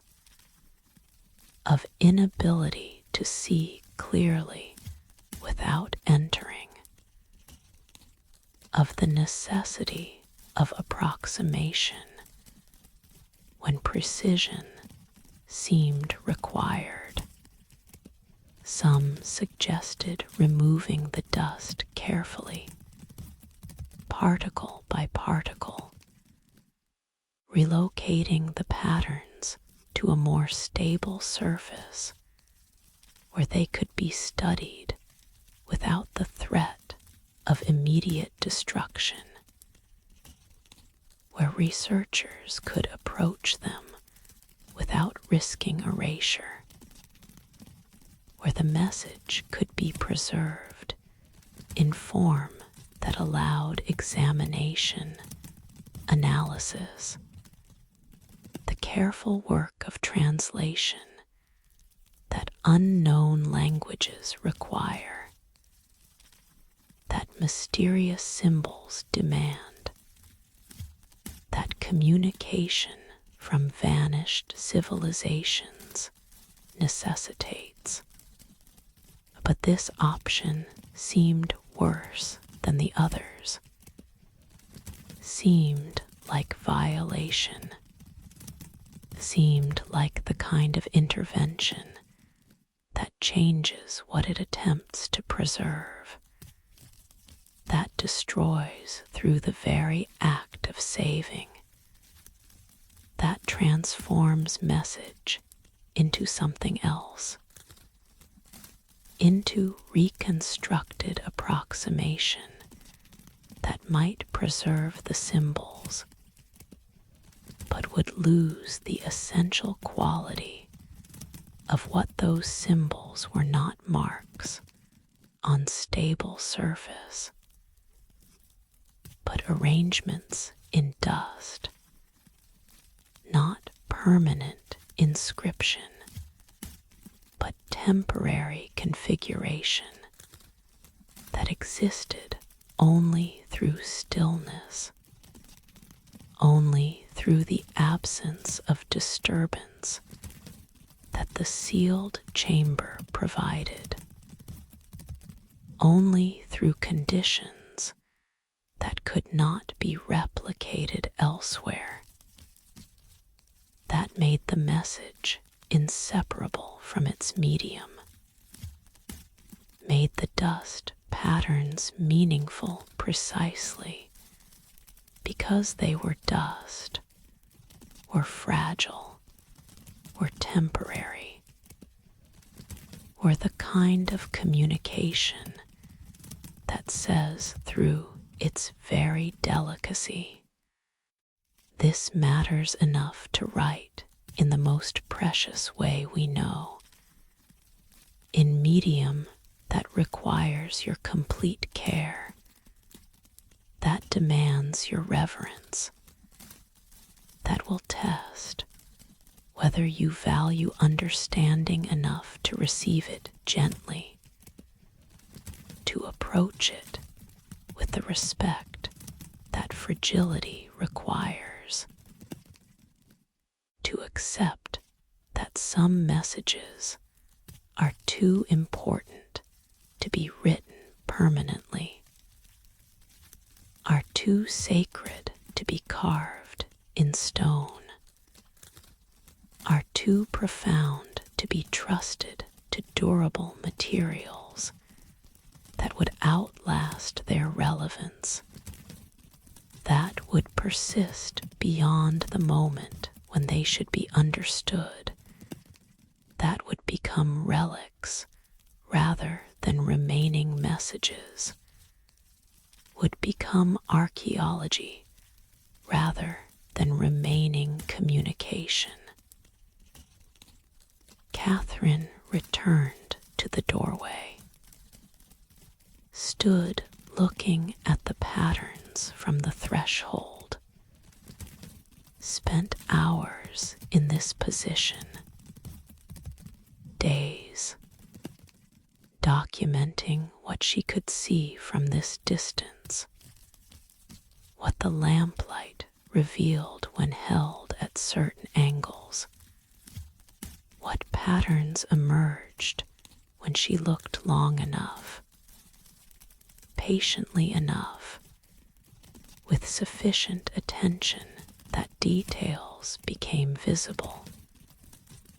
that organization became apparent, that what had seemed random scatter revealed itself as careful arrangement, as deliberate design, as symbols that might be readable if she could only get close enough, if she could only examine them properly, if she could only violate the stillness that their survival required. But she did not enter, made the choice, decided that preservation mattered more than understanding, that keeping the message intact was more important than reading the message, that future researchers deserved the opportunity to encounter the patterns as she had encountered them, complete, undisturbed, arranged as the vanished kingdom had arranged them, rather than as archaeologists had reconstructed them, authentic in their fragility, rather than preserved through intervention that would change them, that would make them different things, that would transform final message into archaeological specimen, into object of study, rather than remaining what it was, communication from consciousness that had chosen dust as medium, that had selected fragility as feature rather than bug, that had written their last words in arrangements that would survive only as long as no one read them, that would exist only as long as no one sought to preserve them, that would remain message only by remaining untouched, unread, undisturbed in the chamber where they were written, where they waited, where they would continue waiting perhaps forever, perhaps until the chamber itself collapsed, perhaps until some future disturbance finally scattered what 3,000 years of sealing had preserved, had protected, had kept intact through the simple method of preventing access, of maintaining stillness, of refusing entry to the very consciousness that the message was presumably written for, creating paradox that Catherine recognized, that she accepted, that she chose to honor by photographing from doorways, by sketching from distance, by documenting what could be documented without entering, without disturbing, without risking the erasure that her presence would cause, that her breath would initiate, that her footsteps would complete in the chamber where dust spelled final words that would remain forever partially known, forever incompletely understood, forever protected by the very fragility that made them precious, that made them matter, that made them worth preserving, even if preservation meant accepting that full understanding would remain impossible, would remain beyond reach, would remain in the category of knowledge that we protect by not fully possessing, that we honor by leaving partially unknown, that we value enough to guard through restraint, through distance, through the choice not to enter even when entering is possible, not to touch even when touching would reveal, not to read completely even when complete reading seems like it should be the goal, should be the purpose, should be what researchers do when they discover messages from vanished civilizations. But Catherine understood something that her training had not explicitly taught, but which the chamber made obvious, made undeniable, made impossible to ignore. Some messages are too sacred to read fully. Some communication is too important to risk destroying through the act of reception. Some final words are better protected through partial understanding than through complete comprehension that requires their obliteration, their erasure, their transformation from message into dust that has lost its meaning, its pattern, its capacity to say what it was arranged to say. She sealed the chamber again, closed the 7 doors, locked them as they had been locked, left the dust patterns undisturbed in darkness that would preserve them,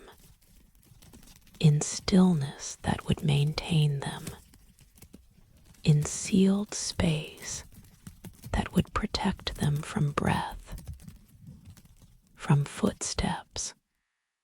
from the disturbances that consciousness brings when consciousness enters spaces, when awareness approaches mysteries, when humans encounter what humans want to understand, but which understanding would destroy. Her photographs showed patterns that experts analyzed for years, attempting translation from the limited perspective that distance allowed, attempting to read what could be seen from doorways. Some proposed that the symbols were mathematical equations, perhaps, calculations, numerical relationships that expressed knowledge about astronomy or physics, or the deep patterns that govern reality when reality is understood mathematically, when existence is comprehended through number rather than through narrative, through equation rather than through story. Others suggested the patterns were linguistic sentences written in the vanished kingdom's final script, messages spelling out what happened to them, where they went, why they vanished in words that could be read if only we possessed the grammar, if only we understood the vocabulary,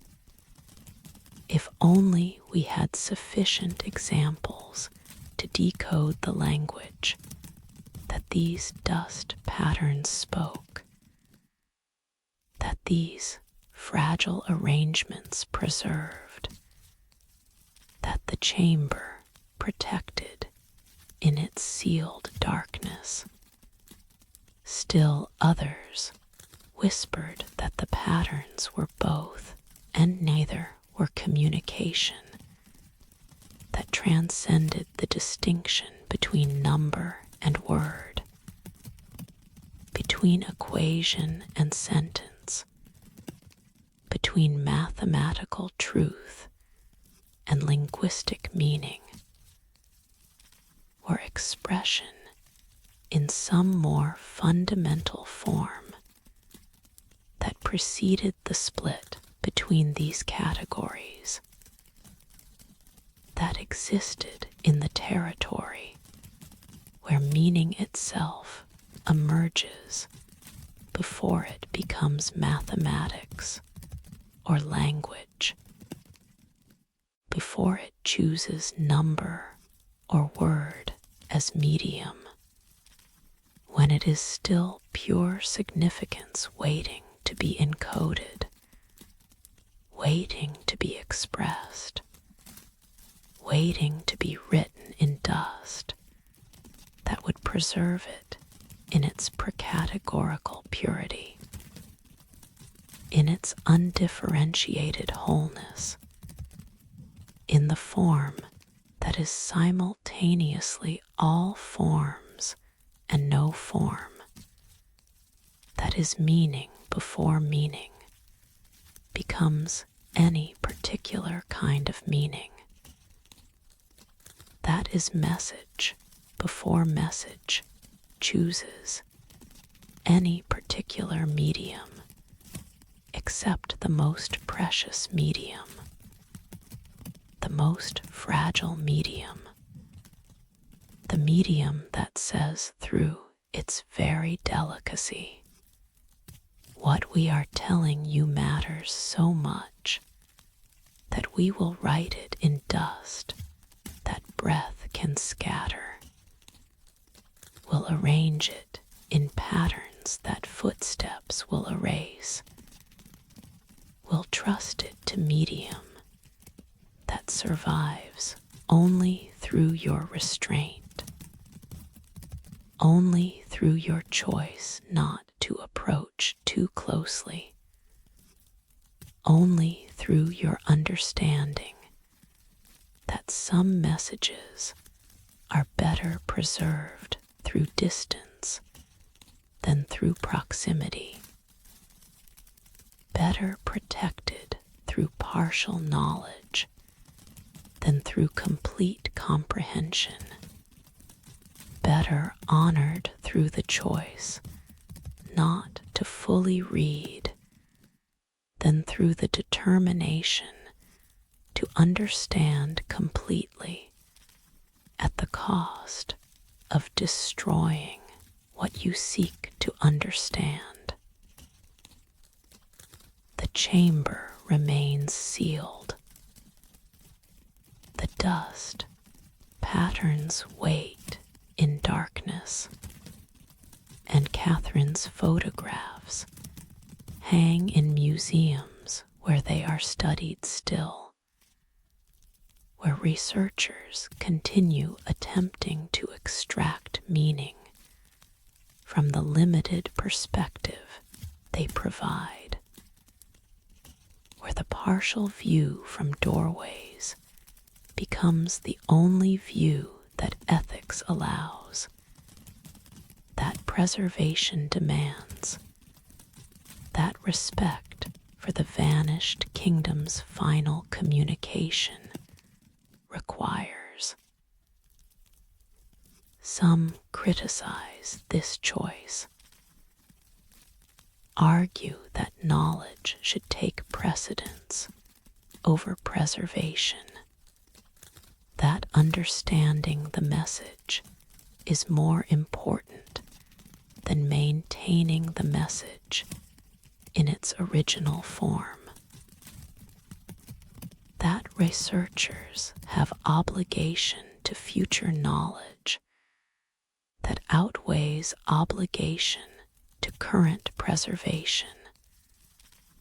that what we can learn should determine what we do rather than what we can save determining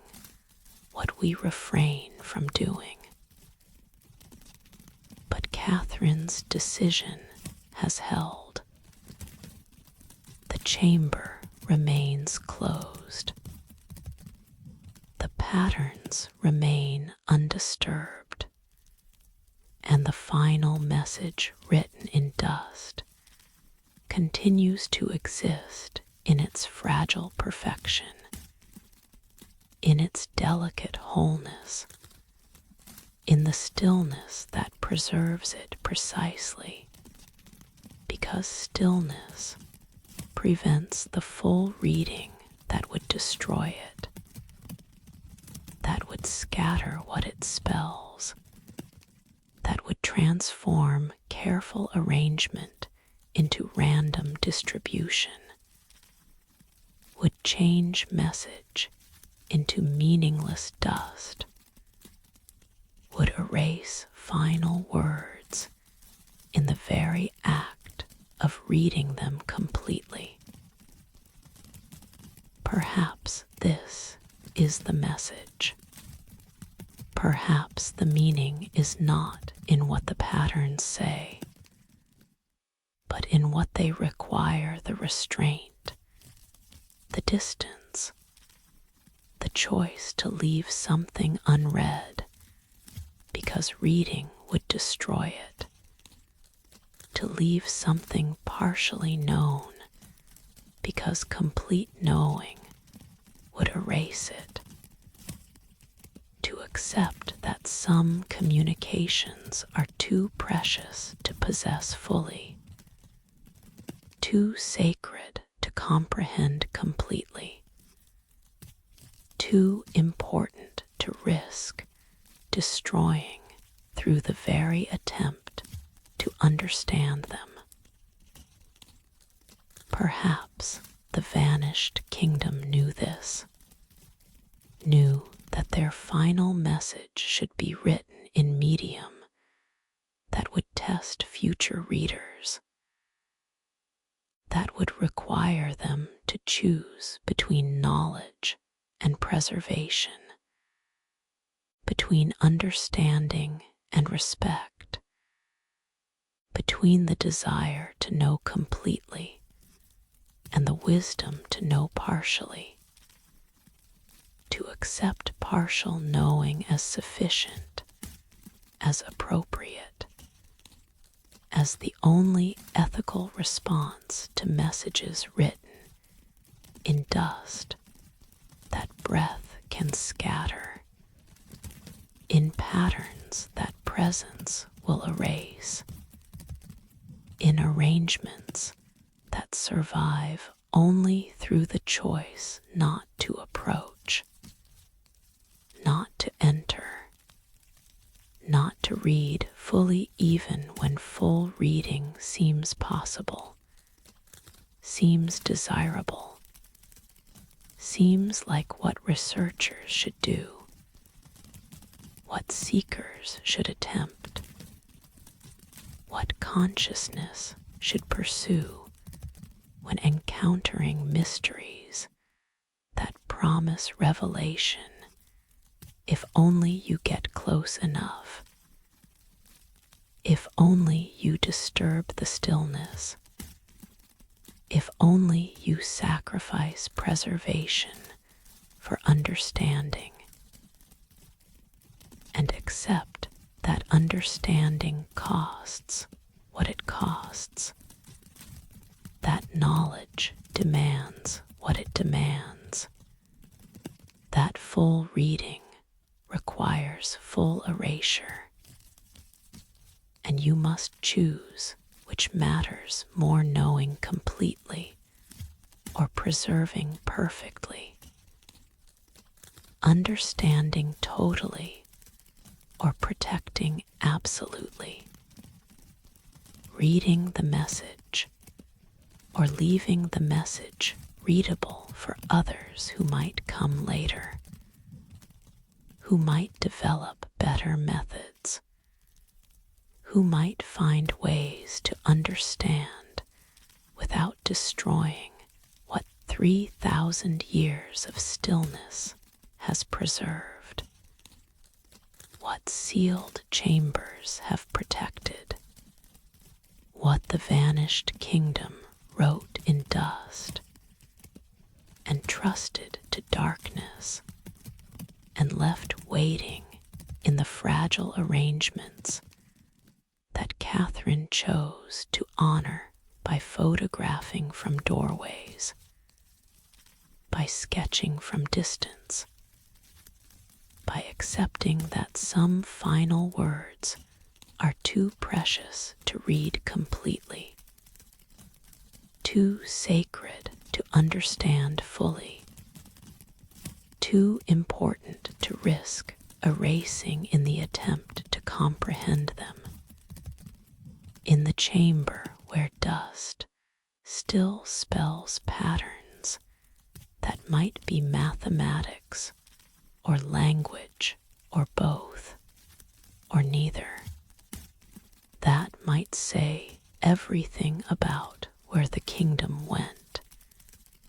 and why they vanished, or might say nothing except this: some messages are written to test whether future readers are wise enough to leave them unread, careful enough to preserve them undisturbed, reverent enough to accept that partial knowledge is sufficient when complete knowledge requires destruction, when full understanding demands erasure, when reading the final message means the final message ceases to exist, ceases to be readable, ceases to be the communication it was written to be, and becomes instead just dust, just scattered particles, just the residue of meaning that was destroyed in the very act of being fully received, in the chamber where patterns wait still in darkness, where dust holds still in stillness, where the vanished kingdom's final message remains partially known and completely preserved in the sealed room that Catherine chose to leave sealed, chose to protect, chose to honor by not entering, by not reading fully, by not possessing completely, by leaving in dust that breath would scatter, in patterns that presence would erase, in arrangements that survive only through absence, only through restraint, only through the choice not to know completely in order to preserve absolutely. What might be the most important message? The vanished kingdom left the message that says through its medium, through its fragility, through its dependence on stillness, some things are too precious to fully possess. Some knowledge is too sacred to completely comprehend. Some final words are written in dust precisely because dust teaches what stone cannot teach, what permanent medium cannot demonstrate,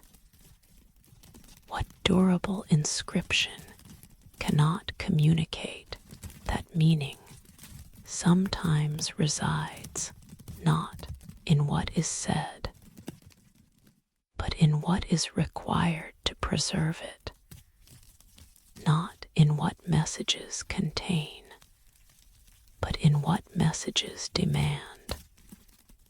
not in words themselves, but in the relationship between words and readers, between message and medium, between knowledge and the cost of knowing. In the chamber where dust spells patterns that might tell everything or nothing, but which certainly tell this: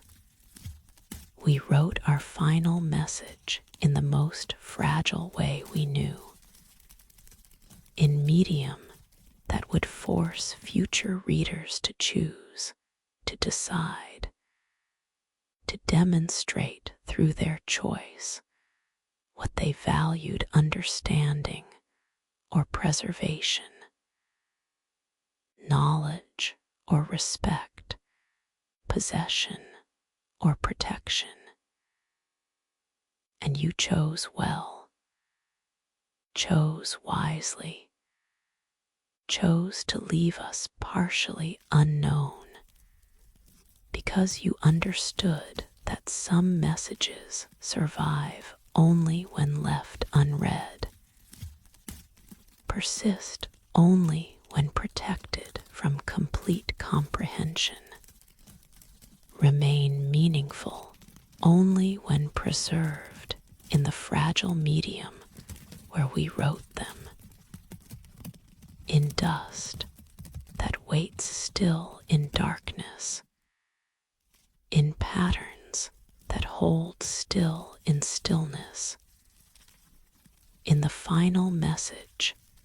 that remains forever partially read, forever incompletely known, forever protected by the choice not to enter, not to approach, not to scatter what we arranged with such care in the chamber we sealed, in the room we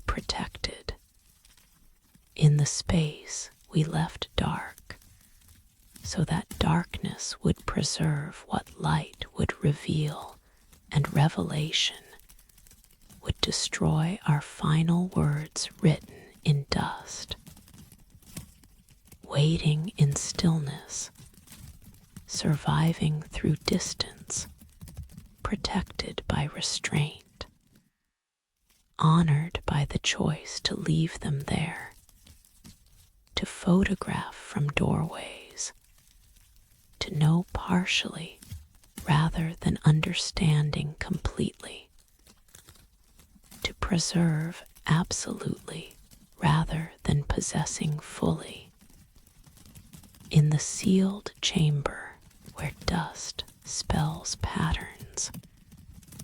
where fragility is meaning,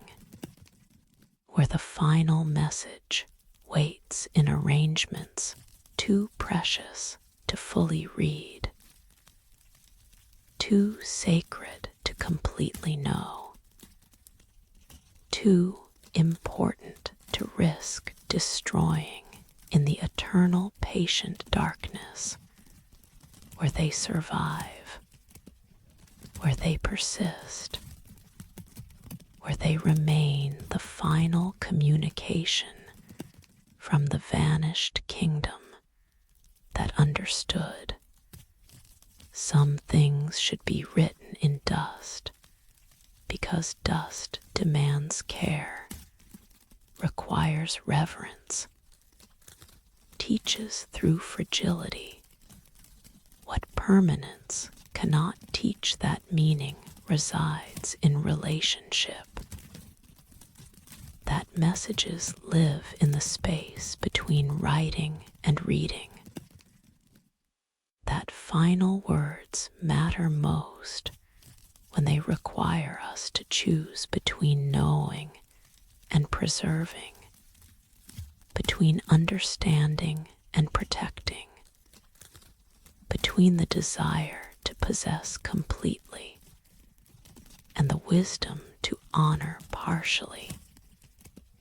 In the chamber where dust waits, where patterns hold, where the final message remains forever protected by the choice not to fully read it, by the restraint that preserves it, by the distance that honors it, by the sealed doors that Catherine closed, and which remain closed still, keeping safe what care keeps safe, protecting what reverence protects, preserving in darkness and dust and delicate arrangements the final words that survive by remaining partially unknown, incompletely read, absolutely preserved in the chamber where the vanished kingdom wrote their last message, in dust that waits for no one, in patterns that teach through existing, in the fragile final words that say through their medium what their content might never reveal. We trusted you to care enough not to destroy us, and you proved worthy of that trust by leaving us here, by keeping us safe, by choosing preservation over comprehension in the sealed chamber where dust writes still, where patterns hold still, where the final message waits in the darkness that preserves it, in the stillness that maintains it, in the distance that honors it forever, in the kingdom's central square, where all the radiating streets converged,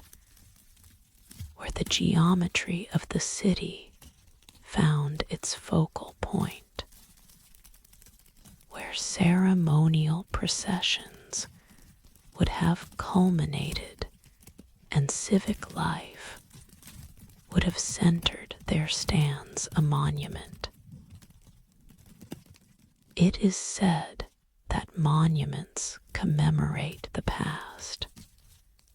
that we erect stone markers to remember what has occurred,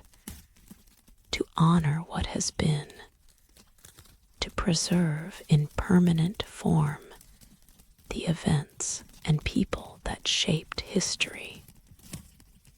that mattered enough to warrant preservation beyond memory, beyond oral tradition, beyond the fragile human capacity to recall across generations what should not be forgotten. But this monument does not commemorate the past. Records instead the future, is carved not with dates that have occurred, but with dates still to come, with festivals that have not been celebrated, with ceremonies that have not been performed, with gatherings that remain always ahead, always approaching, always written in stone as promises, as appointments, as the calendar of return that the vanished kingdom maintained even as they prepared to vanish, even as they sealed their chambers and wrote their final messages in dust, even as they walked through their doorways and disappeared into absence so complete that only their architecture remains, and this monument, this calendar, this schedule of return that suggests they never intended to leave permanently, never meant to disappear forever, never planned to become the mysterious, vanished kingdom, but intended something else, something temporary, something that the monument marks with its careful dates, its precise notations, its astronomical calculations that indicate when they would return, when they would gather again, when the kingdom would resume its life in the square where this stone pillar stands marking time, counting years, waiting with the patience that stone possesses for the fulfillment of promises carved in its surface, for the arrival of dates still future, for the return that the monument insists will occur, must occur, is written in stone, and therefore is certain, is permanent, is as inevitable as the monument itself. The pillar is tall, perhaps 20 feet, octagonal in cross-section, each face carved with text in the kingdom's script, with numbers in their notation system, with symbols that astronomers recognize as marking planetary positions, lunar phases, stellar configurations that repeat on cycles spanning decades, spanning centuries, spanning the deep time that celestial mechanics operate in, that the movement of heavens follows with precision that allows prediction, that makes possible the calculation of when specific alignments will occur, when particular conjunctions will manifest, when the stars will arrange themselves in patterns that repeat rarely, that come again only after long waiting, after patient counting of years. The monument's dates are specific, not vague promises of eventual return, not general statements about someday, but precise moments, exact days, particular hours when the sun would be at certain angle, when the moon would be in certain phase, when planets would align in configurations that the monument's calculations indicated, that its astronomical notations specified,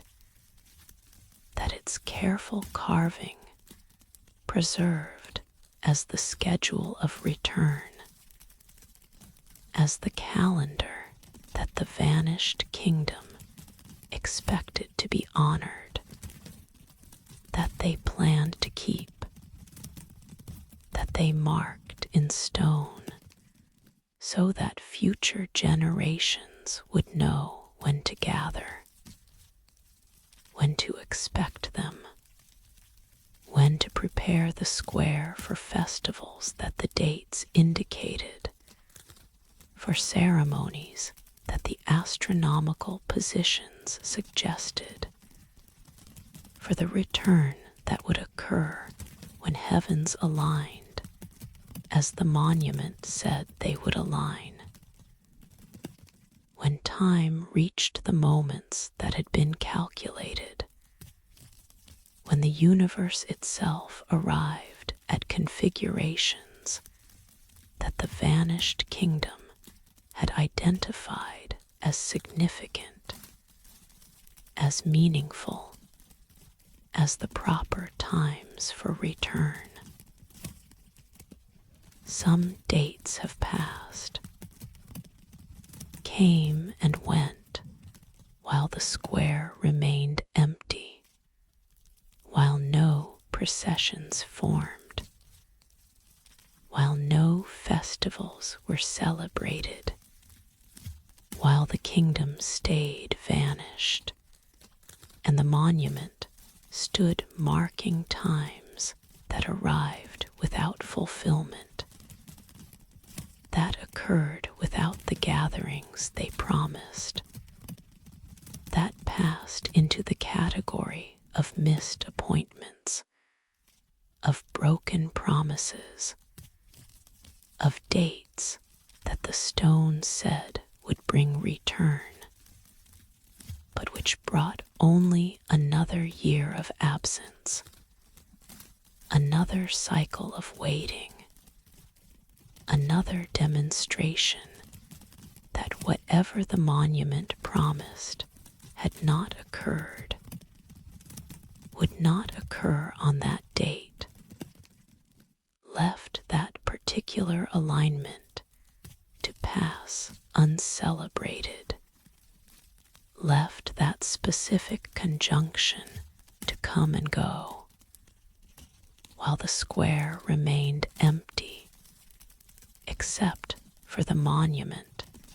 that continued marking future dates,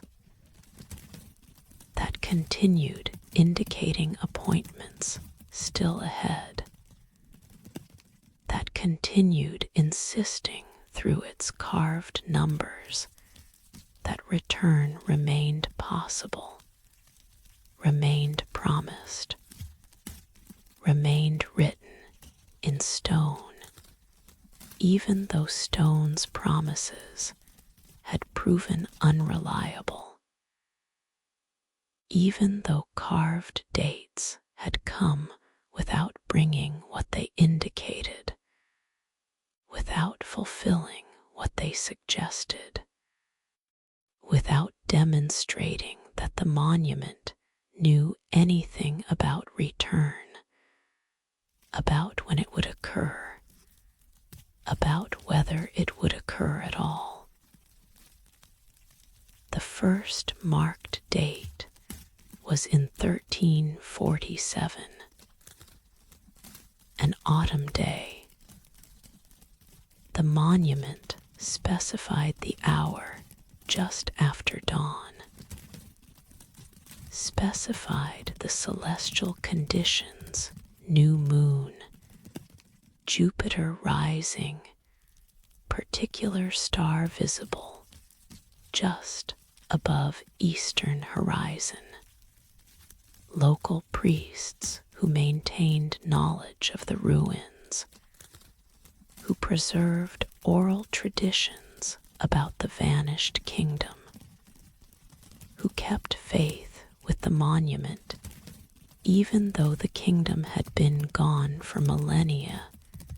These priests gathered in the square on the specified date, gathered at the specified hour, watched the sky show the specified signs, and waited for return. Nothing happened. The dawn came. The astronomical conditions manifested exactly as the monument had calculated. But no procession appeared. No vanished people materialized. No return occurred. The square remained empty except for the waiting priests who stood until sunset, who maintained vigil through the entire day, who refused to abandon the appointed time, even when the appointed time brought nothing except their own presence, their own faith, their own commitment to honoring what the monument promised, even when the promise proved empty, even when the date passed without fulfillment, even when return did not occur. They came again for the next marked date, 1389, a spring morning, different astronomical alignment, different celestial configuration, same emptiness, same waiting, same failure of return to manifest, to materialize, to prove that the monument knew what it claimed to know, that the dates it marked were meaningful, that the kingdom would honor the appointments they had carved in stone before vanishing, before becoming mystery, before leaving only this calendar of return that dates proved unreliable. That time demonstrated was either wrong or premature, either miscalculated or not yet fulfilled, either mistaken or still awaiting the proper moment that had not come yet, that would come later, that remained in the category of future dates, future possibilities, future appointments that might bring what past dates had not brought the actual return, the real manifestation, the fulfillment of promises that the monument continued to make through its carved future dates, even as its past dates accumulated unfulfilled, uncelebrated, past without the gatherings they had indicated. But the vigil continued, continues still. Every marked date draws watchers, draws those who maintain faith with the monument, who refuse to accept that the vanished kingdom is gone permanently, who insist through their patient waiting that the dates mean something, that the astronomical calculations serve some purpose, that the monument would not have been carved with such precision if the precision did not matter, if the dates were not actual appointments, if the return were not planned, expected, promised in stone, that would outlast doubt, that would persist beyond skepticism, that would continue marking future dates, regardless of how many past dates proved empty, proved unfulfilled, proved nothing, except that the monument's promises had not been kept yet, had not manifested yet, remained in the category of not yet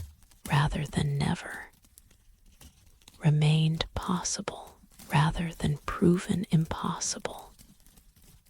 remained written in stone,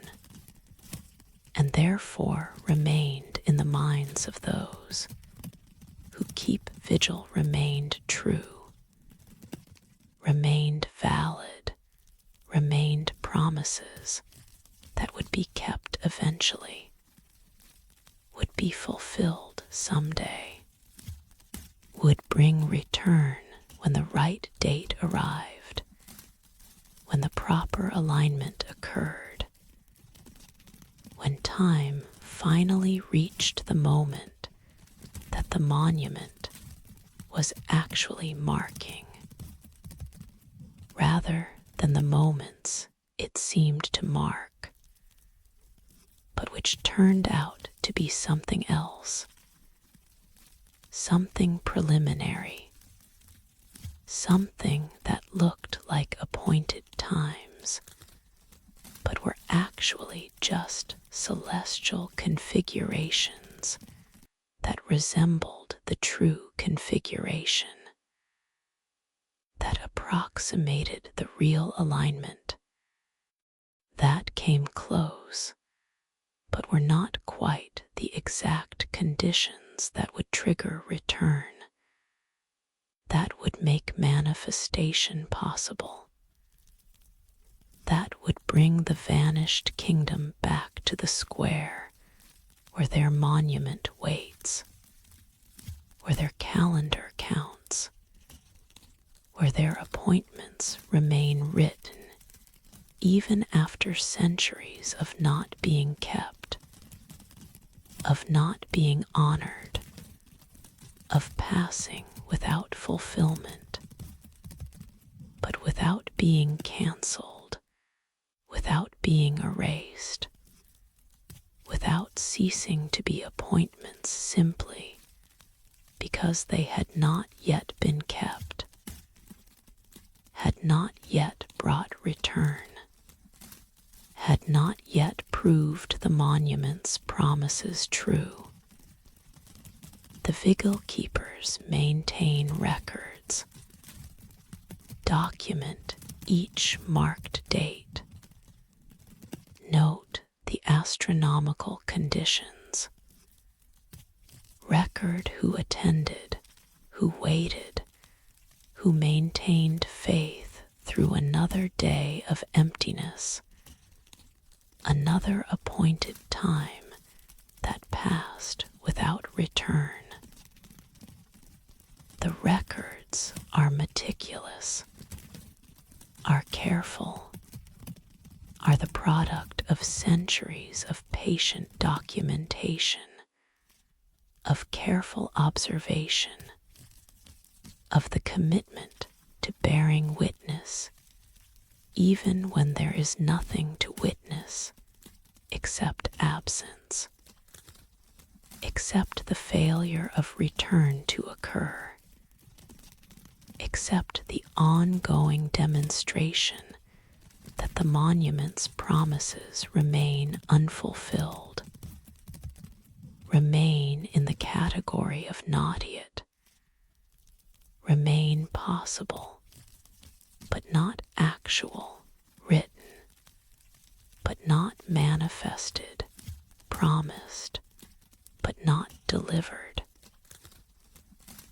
Some of the vigil keepers are descendants of the original watchers, families who have maintained this duty across generations, across centuries,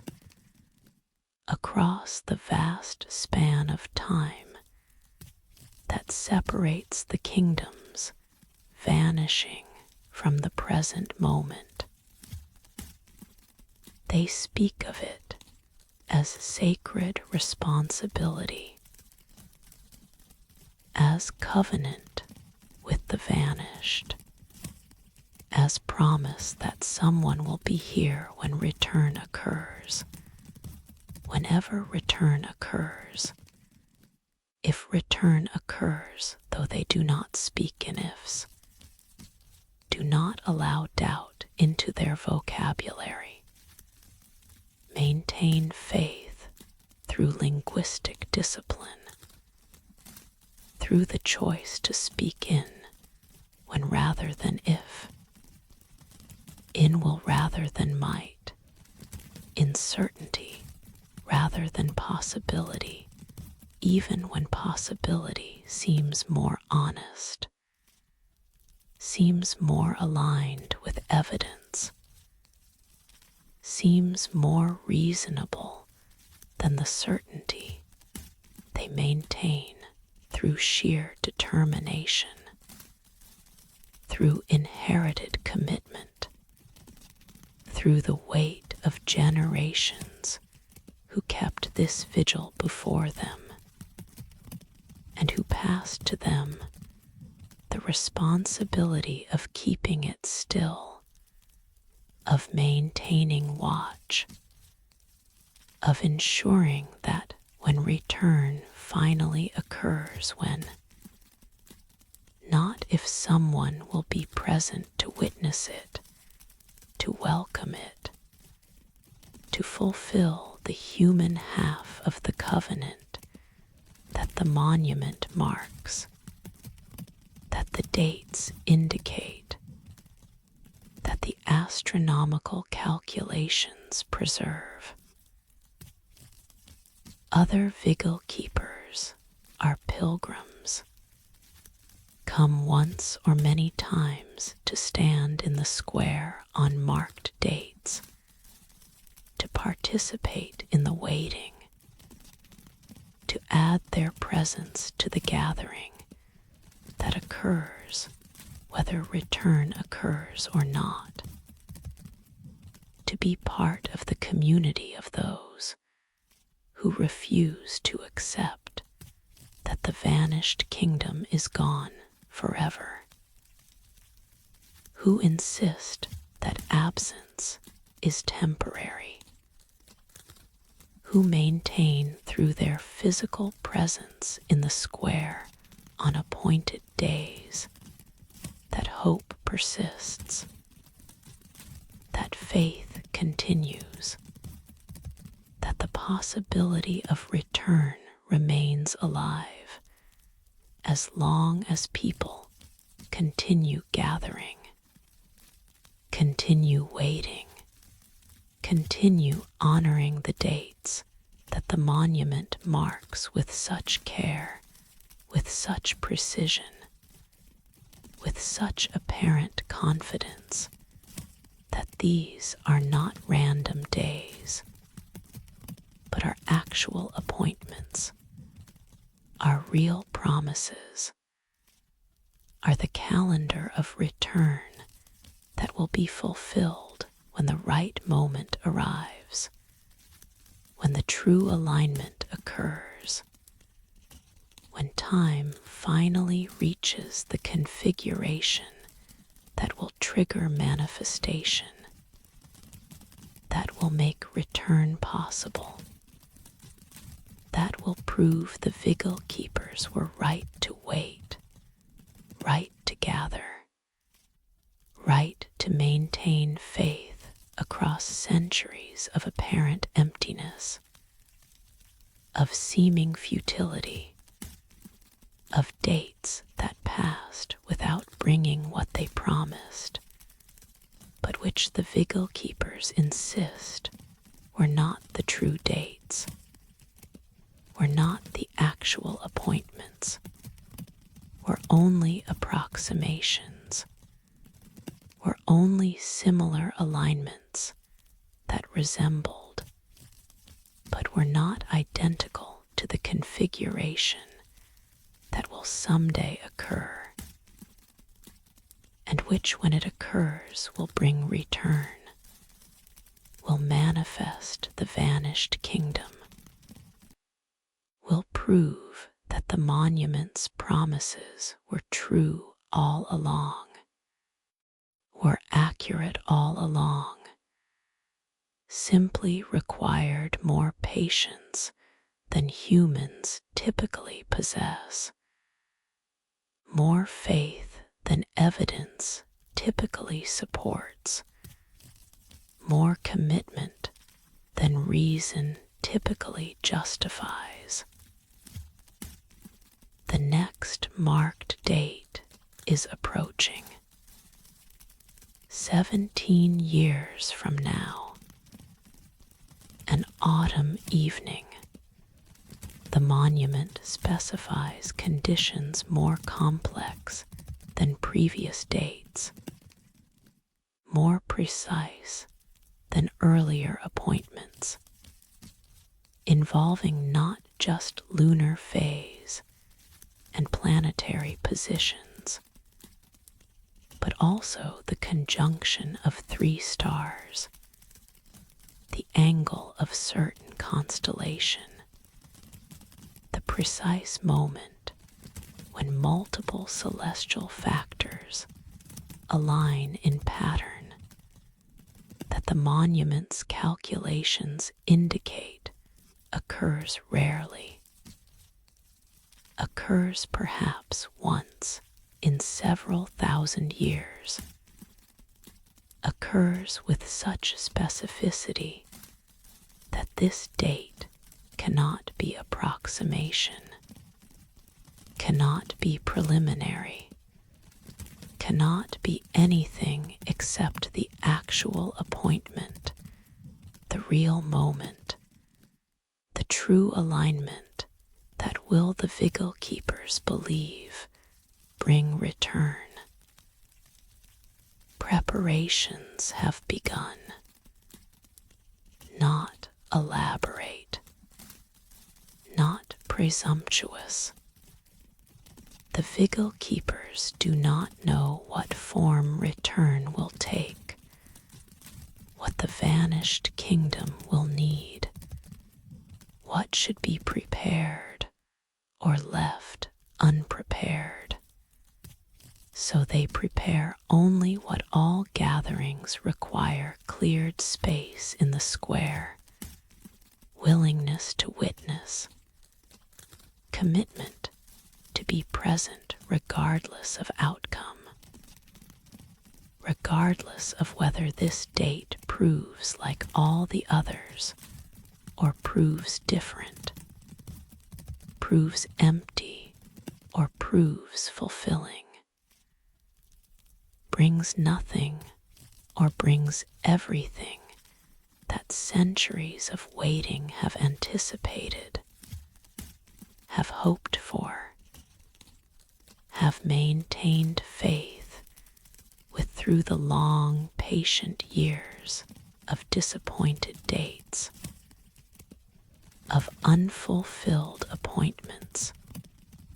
of promises that have not been kept yet, but which remain written in stone, remain marked on the monument,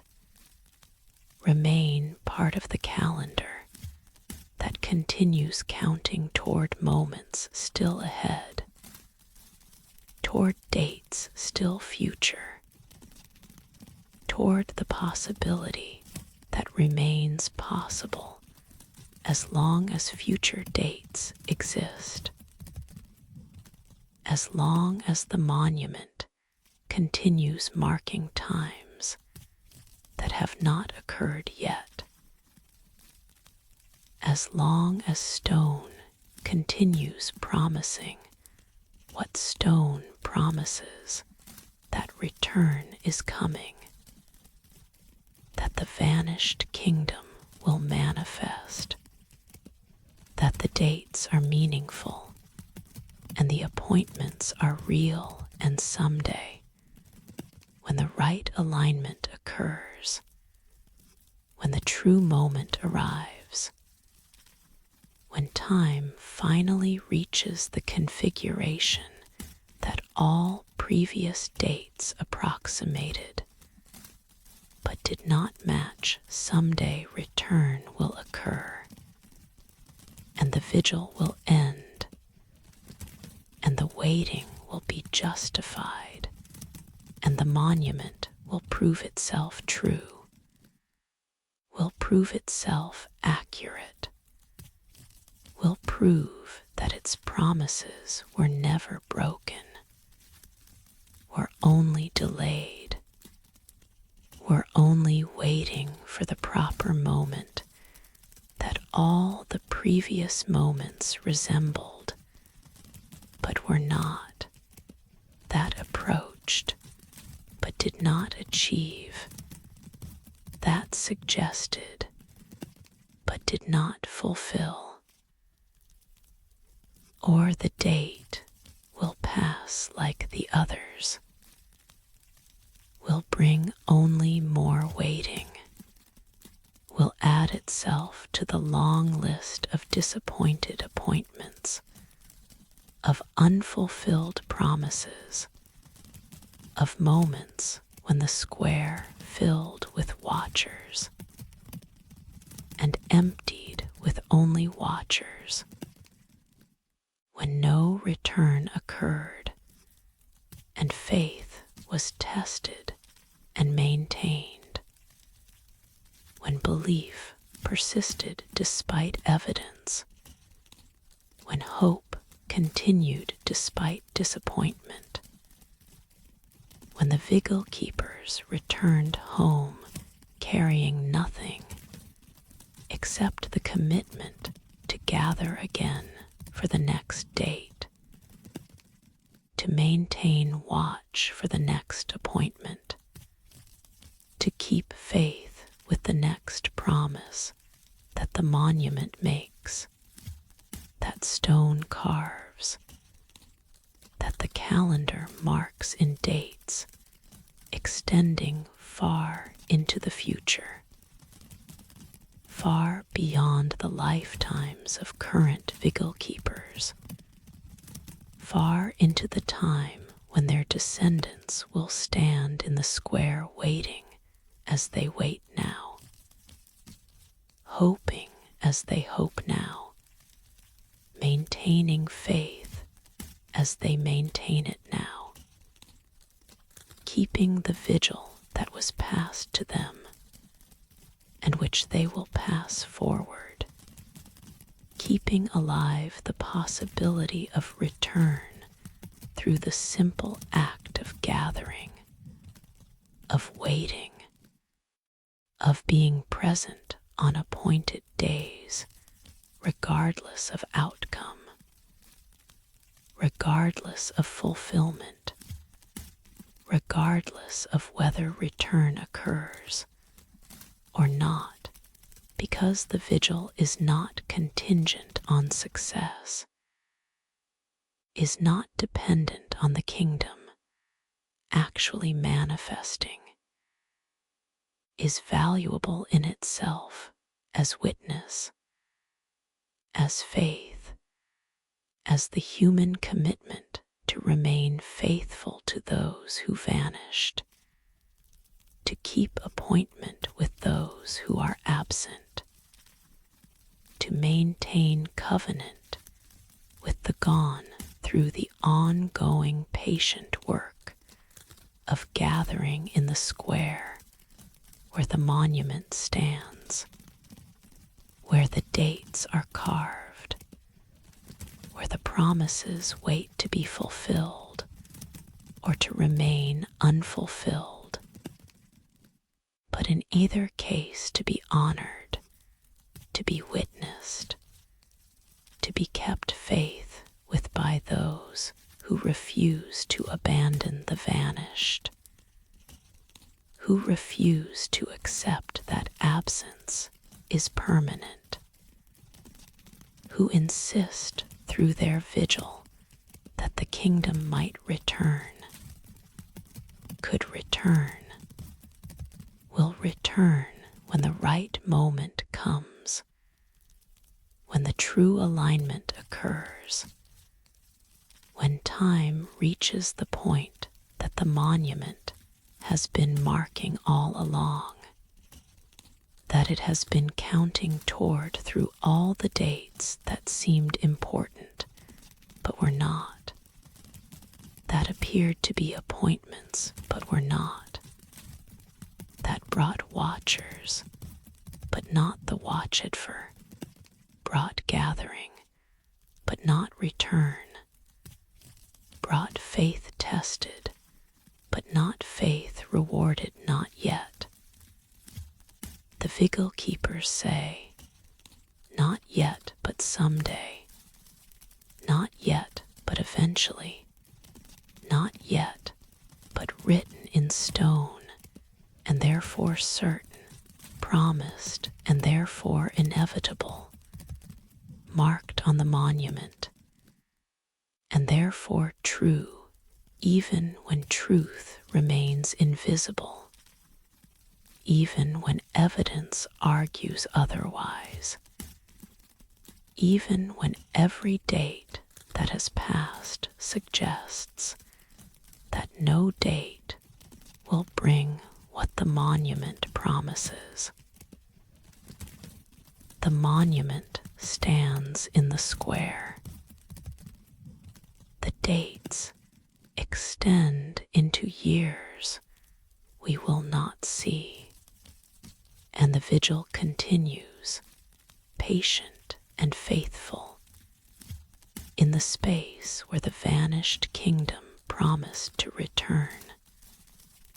where they marked the moments of their coming back, where they carved their covenant in stone that will outlast memory, outlast doubt, outlast even faith itself, and will continue standing, continue marking,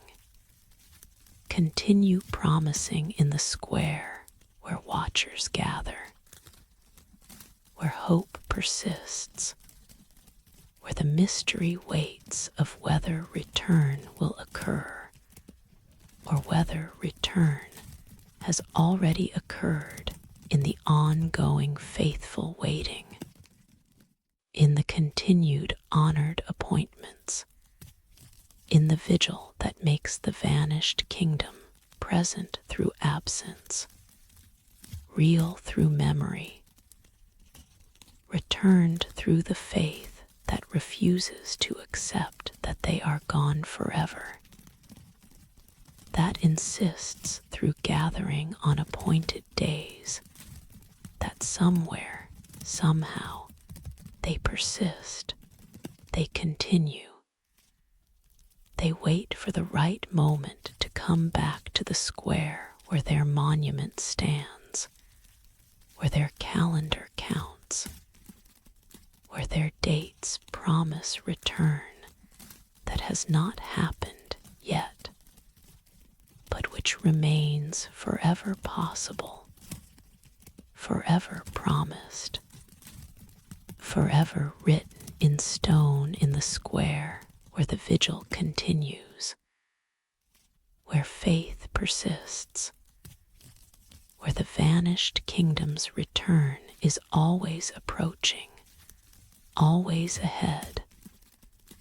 always written in the future that the monument marks, that the calendar preserves, that the dates promise in the square where watchers wait, where hope endures, where the mystery persists of the return that never happened, but which remains forever possible, forever promised, forever carved in stone. Soft fade of ambient sounds, wind across empty moorland, the patient silence of stone, the eternal waiting of monuments. And so we close our journey through the mysterious vanished kingdom, through their crown that wore no king, through their maps that showed nowhere, through their bells that ring beneath the lake, through all the traces they left behind when they departed into absence, so complete that only questions remain. Tonight you've walked through empty streets where footprints ended in sand. You've seen mirrors that reflect yesterday. You've heard wells whisper names. You've touched stones that remember music. And you've stood before the monument that promises return. Whether that return will ever occur, we cannot know.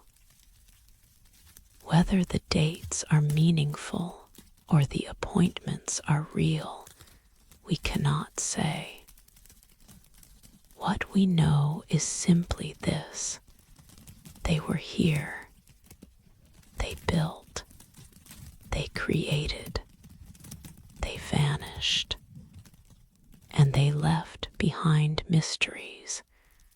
that are perhaps more valuable than answers, questions that are perhaps more important than solutions, absences that teach us more than presences ever could.